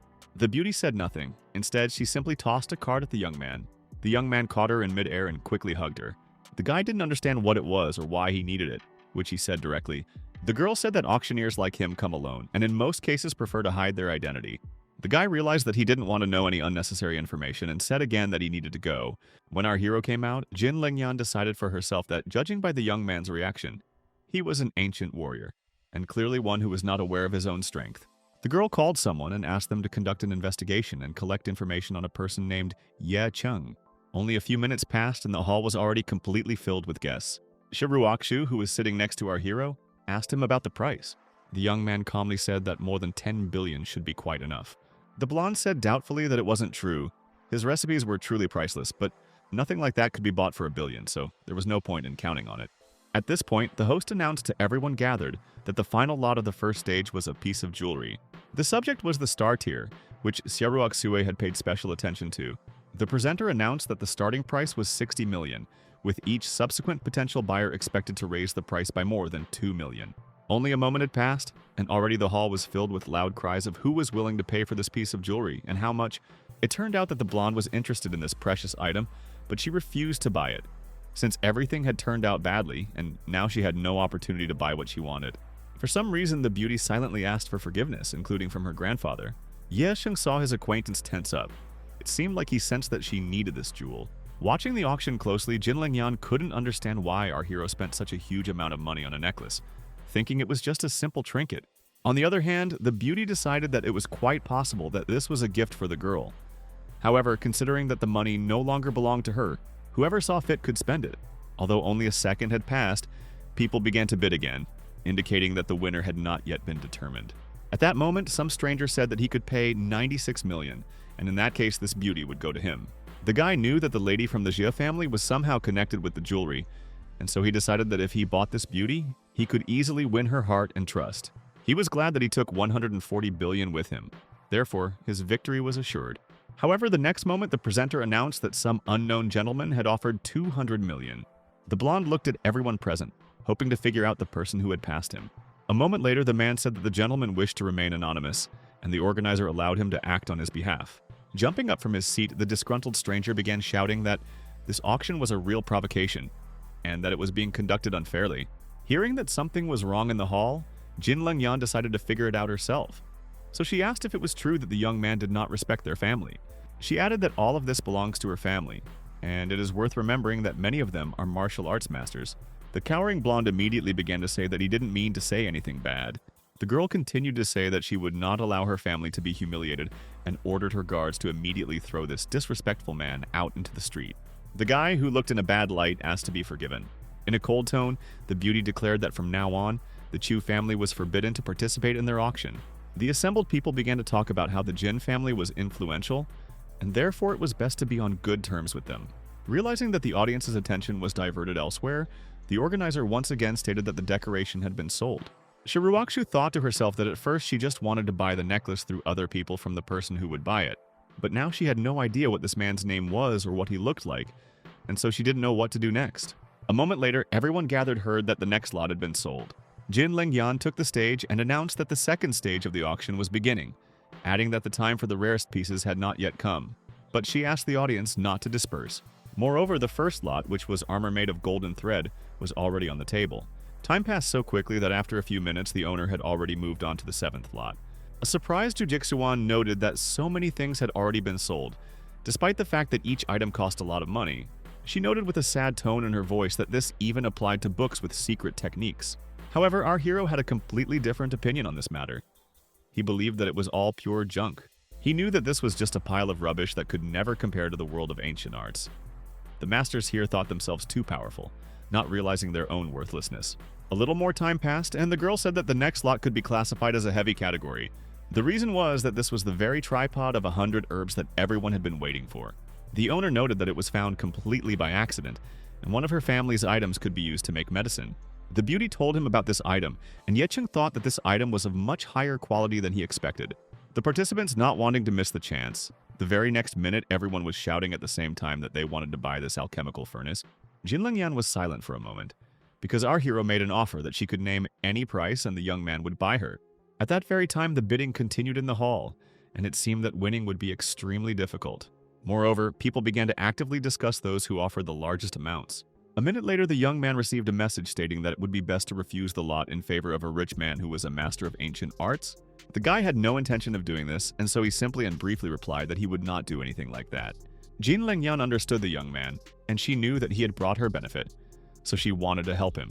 At that moment, everyone present was informed that an unknown gentleman had offered 500 million.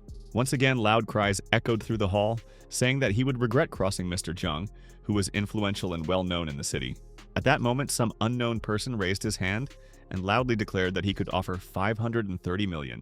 The young man was convinced that this stove was not worth more than 550 million anyway, and therefore most likely no one would offer more. But at that moment, the auction owner announced that a gentleman who wished to remain anonymous had offered 700 million. The stranger was sure that this man was most likely trying to get into trouble with the Zhang family, knowing that the item wasn't worth the price. Suddenly, the young man rolled out of his seat and slammed his hand on the table with all his might. He shouted that he didn't care who the person who bought the stove was. If he decided to cross his family, then this was already very serious, since he would personally make the stranger regret this action. Jin Lingyan looked at what was happening in the hall as if she was mesmerized, but decided to remain silent. Realizing that the auction had to continue, she began counting down. Banging the gavel on the table, she triumphantly announced to everyone gathered that the lot had been successfully sold. Ye Cheng looked at his own purchases. He knew that with the alchemy furnace, he could greatly increase his level. A moment later, the girl said that her family had bought the next lot, and now she could confidently call it priceless. Pointing to the box, the beauty said that this was a real pill. And once again, those gathered in the hall began to discuss the fact that no unknown objects would be brought to the auction. Therefore, if it was said that it was a potion, then that was what it was. The presenter said that the starting price is 400 million, and each subsequent bid cannot be less than 200. Few expected this, as those who wanted to bid were vying with each other to shout out the amounts they were willing to pay. At this time, Xia Ruoxu was wondering if this thing was really worth that much, realizing that she had never seen such a rush. After some time, the auctioneer remarked that this was an excellent decision and that everyone could inspect their purchases and take them home. The young man stood up from his seat, but it turned out that he had no intention of going anywhere. And again, our hero began to smile. The reason was that his pill was bought for 800 million by Zhang Wenlian. The guy was thinking that if this man knew who bought the stove and who sold the pill, he would probably explode with anger. Ye Keng was about to head to the hall when he received a notification on his phone. It was the hostess of the event who asked the young man to come to her to discuss compensation. At that moment, the blonde said that they were not planning to have dinner there, and therefore it would be best for them to go home, and added that the young man had boasted that he had taken a large sum of money with him, but had not bought anything. The young man didn't know what kind of compensation was being discussed, but it didn't matter to him at all. Ye Chung opened the door and saw a beautiful woman who happily said that she wanted to pay the young man 1.5 billion because what the boy had done was priceless. After looking at the card, the young man calmly said that he had come not for money, but for his tripod of hundreds of herbs. Jin Lingyan didn't respond to this, but asked our hero to leave his contact information so that the purchase could be sent directly to the buyer. After which the girl invited the young man to stay for dinner so that he could talk to her father, but the guy politely declined. He said that he didn't need dinner, and that the food at home was delicious, and besides, he wasn't used to eating out. And once again, the guy said that it was nice to meet him, but it was time to take care of his own affairs. However, the beauty noted to herself that this young man could not realize that she and her father simply wanted to protect him after he crossed the Zhang family, and she thought to herself that if something were to happen to Ye Chung, he would have only himself to blame. At this very time, strange things were happening in the hotel's observation room on the 5th floor. Zhang Wenlin held the pill in his hands and looked at it carefully. He said it was an unexpected surprise because the potion was different from the ones his family collects. The elderly gentleman, turning to the young man, noted that the designs had been applied no more than 10 days ago. However, he also noted that the Jin family had a similar item in the morning, and it was commendable that they presented it to the public, although they may have interesting channels under their control. The man immediately added that such a thing could not be ruled out, and if so, there was a chance that they would become more powerful than the Zhang family. Suddenly, the stranger turned to the young gentleman and told him to look at the camera because he had found something interesting there. He explained that only one person had visited the auction owner, so it could be assumed that he was the one who bought the stove, but also gave away the pill. He was angry and indignant in his voice at how this boy could take away what had always belonged to him. And with a smile, he added that this man did not value his own life at all. Standing on the street, Zhu Jixuan said that she had called a taxi and the car would arrive soon, so the young people could go home. However, the young man did not want to leave things as they were, and so he turned to his friend. The young man knew that their family had a high status and therefore probably had their own driver. Despite this, for some reason the girl was waiting for a taxi, and he asked her directly. The young lady began to say hesitantly that everything was fine with them in principle and there was no need to worry about her. Although the very next minute the young man asked her for her mobile phone, the gloomy beauty watched as the guy dialed someone's number, after which he said that he had saved his number and therefore if something happened, she should call him immediately. Together they could somehow solve the problem. Our hero thought to himself that Zhu Rende had helped him out and bailed him out more than once. And so the young man was doing everything he could to help. After a minute, he waved his hand. Ye Chung said that it was already late and it was time for him to go. Then the girl shouted that she was very pleased and grateful. Answering the blonde's question about why the girl addresses him as sir, our hero said that this is partly true. The young man wanted to say something else, but the next moment he was alerted by some noise. Turning around, Jia Ruoxu asked in surprise what had happened and what had scared the guy so much. He immediately said that he really wanted coffee, and so asked his companion to go to the nearest cafe, place an order, and wait for him. The frightened girl still didn't understand what had happened, and so she asked the guy where he was going. The young man, clutching his stomach demonstratively, said he needed a restroom, and added that the coffee shop didn't have one that would suit him. The beauty's eyes widened when she heard this, but she did not ask again about this detail. Adjusting his hair, the guy finally said that he was a man of principle. The young man knew that he would most likely have to fight, and he was fully prepared for it. However, knowing that a friend was waiting for him, he wanted to deal with the enemy as quickly as possible. The old man immediately said that this guy noticed them. But as it turned out, he was absolutely indifferent. With an evil smile, he declared that nothing would happen to this boy anyway. Moreover, he did not understand who he was dealing with. Suddenly, our hero placed his hand on the top of the villain's head and noted that perhaps he had misheard a little.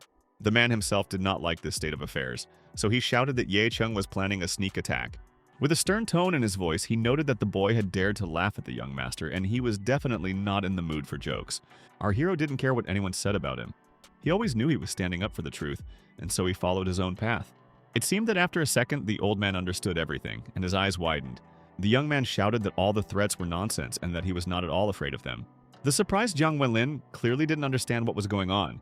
He thought that a high-level master would be able to control almost everything. But now he looked pathetic. Noticing that Master Ma had been sent to another part of the park, the young man began to scream, begging him to come and help him as soon as possible. In a calm voice, our hero said that now it was the turn of the second ill-wisher. However, all he could say was that the young man was not ashamed to kill his servant, and did not understand that there would be serious consequences. After which he shouted for Ye Cheng to kneel down and beg to be made a loyal servant of one of the most influential people in the city. But instead, the young man raised his hand and began the maneuver. He did it in such a way that Jiang Wenlian screamed, declaring that he would spare the boy's life to protect his own reputation. But suddenly something happened that the ill-wisher did not expect. Because with just one powerful movement he was thrown to the ground, our hero calmly but in a cold tone asked how much longer the enemy intended to follow him. At this moment, the stranger turned to Ye Chung and said that his name was Jin Jian, and that he had been sent by the Jin family to look after him. The blonde began to explain that the lady had discovered that the surveillance room had been broken into, and so she decided to play it safe and sent him to help. Our hero stated that it was, of course, sweet of the girl, but he still doesn't like it when people interfere in his life.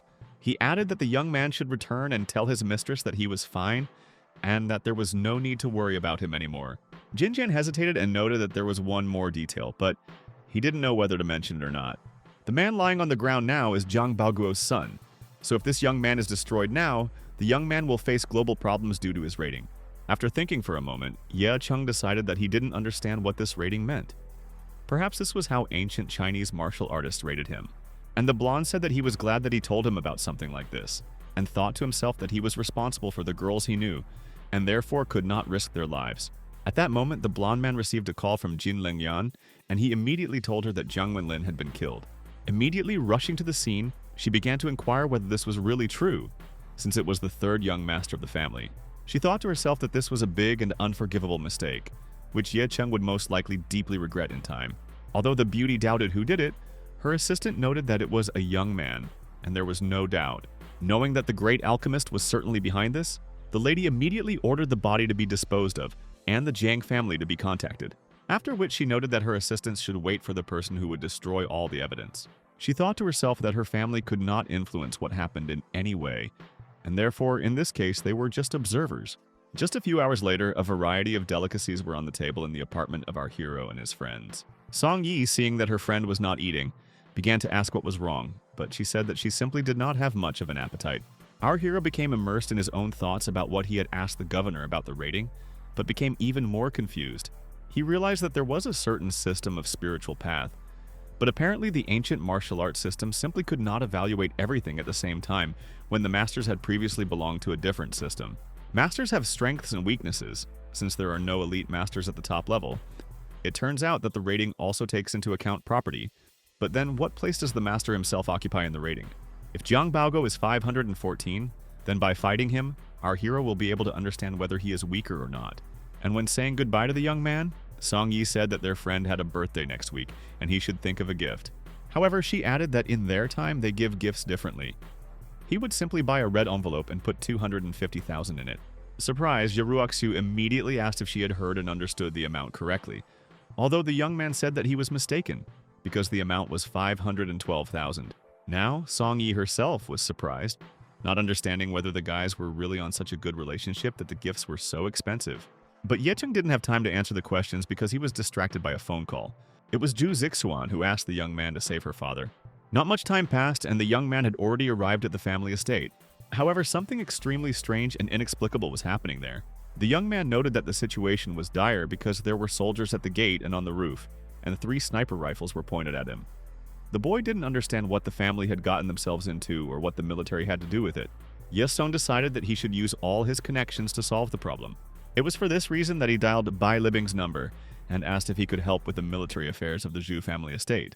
There were still guards on the street, so it was practically impossible to enter the house. Sitting on the ground, our hero scolded himself for not understanding where his friends were who had promised to help. However, after just a couple of minutes, Luo Zhengguo approached him and, smiling, said that he had come on behalf of Madame Bai Libing. After coming to his senses a little, Ye Cheng realized that this wasn't exactly nice, so he first apologized for bothering her. The man immediately put his hand into his breastplate to get something. Showing the documents to some boss, he said that this identification was quite enough to enter the house. The police officers simultaneously noted that this was absolutely true and that the men were allowed to pass. At this time, a frightened Zhu Zixuan was waiting for her father, hoping that she would find someone who could help solve the problem. However, the old man said that there was no point in wasting time, and besides, there was no point in looking for anyone. Having witnessed this conversation, the young man was horrified and asked what it was connected with. However, instead of gratitude, the gray-haired man began to scold his daughter for turning to the guy. However, the girl did not want to waste time and told them that a few days ago a gentleman had arrived. He was feeling unwell and took the medicine that was sold in their pharmacy. As a result, he became even worse. The reason was that the tincture contained poison, but my father selects all the medicines personally. He checked everything several times, and in principle there could not be anything dangerous in it. For a while our hero fell silent. He understood that there was no point in Mr. Zhu doing such things. Therefore, someone had set him up. Covering his face with his hands, the old man began to shout that this was a private intensive care unit, and therefore if something happened to the man, not only their family but also their relatives would suffer. The young man immediately asked where the hospital was located, adding that he could save this man. Frightened, Zhu couldn't believe her ears, so she decided to ask again about what she had just heard. Ye Cheng closed his eyes and said that this was the only chance for their family, so he was waiting for them to tell him the address. Not only the military, but also a large number of police were on duty at the hospital. The situation was extremely tense and difficult. Our heroes and his acquaintances wanted to get into the corridor, but they were not allowed in, stating that they could not do this. At that moment, the man, who was most likely a relative of the one who ended up in intensive care, looked intently somewhere. Suddenly, doctors came out of the ward, one of whom looked closely at the people in the corridor. The soldier immediately asked the medics what had happened to his father and what condition he was in. The doctor looked down and said that he was very sorry because the situation had gotten out of control, but despite this, they had done everything they could. However, the angry son grabbed the doctor and began calling him the most obscene names. Ye Kong, heading towards the ward, said that he calls others courageous, although he himself has done nothing, and therefore is a pitiful person. The man heard this and he slowly stopped because he wanted to deal with him. With a calm voice, Luo Zhengguo noted that this guy should be allowed through because he might be able to save the old man. If not, then he would personally appeal to the military court. The man noted to himself that the person standing in front of him, like the wind, was not giving up. And out loud he said with displeasure that since they still had time, then let the guy at least try, A few seconds later, our hero was already at the injured man's bed. The young man noted to himself that he clearly felt death next to this old man. Despite this, he had a strong will. If someone else had been in his place, he would have long ago passed away to a better world. But he managed to fight, therefore, he came to the rescue in time. Taking one of his pills, the young man immediately crushed it into small pieces. The energy that formed in his hands was directed at the patient. Ye-chung knew how it worked, and so, in complete silence, his body did what it was supposed to. A few minutes later, the young man used the immortal needles, which quickly lined up in a row between his hands. Directing these objects towards the body, the guy shouted that evil should leave the body of the unfortunate man. Now the green healing energy was directed towards the man's body and enveloped him from head to toe. Our hero sighed heavily and with satisfaction and said that he had managed to remove the poison, which meant that the man would soon wake up. Although there was still something that was a little confusing to Ye-chung, he continued to remain silent about it. As he left, the young man said that he would do a good deed for the whole family. Suddenly, the boy turned around because he heard a voice asking him to stay. The young man couldn't believe his own eyes, as no one had ever been able to come to their senses so quickly before, especially after something like this. The old man asked his savior to tell him his name. However, our hero said that it was not important at all. He saved because of one person, and he did not care about the patient specifically. But he should remember only two things. Firstly, the Zhu family has nothing to do with the poisoning, and therefore this misunderstanding needs to be resolved. Secondly, the poison had been in the body for a long time and had been active for more than a month. Anyone else in the man's place would not have survived, but despite this, it's still not worth pushing your luck. After which, Ye-chung, as if nothing had happened, headed to the corridor to go to his home. However, at that moment, the victim's son rushed at the guy, swearing that he had only been in the room for 8 minutes. After which he left. Whether to follow or not was none of his business. Suddenly, the old man, holding onto the door with difficulty, said that this scandal had to be stopped. Still, looking at his parent, the young man did not know what to say to him.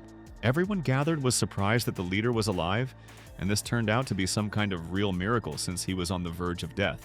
However, the victim himself said that if it weren't for our hero, everyone would have had to prepare a coffin, and added that he had never met such an amazing doctor in his life. After these words, the man himself turned to the young man and asked him for forgiveness for everything that happened. Although after some time he discovered that the guy had disappeared somewhere, it seemed as if he had simply disappeared. After a moment of silence, the patient turned to Zhu Rende and apologized to him, saying that his son had misunderstood everything. Although in fact, the pharmacy owner was in no way to blame for what happened. That is why he wants to apologize once again for all the inconvenience that was caused to the family. Mr. Zhu felt extremely awkward, so he said that everything was actually fine.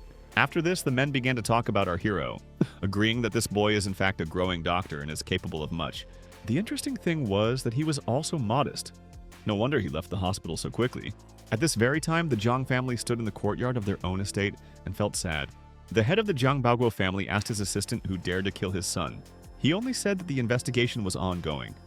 They only know that when Wenlin participated in the auction, someone secretly purchased the tripod, and soon this disaster happened.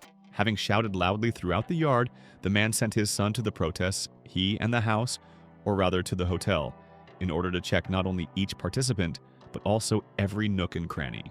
He talked about how you have to believe everything in this city in order to find the killer who will then go to hell.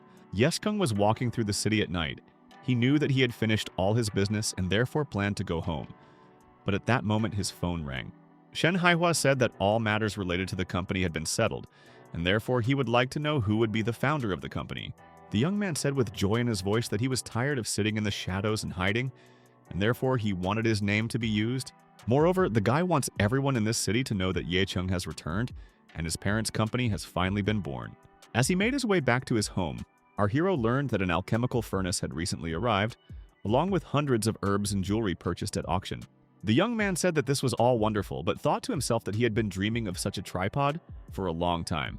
After which the woman said that she knew that the head of the Jiang family had already raised everyone's ears and was checking everyone who was at the auction, and therefore they would soon go to it. Hearing that Ye-chung would be better off sitting it out somewhere, the guy noted that he would not do anything like that since he was not a coward and was ready to meet anyone who wanted it. The frightened woman looked closely at the young man. She did not believe that he was simply ready to meet the most powerful head of the clan in person. Completely perplexed, our hero said out loud that now was the time to use the alchemical furnace, especially since he had already used several of his pills. The necessary herbs were lying on the ground, so Ye-chung knew which ones and in what quantities should be thrown into the vat. A second later, this herb was already in the vat, which was supposed to turn it into a powerful and strong remedy. In the next step, the young man concentrated and started shouting to set the fire on fire. The guy had some knowledge of how the thing worked, so he concentrated his attention on what was happening. The young man knew what he wanted to achieve and understood that the higher the quality of the medicine, the more effort and skill he needed to put into it. The Qinglin pill that our hero worked to create consisted of 3 ingredients and was used to cleanse the aura and accelerate cultivation. Ye Cheng didn't know if he could improve the medicine with the tripod, but he was confident that he could make something useful. However, the young man was a little confused by the fact that the oven was emitting an extremely bright glow, which should not have been there. However, after just a few minutes, a small ball appeared from the tripod. The guy raised his hand in a gesture indicating that this pill should go straight to him. And just a second later, what our hero expected happened. Ye Qing said out loud that he originally thought there would be 3 ingredients and 3 lines, but it exceeded all his expectations. He used materials of average quality, so it was unclear how the 7 lines were produced. After thinking for a moment, the guy continued, noting that no one knew that this tripod was capable of such a thing, although he did not specify what exactly he meant. Standing by the stove, the young man said that he did not think that the alchemical stove would make such excellent medicines. But that is exactly what happened. He understood that perhaps there had been an accident somewhere, but it was still a real treasure, which meant that the money would literally flow like waterfalls. After trying 1 pill, Ye Cheng said that at this stage, cultivation could already begin. A moment later, the young man felt a powerful flow of energy, as if he had been doused with fire. The guy noted to himself that he had never felt anything like this before. It seemed to him that this flame was literally bursting out. There was so much energy inside. However, something inexplicable was happening with the stone that no one had seen, that the birthright had abandoned. And now this object seemed unusual. It seemed as if he was also somehow charging himself and simultaneously charging the surrounding space. Despite this, our hero still remained focused on his power, trying to take control of it. A little time passed and the energy began to spill out. Ye Cheng said out loud that this was the 6th realm of enlightenment, and the effect was not bad, so he was glad that such a thing as alchemy existed. The whole night passed, and the young man continued to be in the warehouse, carefully monitoring his feelings. He also noted that in one evening he managed to move to 2 kingdoms, which was something unusual since previously even the most powerful pills could not help in development. Although the very next second our hero remembered the black stone and decided that perhaps the whole reason lay in it. Taking the jewel in his hands, Ye Cheng began to examine it carefully as if he had never seen it before. The guy noted that the stone now felt completely different to the touch, so he decided that he should visit the cemetery to reconsider his opinion. Not a minute had passed before the young man was already standing in the place that was well known to him. He carefully examined the large stone, which was enveloped in a blue glow. Coming closer, Ye Cheng said that he would most likely be able to notice something this time. Thanks to the fact that his internal state had changed, now he could feel whatever he wanted. Despite this, the boy understood that if he summoned Luo Yuntian just once, his tombstone would crumble. It was better to hold on to such power until better times. The next day, Song Yi screamed in surprise as she looked at the phone. Answering her friend's questions, she said that it was best to take one look to see everything that was written there. The news reported that the company founded by our hero's parents, which disappeared 5 years ago, was returning. The blonde thought that all this was extremely strange, since no one knew about the corporation all this time, and now it was suddenly being revived. However, what surprised the girl most was that the director of this company was Ye Cheng, which meant that the young man was not making anything up, but was telling the truth about his goals and aspirations. At this very time, the Chu family gathered in the meeting room. Sharan, who was also present, read the latest news, from which she understood that her former classmate had somehow remained alive. The unknown man sitting at the head said that the results of the investigation had become known. According to them, Ye Cheng actually fell into the lake 5 years ago, but despite this, he remained alive. After which the lecturer showed everyone a photograph of this young man, which was taken from the registration document. The blonde, listening to all this with horror, said that if all this was true, then this guy was an ancient warrior, although she did not know how this could be. The man continued to explain that the company's emergence was not scary. What was scary was that it was competing with a more powerful corporation, and its former head had been killed a few days earlier. Jumping up from his seat, the speaker shouted loudly that the newly recreated company was built on a mountain of corpses, which meant that something like this could become a threat to their family. Sharan, hearing this, drooped. It seemed that she did not understand the essence of the conversation, after which the man turned to the girl and said that he heard that Ye Cheng was showing interest in her. However, despite this, she should not reciprocate his feelings and should not be afraid of him. According to the latest news, Shen Haihua and his company are behind the young man. Interestingly, the head of this company was seriously ill but was magically cured. He added that he would like to see how events unfold, because no one in their right mind would oppose this young man. While in her mansion, Xiao Ruoxu's mother, who was also reading the news, said that Ye Cheng would not succeed anyway because he might not be able to handle something like this. And smiling maliciously, she said that the guy should understand his situation and know his place. The woman then ordered her assistant to send out warnings to all companies that anyone sending flowers to celebrate the opening of a new company would be an enemy of the Xia family. However, it seemed that the man had his own thoughts on this matter. He knew Mr. Shen very well and understood that he would not leave it alone.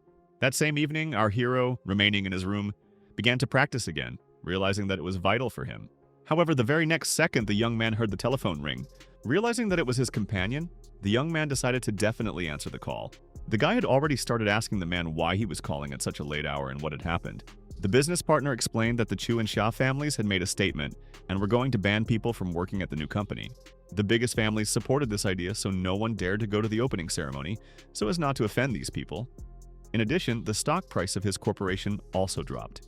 The man was nervous, so he suggested to his partner that they go to the market at another time, a safer one, because it was unlikely that anyone would risk going to them. However, Ye Chung said calmly that if someone wanted a war, they would get it. He added that Mr. Shen should not worry about this, because he would decide everything himself and determine when he would act. After some time entering the house, the young man said that he had returned. The young man recalled that the preparations for the main events had been completed. Although Ye Lingtian wanted to attend, he refused, deciding that it was better to work in the shadows. Before the young man had time to finish his thought, he was bombarded with questions. The girls immediately started asking each other questions. Firstly, where was the guy? And secondly, why didn't he tell them anything about the company?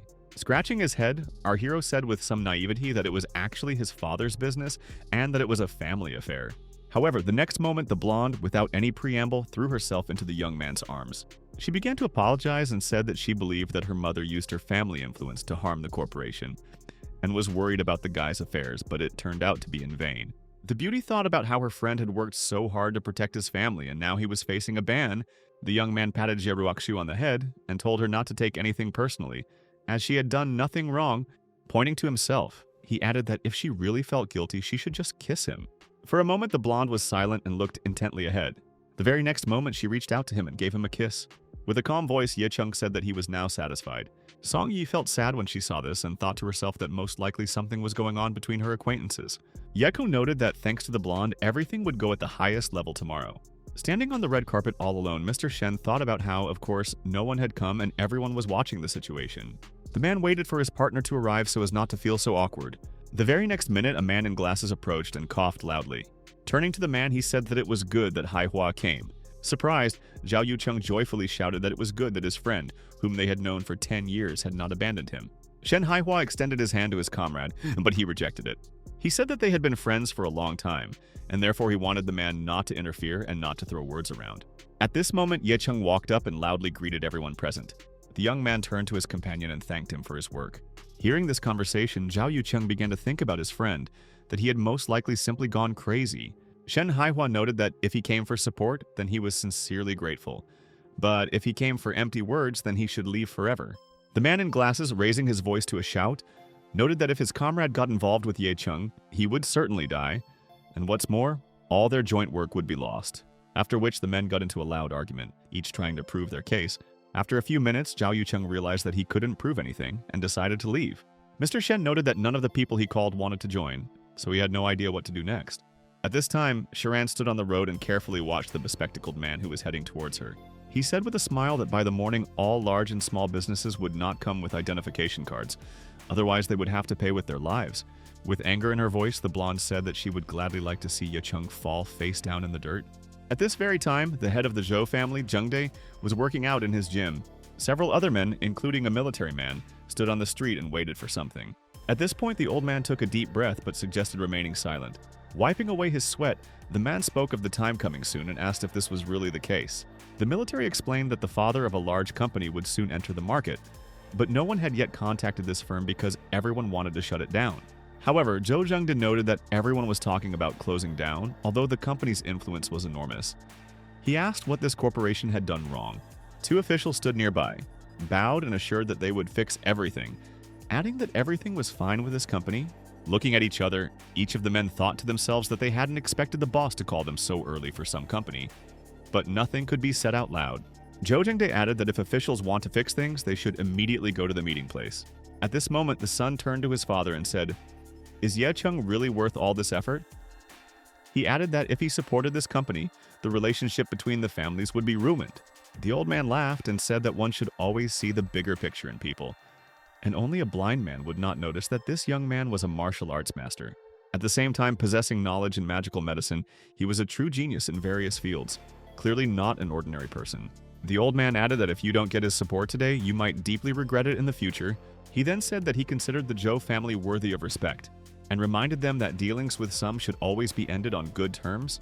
While merchants have loved entertainment for centuries, our heroes were still standing on the red carpet, each lost in their own thoughts. Media representatives who had already arrived at the scene were discussing the opening that was about to begin, but no one had yet shown them the entrance to the event. Journalists began discussing what would be the catchy headlines for a company that hadn't even opened yet, but was supposedly already scheduled to close. Sharan, who was standing opposite, also reasoned that there was most likely no point in being here since no one would come anyway. However, the next moment the girl's eyes opened wide. She saw in front of her how Song Yi and Xia Ruoxue, who were far from the least important people in this city, were heading towards the building. With anger in her voice, the beauty thought that one of them might represent the Xia family, and therefore her presence here seemed strange.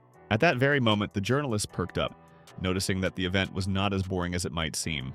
Xia Ruoxu told her friend that she had disobeyed and could now be fired. But at the moment, she didn't care about the consequences.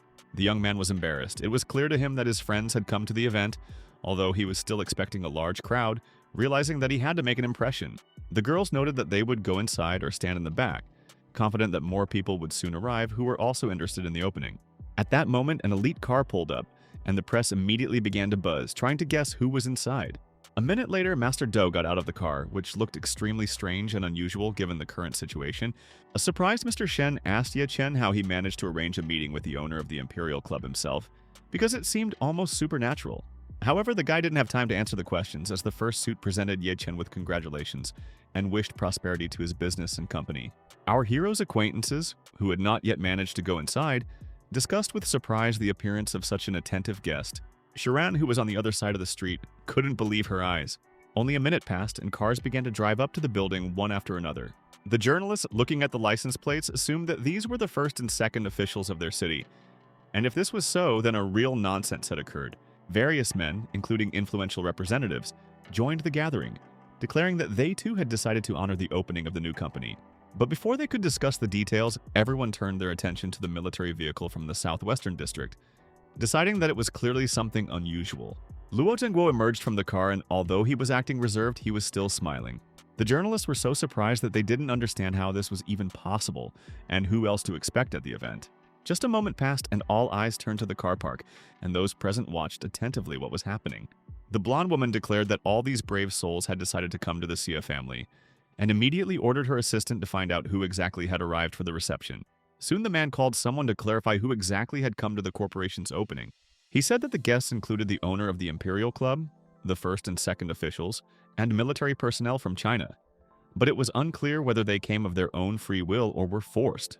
The woman noted with anger in her voice that she had underestimated Ye Cheng, and had not expected that all these people would come of their own free will or someone else's. And then she added that retribution for disobedience still awaits everyone. Masters Du and Luo Zhengguo cannot be moved, and the first and second officials should have retired long ago. Moving forward, the woman ordered the assistant to take the gift they had brought.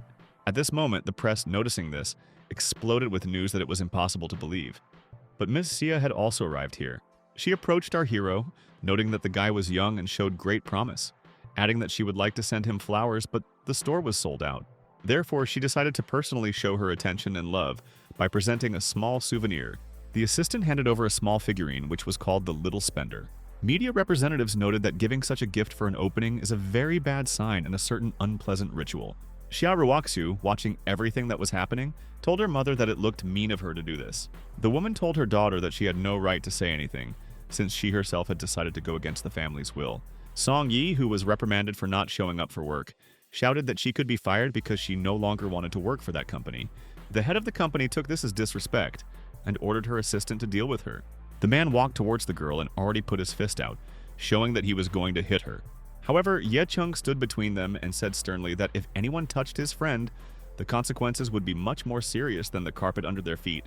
At this moment, Zhou Fulu noticed that the Jia family was acting arrogant as always. After a short pause, he added that it seemed they could only boast of their status in the city. Everyone present opened their mouths again in surprise because a person of such a high level appeared at the opening. When the blonde asked how our heroes knew this man, he calmly replied that he almost got into a fight with him last time. Approaching the guy, the man sincerely congratulated him on the opening.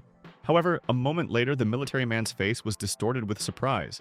The little spendthrift caught his eye and he asked if anyone had actually brought such a statue. The man looked sternly at his assistant and raised his hand sharply. Everyone gathered noticed how carefully he brought it to the little spender. The very next second, the statuette was broken on the red carpet. The disgruntled woman had already started shouting, indignant at how a military man could ruin other people's gifts, especially from such a great family as theirs. Without waiting for an answer, she began to walk away, indignantly noticing when Zhou Fulu began to introduce the entire family. At this moment, the head of the Zhou family spoke up, happily declaring that he alone was honored to be at this event. The woman cringed and wondered why the old man had appeared here, realizing that something unusual was happening. Approaching our hero, the man patted Ye Cheng on the shoulder, making it clear that if the Xia family became a problem, he could always count on the support of the Zhou family. Madame Xia couldn't believe her ears. She knew that she could move everyone, but not the old man. So she decided not to take unnecessary risks. No one would dare to oppose the Zhou family for her sake, and a career in this business could end badly. A moment later, the blonde headed to her car and ordered her assistant to do the same. Ye Cheng continued to listen to the old man's words, realizing that it was thanks to them that he remained alive, and now he would do the maximum possible for them. Shiren watched everything that was happening from a safe distance. She thought sadly about the influence of strong families.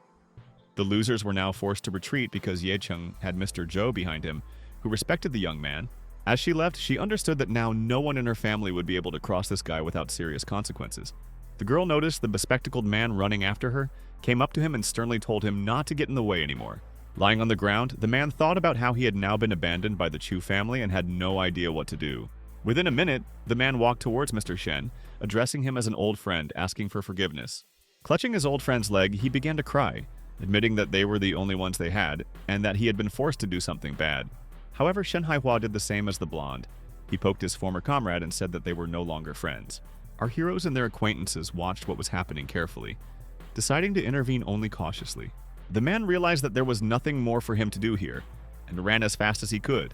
Ye Cheng walked up to his colleague, patted him on the shoulder, and told him that he did the right thing. Not realizing that the welcoming part had already ended, Ye Cheng raised his hands and loudly announced that it was time to begin the celebration.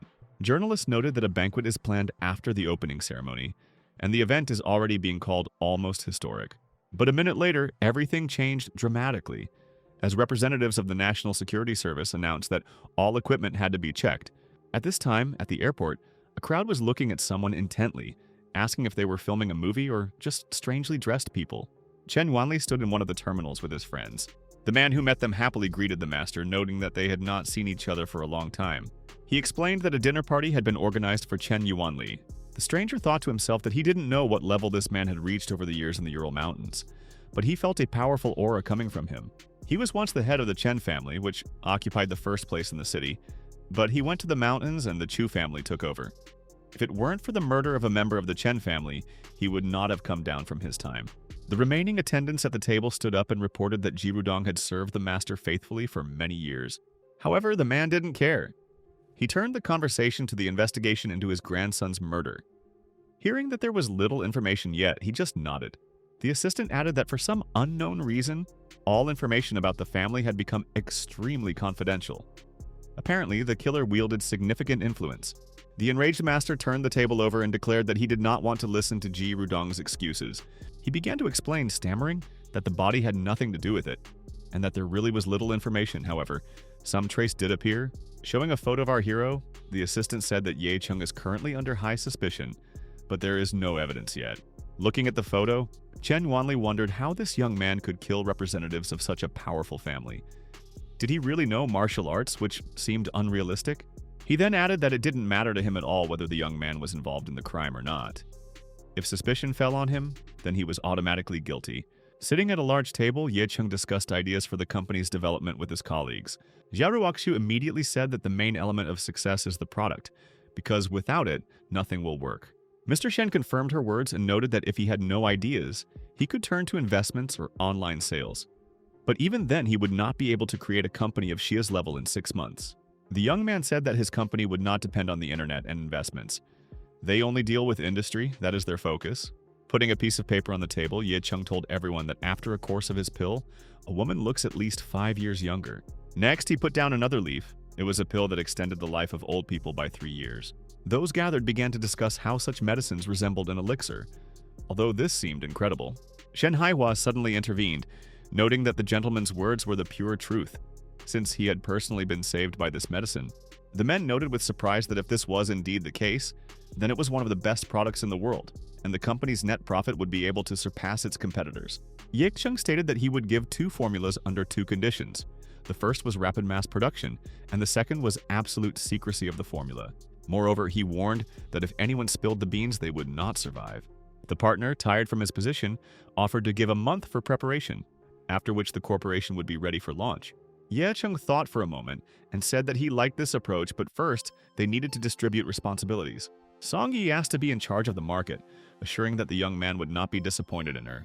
The blonde also wanted to make her suggestions, but at that moment she received a message. When she saw who was writing, her eyes widened in surprise. She realized that she hadn't spoken to her father for a long time, but despite this, for some reason he was writing. Ye Kung noticed that something was wrong with his friend and approached her. Jeruakshu modestly said that she no longer needed a high-ranking position, and that she was willing to work as a temporary employee. Doing her best, Ye Chung looked at her carefully, observing her reaction. A minute later, he asked if she really would be a temporary worker, and if she was going to ask for a high salary, since as the former president of the company, she should know this. He was surprised why the blonde no longer wanted the position, since he had been counting on her initiative and valuable participation. The beauty apologized and said that she just wanted to move forward, doing her job well, but at the same time being an ordinary assistant. The girl decided to remain silent about the message her father sent. He wrote that she could not refuse a wedding with a man to whom she had already been promised. Sometime later, sitting in her bedroom, Xiaoruoxu pondered why she couldn't refuse. After all, a person isn't a commodity. At this very time, our hero and Song Yi were sitting in the living room and eating fruits. The young man asked the girl what happened to the blonde, who looked out of sorts. The beauty replied that since returning from the meeting, the blonde has been sitting in her room and refusing to answer questions. And this seems extremely strange. At that moment, the phone rang, so the guys couldn't finish their sentence. After answering the phone, Song Yi asked Aunt Zhang if it was her who called, as she might have a free minute. But a moment later, the girl asked the woman to speak more slowly because she could not understand anything. Jumping up from her seat, the frightened beauty said that everything was very serious. Answering his friend's question, the young man said that of course he knew a boy named Wang Yuheng. When everyone turned away from our hero, only Song Yi and the son of his good friends remained next to him. This boy was somewhat naive, but at the same time a kind child. The last time Ye Chung talked to Uncle Wang, he learned that the young man was already studying at the city university. At that time, he asked about what happened to him. A frightened girl reported that someone had beaten a young man and broken his arm. It seemed that the fight had taken place near the university, but for some reason the ambulance couldn't get there. The young man was silent for a few seconds, digesting the information he had received. However, suddenly he seemed to go berserk and began to furiously scold his ill-wishers, declaring that they would pay for everything they had done. There was a guard standing near the university gates who did not allow anyone inside. Our heroes stopped opposite, but were in no hurry to take action. A moment later, Song Yi approached the security guard and said that they were students at this university, and they needed to get inside to pick up their passes, which they allegedly accidentally left there. The guards, realizing that this was just a trick, said that they wouldn't let us in anyway. The next moment, our hero grabbed the fence, trying to do something. Only a minute passed, and the guy easily not only climbed over the fence, but also neutralized it, and then threw it aside. The astonished guards watched what was happening and whispered among themselves, asking who this young man was. In turn, he loudly declared that the university was a temple of knowledge, not a place for crime, and that he had come to save people. If anyone stood in his way, he would break everyone's legs. The bodyguards immediately knelt down and said that the young man could go inside.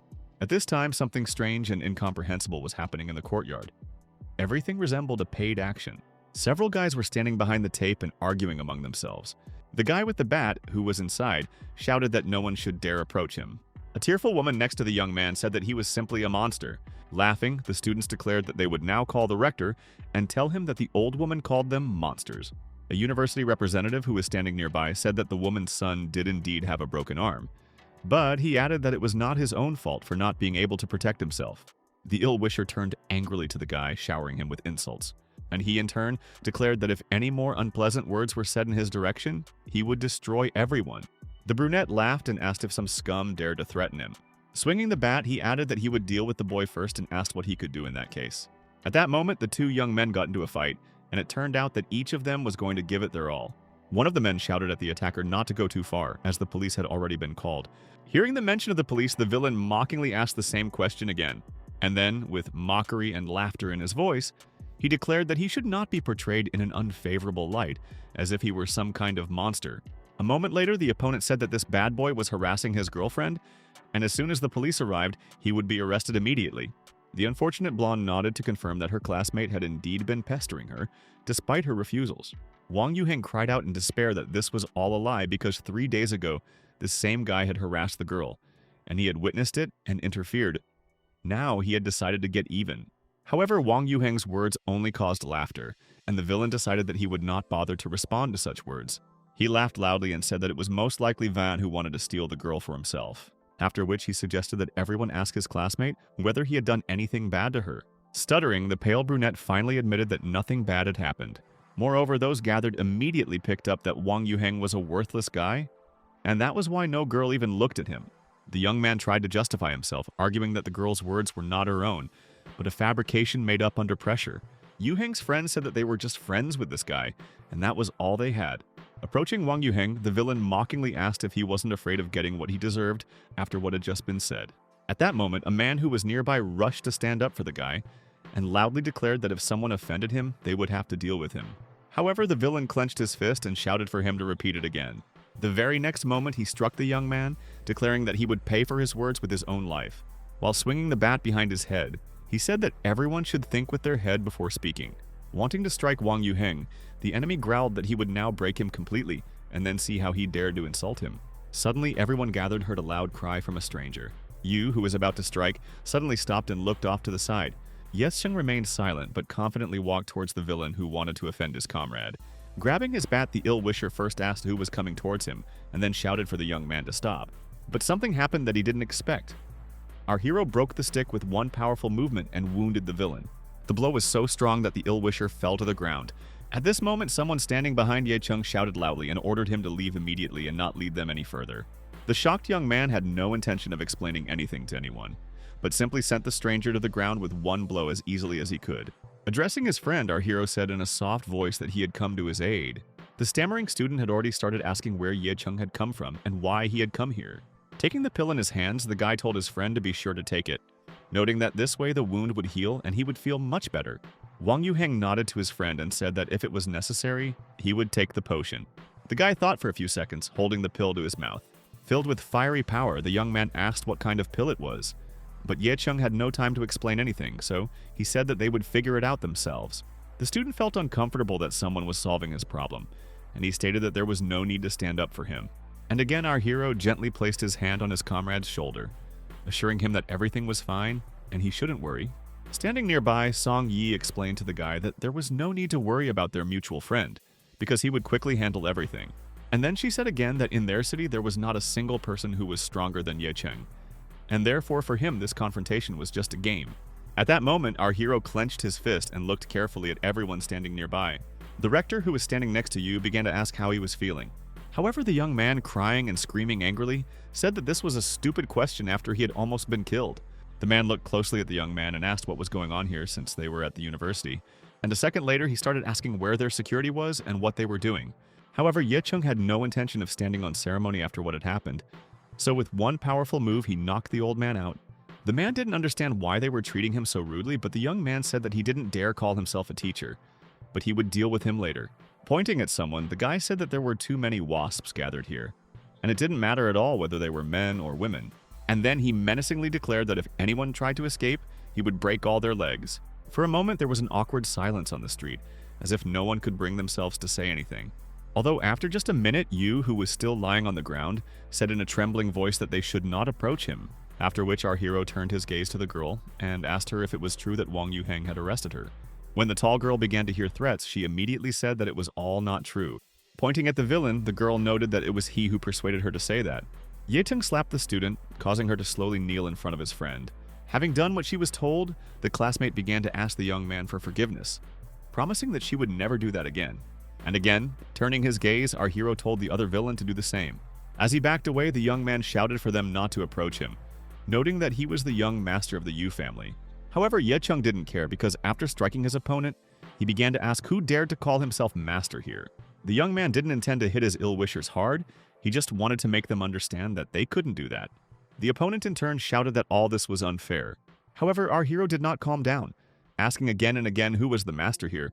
Finally, Yu, sitting on the ground, shouted that he had thought carefully and decided that he was wrong. And stumbling, the young man said that he was guilty. The assembled people looked closely at the stranger, not knowing what he was planning and fearing that he might do the same to them.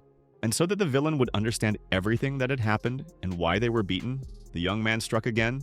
Lying on the ground, Yu said that his father would not spare the young man for what he had done. Taking the phone in his hands, Ye Chung calmly said that since the ill-wisher was bragging about his father so much, it would be better to call him here so that he could answer the same way as Wang Yuheng. After dialing the number, Ye Chung asked for the head of the Yu family to be brought to the university immediately. At that very moment, everyone gathered heard a car drive up to the building. Standing by the car, our hero asked out loud who had arrived. It was Master Do who, smiling, said that everything was done. The man in the business suit muttered something incoherently while kneeling. At that moment, the student, crying, asked his father for help, complaining that the stranger had come and simply beaten him. However, Ye Chung approached his parent and sternly said that he wanted his father to show him how he raised his own son. He added that if a man doesn't teach his son to behave, he won't let the rest of the family live in peace. Taking a stick, the head of the family approached his son and said that he himself asked for punishment. The young man began to cry and ask his father to stop, promising that he would not repeat the act. However, while striking, he shouted that this fool had insulted his honor throughout the city and must answer to the head of the family. Smiling, Master Do said that now was the time to deal with the rector. After this, the young man ordered that all the students present, except for the girl whom Wang Yuheng had saved, be given a few slaps. If they didn't have enough strength, they could have their teeth knocked out or their fingers broken. The next second, the young man snapped his fingers, giving the command to begin. The old man, turning to his people, noted that they could begin to carry out the order. Ye Chung looked carefully at his comrade, who had already done the same. Smiling, the boy told Wang Yuheng that now was the time to go home. At this very time, on the other side of the city, a large number of papers lay on a table. Zhou Fulu spoke thoughtfully about how our hero is Ye Tian's son. He knew that their family was small, but he did not understand where such a great man came from. Jirudong immediately said that there was nothing to be afraid of, because the entire family had been destroyed. The main problem was the people behind his company. If you touched the young man, they would take revenge for him. But after these words, the master literally went berserk, declaring that this boy had killed his family and therefore he was obliged to take revenge. With a calm voice, the assistant explained that this young man was a master of ancient martial arts, and therefore they must arrange a duel, the price of which would be life. In this way, not only would the great man be able to deal with him in front of everyone, but the agency, as well as the Zhou family, would not dare to interfere. Zhou Fulu was afraid that Ye Chung would not accept this challenge, but his acquaintance said that he could be forced to do so by blackmailing his close people, and then he asked if the master wanted to contact this young man. At that moment, a stranger entered the room and asked if they would like to cooperate with him. Zhou Fulu thought to himself that Zhang Baoguo had come in, and that he had done so quietly that he hadn't even noticed. The smiling man asked his colleague, the great old master, how it happened that he also ended up here. For several minutes, the new arrival looked at those in the room, but remained silent, after which he abruptly put the photo of our hero on the table and pointed his finger at it. Taking the card in his hands, the gray-haired man said that the main reason was precisely this young man. Answering his colleague's question, the old man remarked that this boy had deprived him of his son, and therefore, of course, he wanted to take revenge on the prankster. Zhou Fulu immediately said that from now on, the Chen family and the Jiang family were allies in this matter, and invited the old man to sit down to explain everything. The guest immediately noted that he had learned of the young master's plan to bypass the National Security Agency, but he had his own idea for the matter. Zhang Baoguo said he had found out that there were two girls who harbored a grudge against him, and that contacting one of them was safer and more effective. And a moment later, he added that losing his head during a kidnapping was a useless and easy death for this guy, and he wanted something completely different. Master Wu Jiao said that this plan was praiseworthy and added that he would send 4 of his strongest disciples to carry it out. While sitting at breakfast, Ye Chung asked Song Yi what happened to the blonde since she didn't come out for breakfast. The girl responded by noting that she herself didn't know, since the previous evening, Jia Roxu had returned with swollen eyes. She had probably cried a lot. She refused to answer questions, went to bed early and still hasn't woken up. Judging by her appearance, one could tell that she most likely needed to take breakfast to the bedroom. However, the young man, getting up from his seat, said that it was better not to bother her, and if she wanted, she could tell him herself.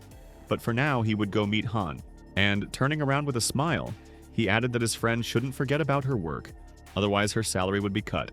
But the young man didn't have time to leave because he felt a light touch on his jacket. A frightened song. He asked our hero if it was true that he was still the same Ye Chung she knew before. The young man responded by saying that he had two options in life. Either play by someone else's rules or dictate his own, and that he preferred the latter. And leaving the apartment, he added that the girl should think less about it because he would still always be on her side. And everything he does is exclusively his choice. Not much time passed, and our hero already came to Han to talk to him. Those gathered in the corridor, watching this picture, said that their classmate and his brother were the most ruthless people in the world. Hearing that there was someone there, Ye Chung looked at them indifferently and asked if someone really wanted to go inside and what they were talking about. In response to the boy's question, Wang Yuheng said that all his classmates lowered their heads at the mere sight of this man, as if he was mocking them. Our hero noticed that everyone was afraid of him and that the world was ruled by force. And force was a tool for subjugating the weak, strengthening the power of the strong. After this, the young man put his hand into his breast pocket to take something out. Taking a small envelope, he told his friend that he had a chance to become stronger if he did not wait. Everything depended only on the student himself. Wang Yuheng replied without hesitation that he did not intend to allow anyone to bully him and his parents any longer. He added that he would never allow anyone to treat him or his family like that again. The young man explained that inside the envelope was a technique, a purple cloud, which would give answers to all questions, and he should write down his thoughts and feelings on paper and then burn the sheet. Ye Chung noted that this was what the student was thinking, but cautioned that the path of martial arts was extremely dangerous, and it was important to protect one's heart.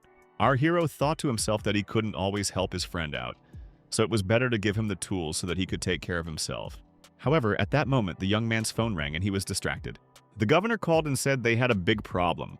Mrs. Dia had been kidnapped and the people he had sent to rescue her had been killed.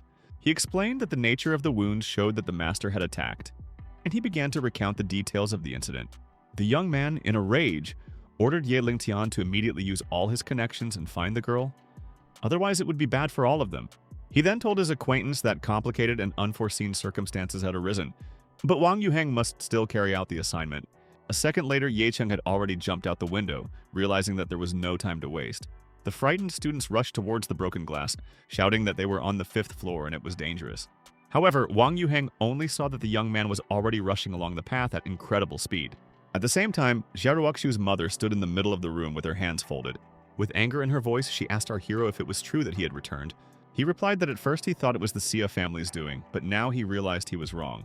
The woman, in tears, began to reproach and ask why the guy couldn't protect her daughter. The woman's intentions were difficult to understand, but at first glance it seemed that she was genuinely concerned about what had happened. Then the young man calmly asked to give him a day to return their friend, and as he left he added that if he failed to do this, he would be completely at the disposal of his family. With anger in her voice, the woman only said that, knowing who he was, no one needed him. And she explained that she had connected her people, so regardless of the time, they would find her daughter in any case. Sitting in his own bedroom, our hero reflected on how the master's remaining aura resembled that of an ancient martial arts master. However, he needed people.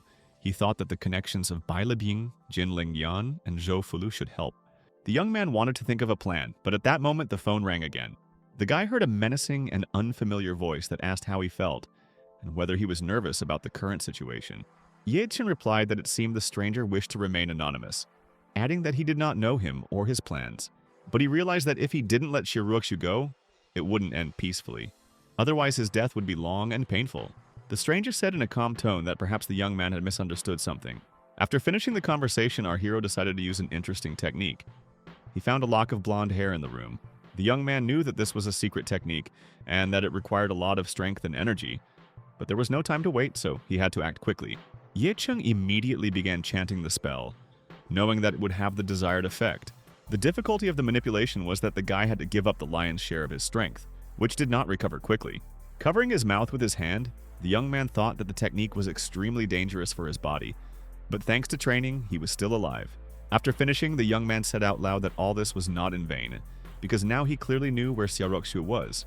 The stranger, standing between numerous boxes, was thinking that all of this was extremely unpleasant for him. The reason was that he saw the hostage as someone he should threaten, but he didn't do it, which was extremely strange. Zhang Baoguo asked his colleague with joy in his voice how their boy was doing, and whether he was very worried, and he immediately added that he was patiently waiting for his appearance because he wanted to see this performance.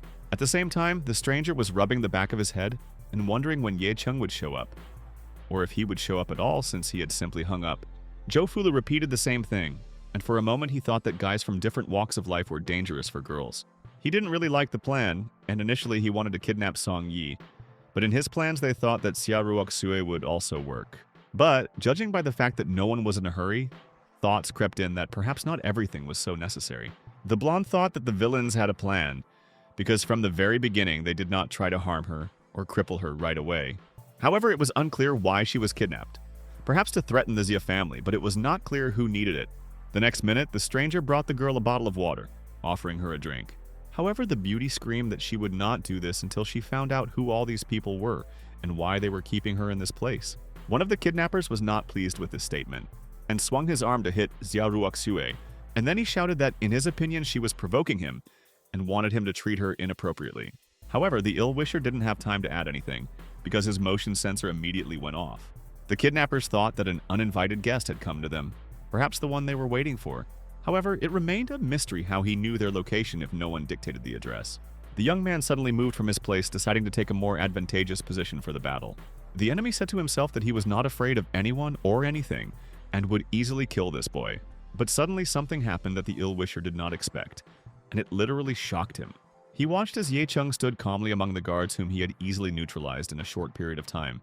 At that very moment, fear was reflected on the villain's face, and hatred, anger, and a thirst for revenge were visible on the face of our hero.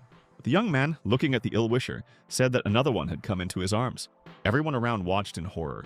The boy thought that this was simply impossible, since the master's 4 strongest students were unable to defeat some incomprehensible boy.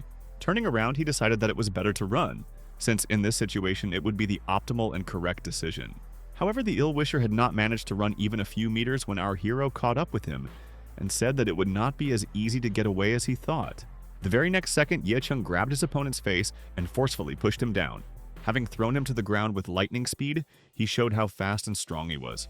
The opponent continued to talk about the rating and that there was no point in killing him, because the consequences would be catastrophic. However, Ye Chung stated that he gave this man a chance when they spoke on the phone, but he blatantly ignored him, and now he must answer for his actions. He added that before doing anything, it's worth thinking carefully. Just a few minutes later, the boy turned to Xia Ruoxue and said that he had come to save her. The blonde replied plaintively that she had hoped to be rescued, but did not know who it would be. Coming up from behind, the young man cut the ropes that bound her hands with one powerful movement. Throwing herself into the guy's arms, the beauty screamed that she believed that he would come, and he replied that he was glad that she was not injured and that she was okay. A minute later, he added that now was the best time to go home. Looking at the guy's hands stained with blood, the blonde thought about how he managed to get here and where was the father who was supposed to protect her. Taking a deep breath, Ye Chung explained that he had to neutralize everyone because otherwise he wouldn't be able to save her. Xia Ruoxue thought to herself that this was incredible. She was not a master, but she felt incredible strength in this man and did not understand how one could defeat them all. The girl remembered that the son of the Qin family, whom she was supposed to marry, was also a martial artist, and she thought that they couldn't be compared. But now she realized that Ye Chung was not at all what he seemed at first. The beauty decided that if her friend was stronger, then her father might change his mind, and she caught herself thinking that she was already trying this guy out as a husband. While the girl was thinking, the young man lightly touched her shoulder. The beauty smiled shyly, not understanding what would happen next. Then, in one move, Ye Chung lifted her onto his back and said that she had been thinking for too long and would hardly be able to stand on her feet. And he added out loud that if she wanted it that way, she wouldn't dare contradict him, because her legs were really numb. Xia Ruoxue thought that she felt calm and safe with this man, deciding that she could always rely on him. At this very time, 2 masters were closely watching on the screens what had happened just recently. The men couldn't understand how this boy was able to defeat the masters of step-by-step transformation in such a short time, considering it impossible. But they immediately declared that their will was unwavering, and therefore they would destroy Ye Chung, no matter how difficult it was. After which the villains decided that the best solution would be to challenge the guy to a fight, to settle everything once and for all. Looking at the young man, doubts crept into the masters' minds, and so they said that if the young man suddenly agreed, they would ask Master Yuan to take on the role of judge. Upon hearing this, Zhou Fulu immediately shouted that his friend had made a mistake, as this master was on the list of the 400 best Chinese masters, but Jiang Baoguo noted that there was nothing strange about this. The most important thing was that the boy agreed to accept this fight. After a while, Mrs. Xia, seeing her daughter, immediately headed towards her. She immediately began asking questions about who dared to kidnap her, as well as what condition the girl was in. However, the woman did not listen to her, continuing to say that the kidnapping was very complicated, so it needed to be sorted out. after which she said that since no one could protect her in this place, they would immediately return home. Moreover, Xiaoruoxu's father brought 3 guys from the province for protection, which is much more reliable and safer, although the girl immediately began to refuse. Ye Cheng, who was simply watching from the sidelines, said that if the woman did not stop, he would be forced to intervene. Mrs. Xia already understood that it was better not to argue with the guy, and therefore, changing the topic, she said that her daughter's birthday was coming soon, so she could stay at home for a while and then come back here. And a moment later, she added that the grandmother had flown in from abroad to be with her granddaughter, and it shouldn't be forgotten that the old lady was no longer young. Xiaoruoxu didn't believe that this was possible, so when she heard about it, she started asking again. Even though her mother kept assuring her that it was the absolute truth, the young man didn't want to argue, so he said that the girl could whine but would return when she deemed it necessary. The smiling blonde immediately noted that she was grateful to the young man for everything, and added that she would never leave him. Ye Cheng decided to reassure his friend and told her not to worry because things would not turn out as he said. The girl noted that her friend should not mock her, adding that their promises needed to be kept, although a minute later she immediately started talking about the fact that she had forgotten about one thing. And handing over the documents, she continued to explain that she had drawn up a plan for their company. She didn't know what level of professionalism Shen Haihua had, but she could also be relied on. The woman didn't want her daughter to be in that place, so she grabbed her by the hand and dragged her away, saying that it was time for them to go. Our hero said out loud that his friend should not worry, but thought to himself that the Song family was now in danger, and therefore Xiaoruoxu, being in his own home, would be safe. Looking ahead, the young man decided that he had only a few days to sort all this out.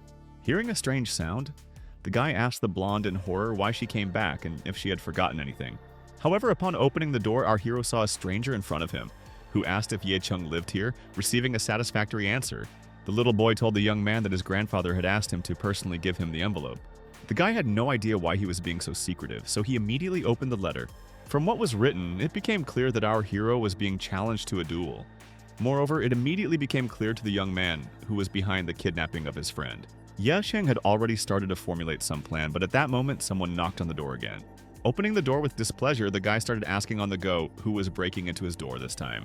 It was Jin Lengyan, who asked with anger and irritation in her voice whether our hero had really received the invitation. The young man thought to himself that this miss had 2 good informants, although he asked out loud how she knew about this. The beauty said that this had been decided long ago, but now the capital's top people know about it.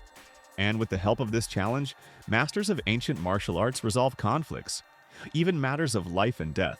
You have to understand that Chen Yuanli did this in order to kill the guy, and therefore he needs to give it up immediately. Hearing the young man's refusal, Jin Lengyan continued to explain that this ill-wisher had received the title of master more than 10 years ago. He was very strong, had mastered many practices and went to the mountains.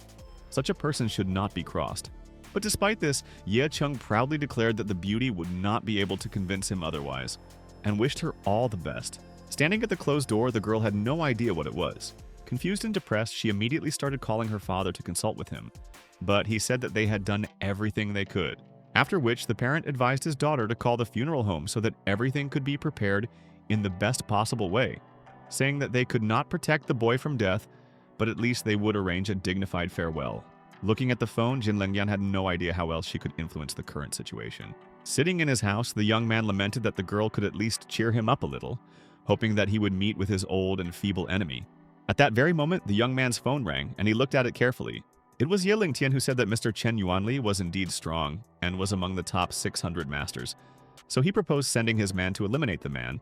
The guy said that he could handle it himself, and added that he was most concerned about what to do with the tubes, having heard that this issue had already been resolved. However, the governor did not calm down, continuing to note that the old man should not be underestimated. Everyone was saying that he had unprecedented strength. A little irritated, the young man said once again that there was no need to worry about him, because he could handle it. Ye Chen passed out even though his hands were shaking like never before. Moreover, it was also annoying that the mobile phone rang again.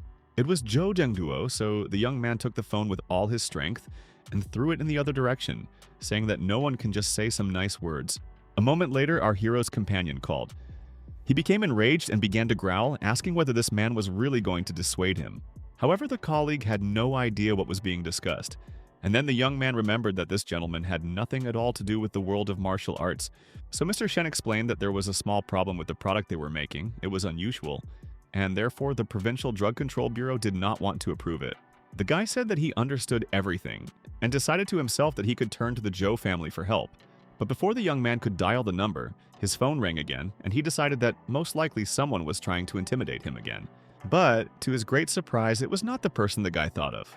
And Ching, who met our hero somewhere at the base, apologized for meeting the young man so late, saying that he was on a special mission and therefore could not answer earlier. Moving along the corridor, the man handed the young man some piece of paper, after which he said it was a pass. He was busy for now, but hoped Ye Chung would get tattoos not only for himself, but also for his company. He laughed and said, "Does he really look like some kind of boy to do something like that?" However, after just a minute, the men approached a large door, behind which a menacing voice was heard. Once in the office, the military man introduced our hero and said that they could freely talk with the boss. The middle-aged man immediately began to tell everything he didn't know, not only to Ye Chung, but to his entire family. The interesting thing was that he was aware of all the affairs, good and bad, in which the guy had been involved since he arrived in the city. Turning around, the man said that the description of the young man alone would frighten anyone, and then asked if he would like to know where the young man had been for the last 2 years, something that even the best intelligence officers had been unable to find out. And then he added that he was most interested in how brave the guy was if he accepted the offer regarding the battle. Realizing that the situation was very tense, the boss offered our hero some tea. But then something happened that Ye Chung never expected. A cup appeared out of nowhere. Moreover, the master directed the container with one energy flow towards the side where the young man stood. Only a few seconds passed, and the cup was already in the hands of our hero. The young man, having relaxed a little, said that this was all just empty talk. At that moment, the boss thought that the cup was filled with pure energy. It would be difficult for an ordinary master to catch it, and even if it were done, something inexplicable would happen. The man then said his name was Lei Shuwei, and asked if the boy was going to cooperate with their special forces, adding that if so, they could help each other. However, closing his eyes, the young man honestly said that he didn't want to involve the special forces, but his company was planning to release a drug, and there were difficulties with its approval, so he was interested in support. Lei Shuwei immediately pointed out that this was no problem for him, but asked what he would get in return. Suddenly, Ye Chung shouted for the boss to pay attention. He caught something. Having sent the pills into the room, the guy said that he could provide the head of the special forces with 200 more of the same kind, and that he did not plan to bargain. The boss, looking at the potion, immediately noted that it had many healing properties, and the young man's efforts were enviable. He decided to himself that this pill was truly valuable, so he needed to make the most of it, and he agreed to 500 similar products. As he turned and walked away, our hero noted on the go that he had said from the very beginning that he did not plan to bargain. At the door, he said that Lei Shuwei would only give him a few seconds to think carefully about his answer. The man thought to himself that this boy was not taking him seriously, but he said out loud that he was happy with everything. Opening the door, our hero noted that Yi Ching should come to him, and they would agree on all the details with him. Left alone in the office, the boss thought that he had initially expected the young man to do everything to please him. But the opposite had happened. The next minute, the red-haired guy knocked on the boss's office door. The boss said he needed a plane because he was planning to meet with his superiors in a day and try to get all the paperwork approved as quickly as possible. He noted that 2 hostile families would try to destroy the young man at the meeting, but the documents would at least indirectly protect him. Returning home and approaching his alchemical furnace, Ye Chung decided to himself that it would not be a problem for him to produce 200 pills at once. However, at that moment the phone rang again. Song Yi began to ask fearfully questions about where the young man was, as well as where the blonde had disappeared to again. The young man explained that their friend would be staying at home for now, while he was at his villa, which he had bought a week ago. Song Yi expressed doubt, saying that such houses were very expensive, but the young man did not argue, promising that she could ask for the address and come check it out. The girl was sure that the guy was cheating on her, so she waited impatiently until she could go and check everything. 10 minutes later, the beauty was already standing near the huge mansion. Not daring to go inside, opening the door timidly, she began to introduce herself and say that she was Ye Chung's acquaintance. No one answered, but instead she saw a guy sitting in front of a huge, blazing furnace. Song Yi couldn't believe her own eyes and thought that perhaps she had just fallen asleep and was seeing a strange dream. The beauty stood watching and could not even say anything. And indeed, this spectacle attracted attention, because it was something unusual and impressive. Ye Chung hurriedly took his bag to collect all the pills he had made. Smiling as he looked at the contents, he said he hoped it would be enough. The astonished girl asked again if she was really in her friend's house. Taking Song Yi's hand, the guy said that from now on this was her home too, after which he invited her to follow him to show him something. Looking around, the beauty said that the furniture was very expensive, the kind that is usually found in rich mansions. Continuing to move around the house, the girl timidly noted that one could only dream of such a thing. Entering one of the bedrooms, Song Yi immediately jumped onto the bed and praised it, saying that you don't want to get up from such a bed at all. The young man, smiling, noted that if everything suited her, she could stay in this house. However, upon hearing this, the girl perked up and said that most likely the guy was just making fun of her. Yechung calmly said that this was only a small part of what he could give her, because in reality he owed her much more. The beauty thought to herself that her friend was probably reflecting on the events of years gone by, but she believed that she would support her good comrade. After which, Song Yi approached Yechung and said that she was actually envious of him because it was a real palace. She added that it was boring to live alone in this house and she would like the young man to live with her. Taking a deep breath, he stated that the mansion had many rooms and could accommodate many people. The guy didn't have time to give a tour, so he said the girl could look around and settle in. All that was left for the beauty to do was to watch him as the door slammed behind him. Song Yi thought to herself that if our hero was doing this only out of gratitude, nothing would come of it, although she didn't yet understand what exactly was being discussed. By morning, the young man had filled several bags with pills. He wanted to think about something, but at that moment his friend came and said that firstly she brought breakfast, and secondly she wanted to know whether the gift belonged to the young man or the blonde. Yechun thought to himself that time was flying too fast and that he would be kidnapped in just 2 days. But he said out loud that he would return soon. The reason was that Yiching was waiting for him outside and had come at the appointed time to pick up the potion. Seeing the guy handing over the bag, the young man awkwardly said that they had already had breakfast and didn't need anything. The surprised hero said that he was not going to offer them food, but the promised 200 pills that he had prepared. However, the stunned Special Forces soldier grabbing the pills noted that such valuables could not be stored so carelessly. They could have been carefully placed in a large box. He immediately shouted to his colleague to install a sealed protective device on the car, which literally discouraged him. The man didn't like the idea, but he decided not to dispute the order. Ye Chung suddenly said that the pills weren't that fragile. They didn't need a sealed capsule at all. A regular bag was enough, and even if something happened to them, they could always come to him. At this point, Yiting decided to give the hero several protective traps from the boss, thanks to which the young man would be safe. Taking the gift, Ye Chung sincerely thanked him for his attention and care. At that very time, several respected masters gathered in the tea house. One of them was Yuan Jingfu, who was both feared and respected by everyone. Jiang Baoguo, thinking, noted that no matter how many times he met this man, he still felt afraid of him, probably because this master's martial art was completely unique. For the past 10 years, this master had been the head of the province, and he was also the vice president of the Capital Martial Arts Association, and many people were eager to become part of it. The man said with a stern voice that since the martial arts masters had invited him here, he should first of all drink some tea. Chu immediately added that they, as the younger generation, were unworthy of being called masters in front of such a great man, but they respected him. After opening the box, Yuan Jingfu continued to explain that this thing was a link in the world of martial arts and should help the young man. Smiling, the master noted that this was a 1,000-year-old spirit and was indeed a generous and valuable gift. After this, the masters began to politely exchange compliments, saying that everyone deserved the best. Suddenly, Jiang Baoguo changed the subject, mentioning that in a day they would have a fight with the boy they had appointed themselves. The master was horrified and said that there was no point in being afraid of this boy.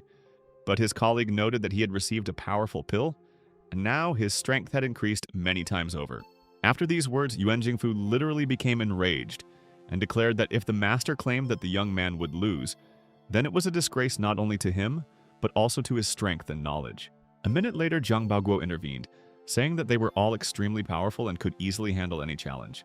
The colleague added that they should teach Ye Chung a lesson and take revenge on him for everything he did to their relatives, as it was dishonorable to leave it like this. A moment later, the relatives began to complain to Yuan Jingfu again about how many good deeds the young man had done and how he still remained unpunished. Hearing this, the master declared that the boy was a real scum of the martial arts world, and the young man's actions showed how crazy he was. The old men were glad that the powerful master was on their side and began to bow, thanking him for his help, assistance, and warm words. As they were about to leave, Jiang Baoguo noted that they had one more request for the teacher, after which the old man loudly clapped his hands and ordered someone to immediately enter the hall. Immediately, several rather strange people appeared on the threshold and stood silently for the first few seconds, after which the girls joyfully greeted the teacher, saying that they were pleased to be there. The master did not know who these people were, but Yuan Jingfu noted that the 3 girls were students from the local university who had come to chat. Taking the hint, Yuan Jingfu noted that they could always tell and show the female students anything they were interested in, since they were educated people. At this time, our hero sat in the basement of the mansion and cultivated his energy, focusing on himself and around himself. The young man felt like he had more energy than ever before. Ye Chen thoughtfully noted that he had never felt such a surge before. It was safe to say that his energy had increased significantly, although he didn't understand what it was connected to. Despite this, the speed of his training increased, not decreased, although it should have been the other way around. A few seconds later, something happened that surprised Ye Chen the most. It seemed to him that the stone not only moved, but was also able to respond. The guy didn't want to rush to conclusions, carefully studying the mineral to understand what was wrong with it. Our hero decided that the stone was too strange, but since it was used to move the slab, he could now call upon great power. But he didn't know what exactly was hidden behind the ancient symbols. In just a moment, he thought that in such a matter, thinking was simply useless. After dropping the stone to the ground, Ye Chen decided to take advantage of his own luck and see what would happen. Suddenly, the hero's eyes widened and he looked at something carefully. He said to himself, looking at the stone, that he couldn't really understand anything. It seemed that Ye Chen simply lacked the knowledge to decipher the message and understand the meaning of the stone. However, the young man could no longer concentrate, as there was suddenly a knock on the door of the room. After going inside, Jin Lengyan said that she didn't want to disturb the young man, but it had to be done. As Ye Chen walked down the street, he thought about how there were so many ancient warriors in China who would head to the hall to watch the battle. Among the unfamiliar faces, there were also familiar people, although not all of them wanted to say hello, especially before the upcoming events. For a moment, our hero stopped and his gaze fell on the people close to him, after which he thought about something. He remembered how, just a few days ago, many of them had called him to dissuade him from fighting and save his life, because Ye Chen most likely had no idea what awaited him. Now they were all sitting in the stands, attentively awaiting the start of the fight. However, Ye Chen was surprised that Master Do and the governor had also come here to witness this event. The young man suddenly remembered Ye Lingtian's words, who had recently said that if the boy's life was in danger, he would protect him no matter what. At that moment, a stranger standing in front of him informed him that 3 were already there. Everyone gathered screamed, seeing before them the legendary teacher and master, and with him, 2 other equally powerful people. Yuan Jingfu noted with joy in his voice that the ministry was committed to maintaining justice and order. And that was precisely why they had gathered here. The hero's acquaintance, frightened, said that this master is considered the most dangerous, somehow entered the top 400. But no one knows exactly how powerful and strong he is. Looking closely at the man, Yes Chung thought with embarrassment that this old man had most likely reached a realm that was higher than his level. He realized that he had acted rashly by not listening to his friends who tried to warn him, saying that this was a truly great master.